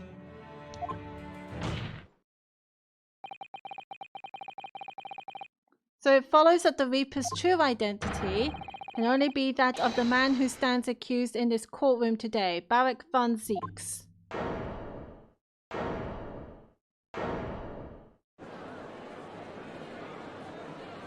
Objection! Kazuma Osogi. What? What you've just told the court? Are you absolutely certain of your facts? Did Gregson really fabricate evidence for that trial 10 years ago? I heard it with my own ears. His shameful admission.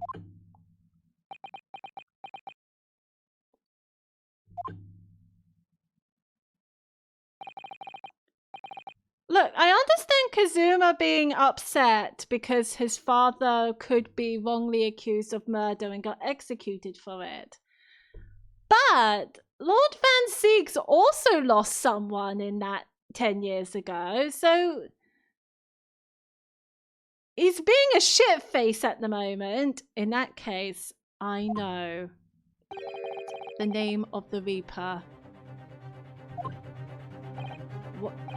What? Lord Van Zieks? I gave no such orders. I know that for certain. Which narrows down the remaining possibilities to one. Really? If Lord Van Zieks isn't the one behind all this, then yes, there is only one other person who could have done something like that.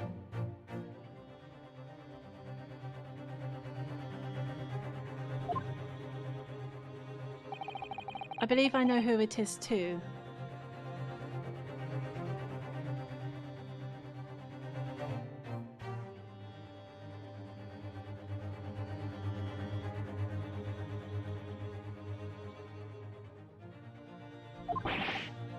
You? Yeah, me? Yep, and we all know. We do? Tell me it's not his brother. I just had a feeling this name was going to come up. The true identity of the infamous Reaper of the Bailey is... We do. We do?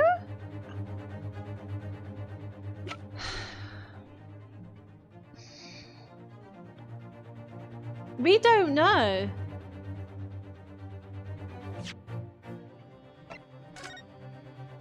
We can save. I don't know. Okay.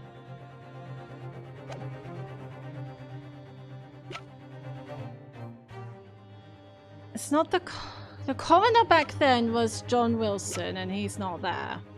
There's Mikotoba.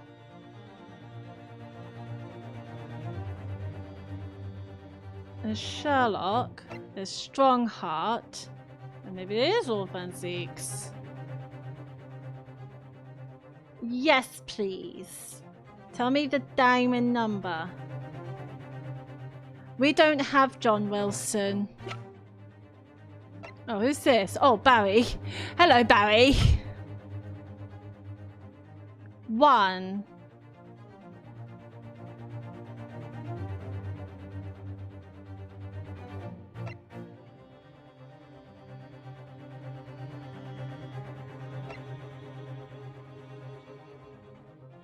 It's Strongheart. See, that's what I think, because isn't it British?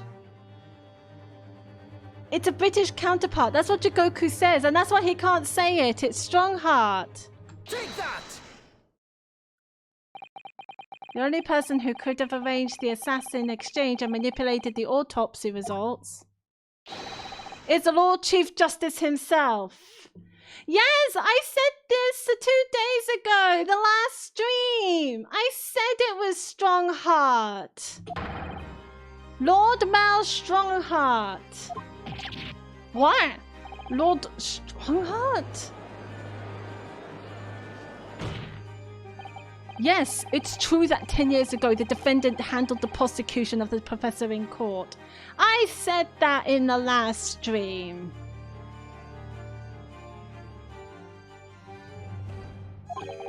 But he only took over the case after his brother Lord Clint Van Zeeks had been killed.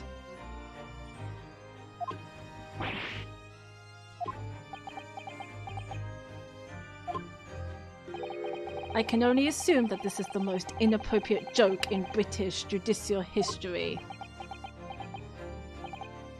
Well, Lord Van Zeeks, 10 years ago, I was very new to my profession. But I had a burning desire to avenge my brother's death, so I pleaded for control of the case.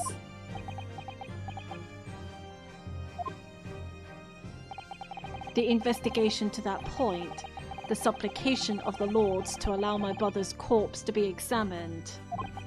All the evidence I was given, the autopsy reports, it all came from you. Why is that? I've spent my life since then believing I was in your debt for the way you stood aside and let me handle the trial, but I see now I was very much mistaken. It was a hugely influential force that caused the inspector and the coroner to break the law 10 years ago. And that same force was still felt a decade later on the other side of the world by Seishiro Jigoku. Lord Strongheart, everything falls into place when we recognize that you are the Reaper of the Bailey. That's why he's the judge who wants to take control of the situation. The court awaits your response, my lord. Oh, he's got his foot up! This may very well go down in British judicial history, but I assure you, it is no joke. Consider this a formal accusal by the defense. It doesn't warrant a response. A formal accusal? Don't be absurd. The defense's claims are utter nonsense, a wild fantasy at best. You're not going to defend yourself?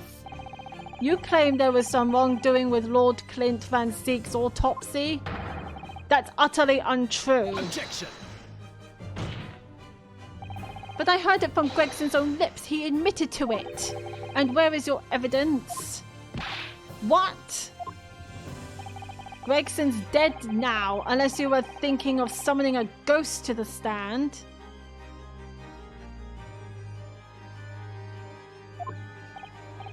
You mean to say...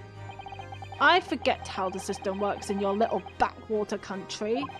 But in the courts of the British Empire, without evidence, there is no case. Jesus. Strongheart is... scary as fuck. I have no intention of entertaining some wild fantasy that can't possibly be substantiated by anyone or anything.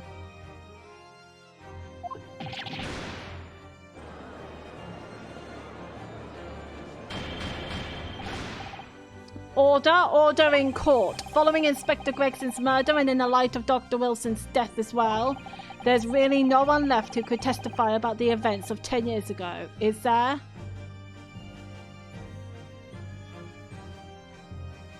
Mikotoba! So that was the real purpose of the assassin exchange. This court has no business raking over the coals of a case that was concluded a decade ago. The accusal brought by the prosecution and the defense is categorically denied. I take it there are no objections.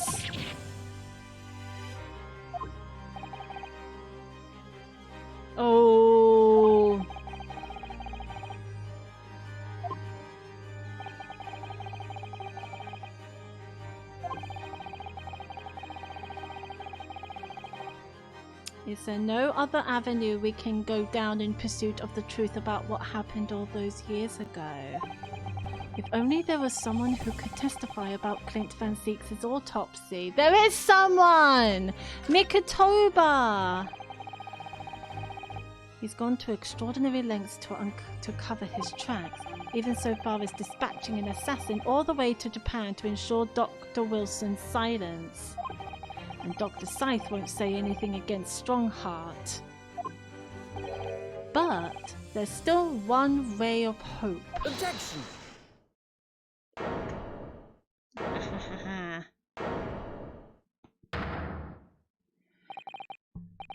Actually, there is one person.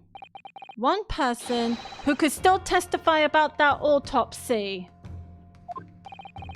Don't be ridiculous. There's no one left. Who, Ryunosuke? Who? Tell me. Kazuma. This trial can't end. Not yet. I'm not doing this for you. I'm doing it for the truth. The person the defense would like to call to the stand to testify about the autopsy of Lord Clint Van Zeeks is... Take that! Mikotoba!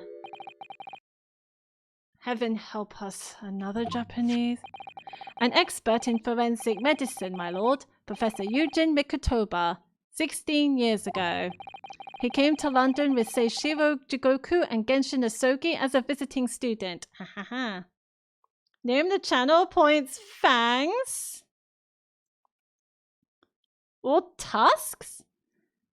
I like fangs, because tigers have fangs, not tusks. Hello! Hello, lovely. Thank you ever so much for the raid. I much appreciate it, lovely. Oh, Hema, I disabled the shout out command because there's a Twitch command. If you do /shout out Holocane, then you'll be able to do it, hopefully. Hello again, Holo. How is your stream? The fangs in my hair? Those are ears. Those are tiger ears. They're not fangs. Also, wouldn't fangs in your hair be called horns? Blackpink, yes, that's my raid. Also got a K-pop fan. Hello, Unshaved. Welcome, welcome, lovely. How are you doing today? How was your stream? Now, I'll give you a shout out again, Hollow. There we go.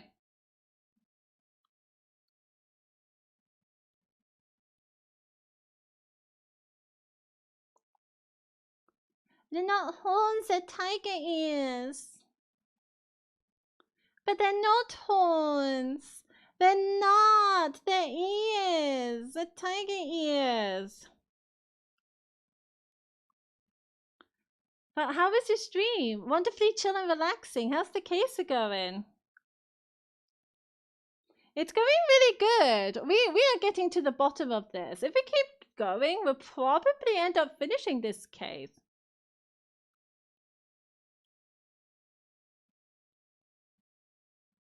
Thank you. I love them too. They are so, so cute. But what have you been streaming, Hollow?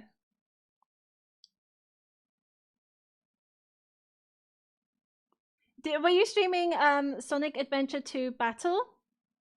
I like your outfit. Thank you. I gave the artist some reference on like gothic Victorian dresses because I really love gothic Victorian dresses. And made my character as a humanoid tiger. I started with Sonic and then tested out plastic duck simulator for some future plans. Yes, I was looking at that. I'm thinking of getting that as like a joke stream. But I heard like really funny things about it. It sounds so funny. It's so cute and vibey. I am all for cute and vibey. That does sound amazing. That does sound so cute.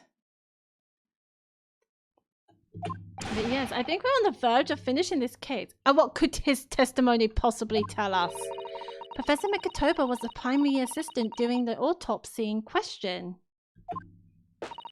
He was also the person who actually penned the report. Haha! I need to apply to some work things and get lunch going, but I'll be lurking. No worries, lovely. I do hope work is going well. But you have to tell us what you're having for lunch, because I am super hungry. Incorrect. The autopsy was carried out by the coroner, Dr. Wilson. The report carries his signature. It was the primary assistant's duty to keep a written record of the coroner's work during the procedure. In actual fact, the coroner merely read over the report at the end and signed it. Chicken wraps! Nice. I love some chicken wraps.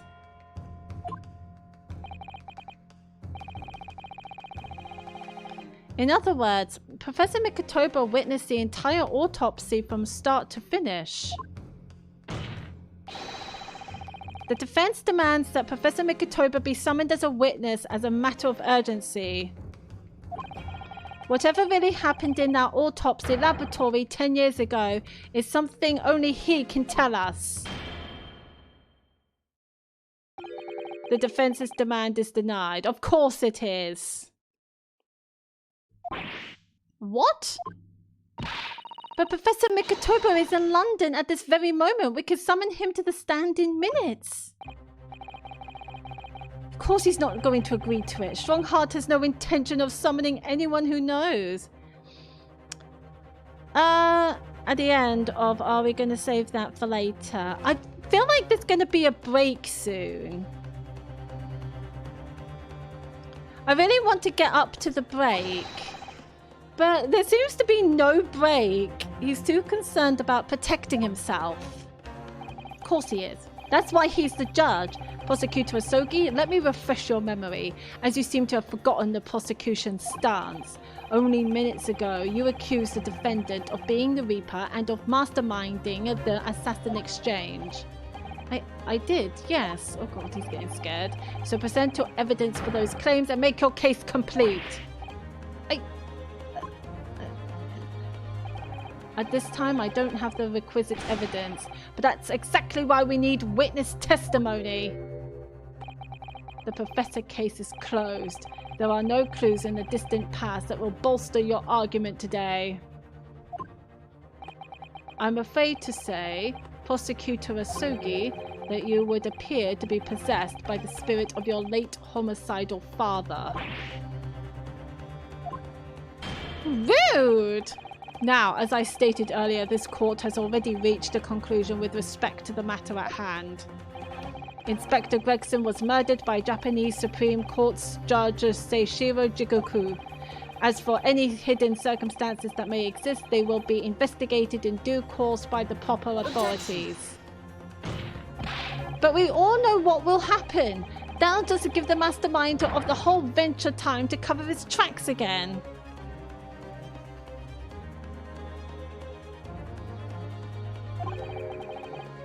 By which you mean me? Your punishment for this contemptible behavior will be decided at a later date.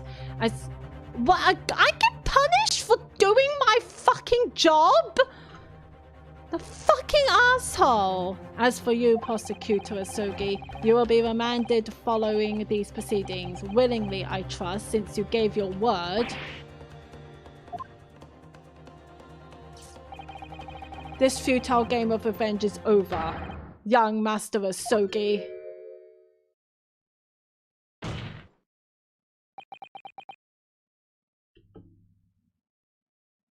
Oh, poor. Okay, I do feel really bad for Kazuma now. We have two guys here who have close relatives died 10 years ago and wants closure, and here is Strongheart denying it. Sherlock! Mr. Holmes! This is no place for amateur detection, Mr. Holmes. May I remind you that these proceedings are closed to the general public? You will leave the courtroom at once. I would want to know how they would perceive Queen Victoria in this game. If they're allowed, I don't think... You will leave the courtroom at once. Objection. Mr. Holmes was instrumental in the apprehension of Seishiro Jigoku before he fled from Europe. The court should hear what he has to say. Lord Mel Strongheart, it's imperative that you refrain from bringing this trial to an end at this stage. Is it really? And why would that be? You need only recall your own words from the opening of the trial to answer that question, if I may. We will stop at nothing to uncover the whole truth behind these disturbing findings. He did say that. Surely it can't be that the shock of being accused of being the Reaper yourself has erased that from your memory, can it? The whole truth, sir, has already been uncovered. No, it hasn't. You just don't want it because the truth involves you. It would seem that we have a great many important members of the judiciary present here today. I put it to you, my dear fellows, should the trial end at this juncture? After all, why have you been invited to attend? To nod along to the prevarications of your superiors?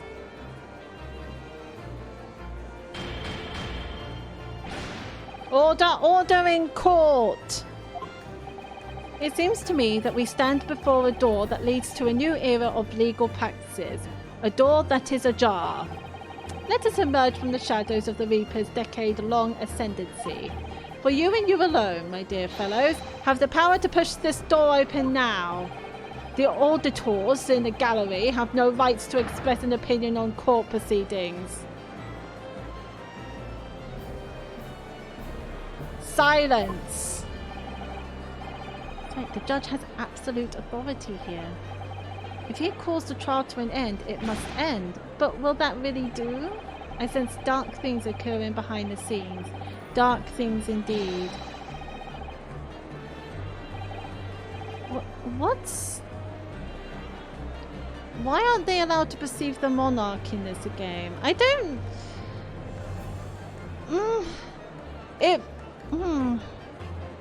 I could be wrong.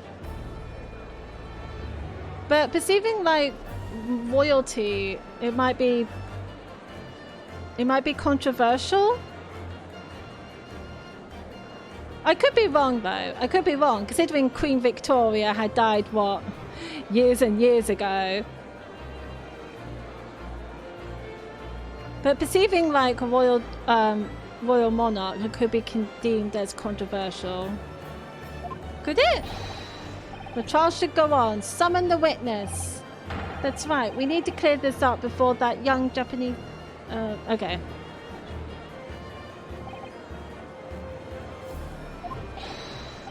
My lord, you assured those present that you would uncover the whole truth here. Vindicate yourself of this outlandish... they're speaking. Also, does Monarch...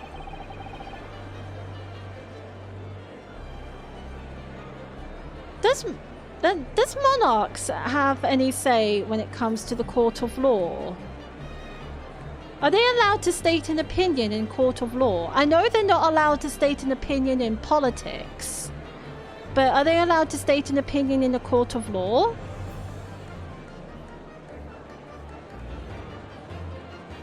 A toast to my dependable colleagues in the gallery. Maybe that's why.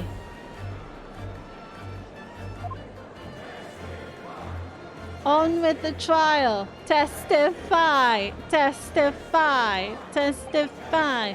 Well, my lord? You hear the voice of British justice, I take it? I think you'll find it will be rather awkward to silence. In the royal court, yes. Yeah, but this isn't the royal court. Is it? No. I think you'll find it will be rather awkward to silence.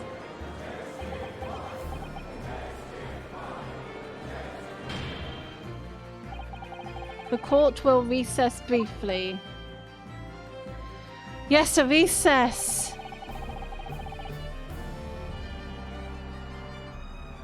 Is this the royal court?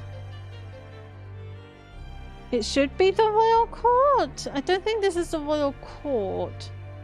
I would assume that since it is closed to the public.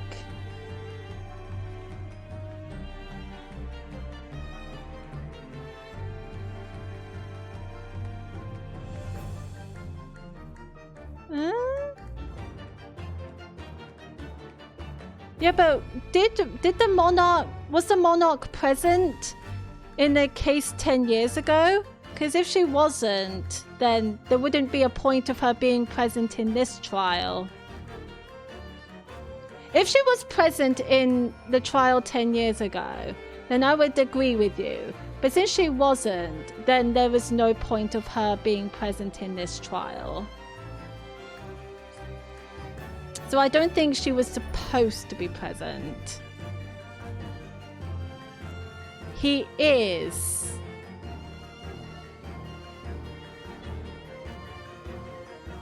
We've just confirmed that. Who's in charge of the royal court in Japan? Isn't Jigoku? Yeah, Jigoku, surely.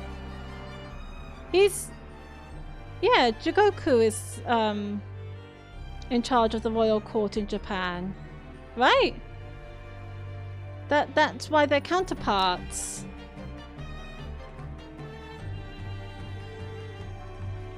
Right? Yeah.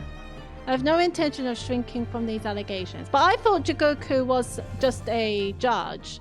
Strongheart isn't just a judge.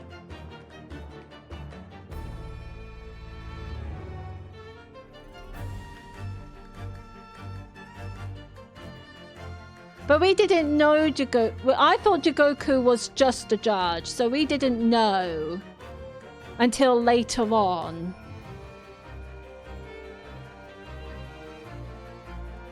We didn't know until in this case. So yeah, Strongheart would be his counterpart.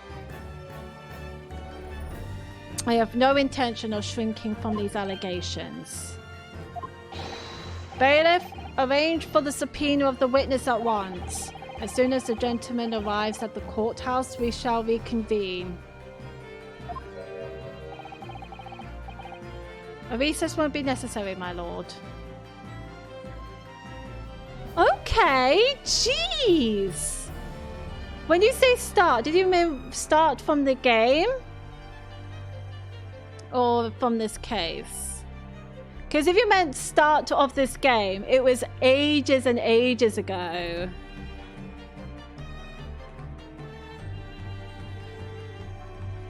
And my memory is not that great. But okay, jeez. A recess won't be necessary, my lord. Yes, it is necessary. Pardon? Mikitoba is a close friend of mine. See, well, I forgot, okay? He accompanied me today and is waiting in the antechamber as we speak. I do believe he's been enjoying a little trip down memory lane, in fact. Oh dear.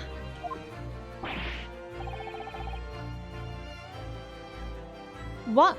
Professor Mikitoba is here in the courthouse? He asks. Mr. Holmes, you didn't know this would happen, did you? My dear fellow, no one is in a better position to answer that question than you, surely. I wasn't just asking for the fun of it, you know. Well, I must thank you for your assistance in this matter, Mr. Holmes. However, you are of no further use here. Kindly leave the courtroom at once. But of course, in truth, I find myself rather busy now as a result of these developments. Mr. Naruhodo. Yes? I trust you have Iris's little lucky charm with you? Absolutely. It's still in my pocket. She sends her regards and a reminder. If you find yourself at a dead end, the ears are at your disposal. Just one tug if you please. Of course. In that case, the trial will continue without delay. Bailiff, show the witness to the stand.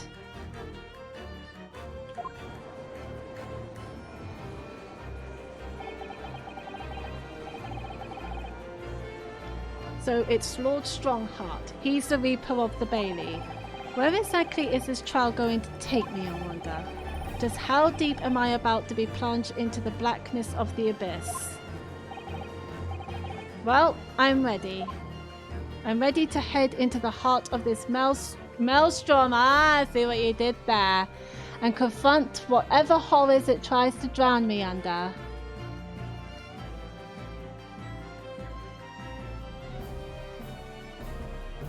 Finally!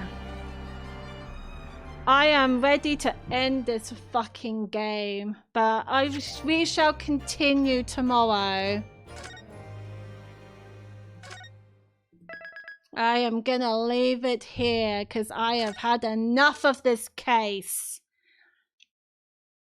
So yes, I am going to leave it here. It is such a long case. I have a period and I am hungry and I am going to leave.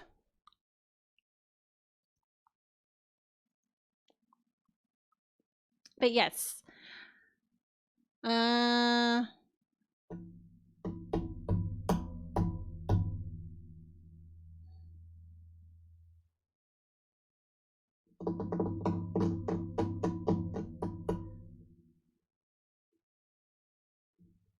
I know, too much shit. I am going to start early tomorrow, just in case, because this is going to be a long-ass trial. Also, we did do a bit of investigation, and everyone is staring at me. I don't know why. Am I just a really staring person? I don't know. I don't know. I'm maybe too emotional. Anyway. Yes, we're gonna raid somebody. Let's see who's available to raid.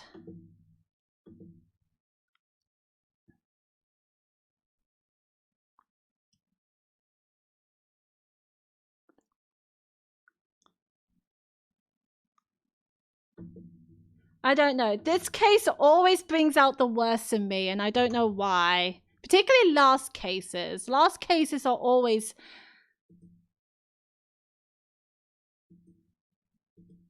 Particularly the last cases. The last cases always make me emotional because they always take so long. I did VTuber Arissa. I just need to check to see if she is live. She is. And she's playing Stardew Valley. Very nice. How do you stir me? Right at the end. When you said that I should remember Jigoku is what was he?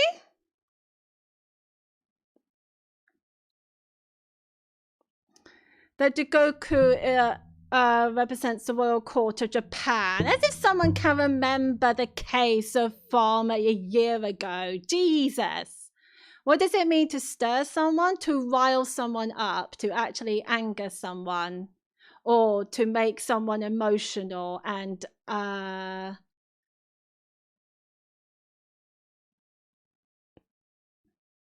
to mess around, basically messing them around to get an outburst from someone, basically, or an emotional response.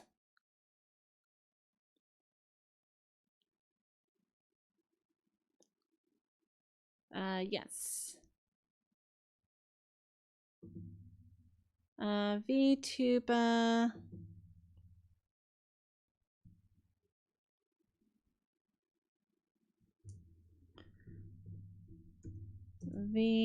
VTuber.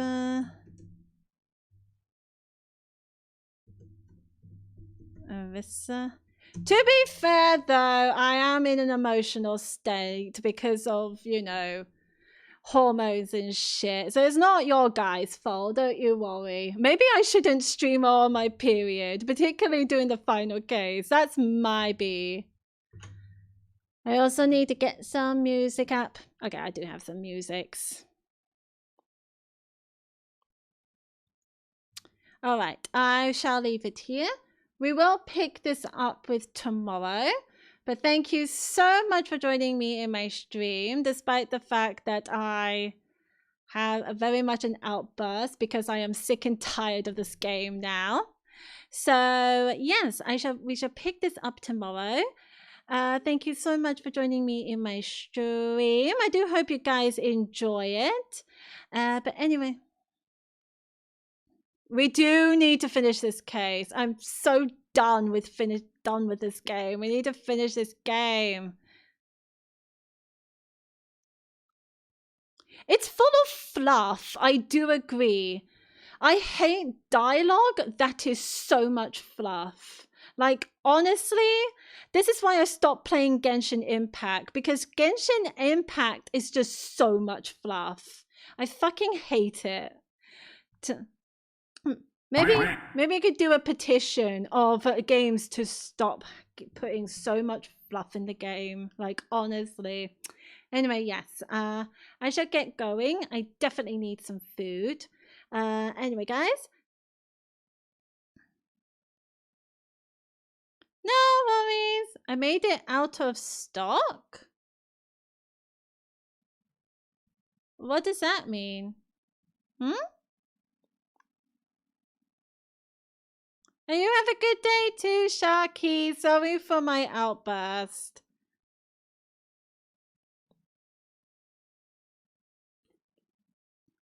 Hopefully I'll be a lot calmer tomorrow.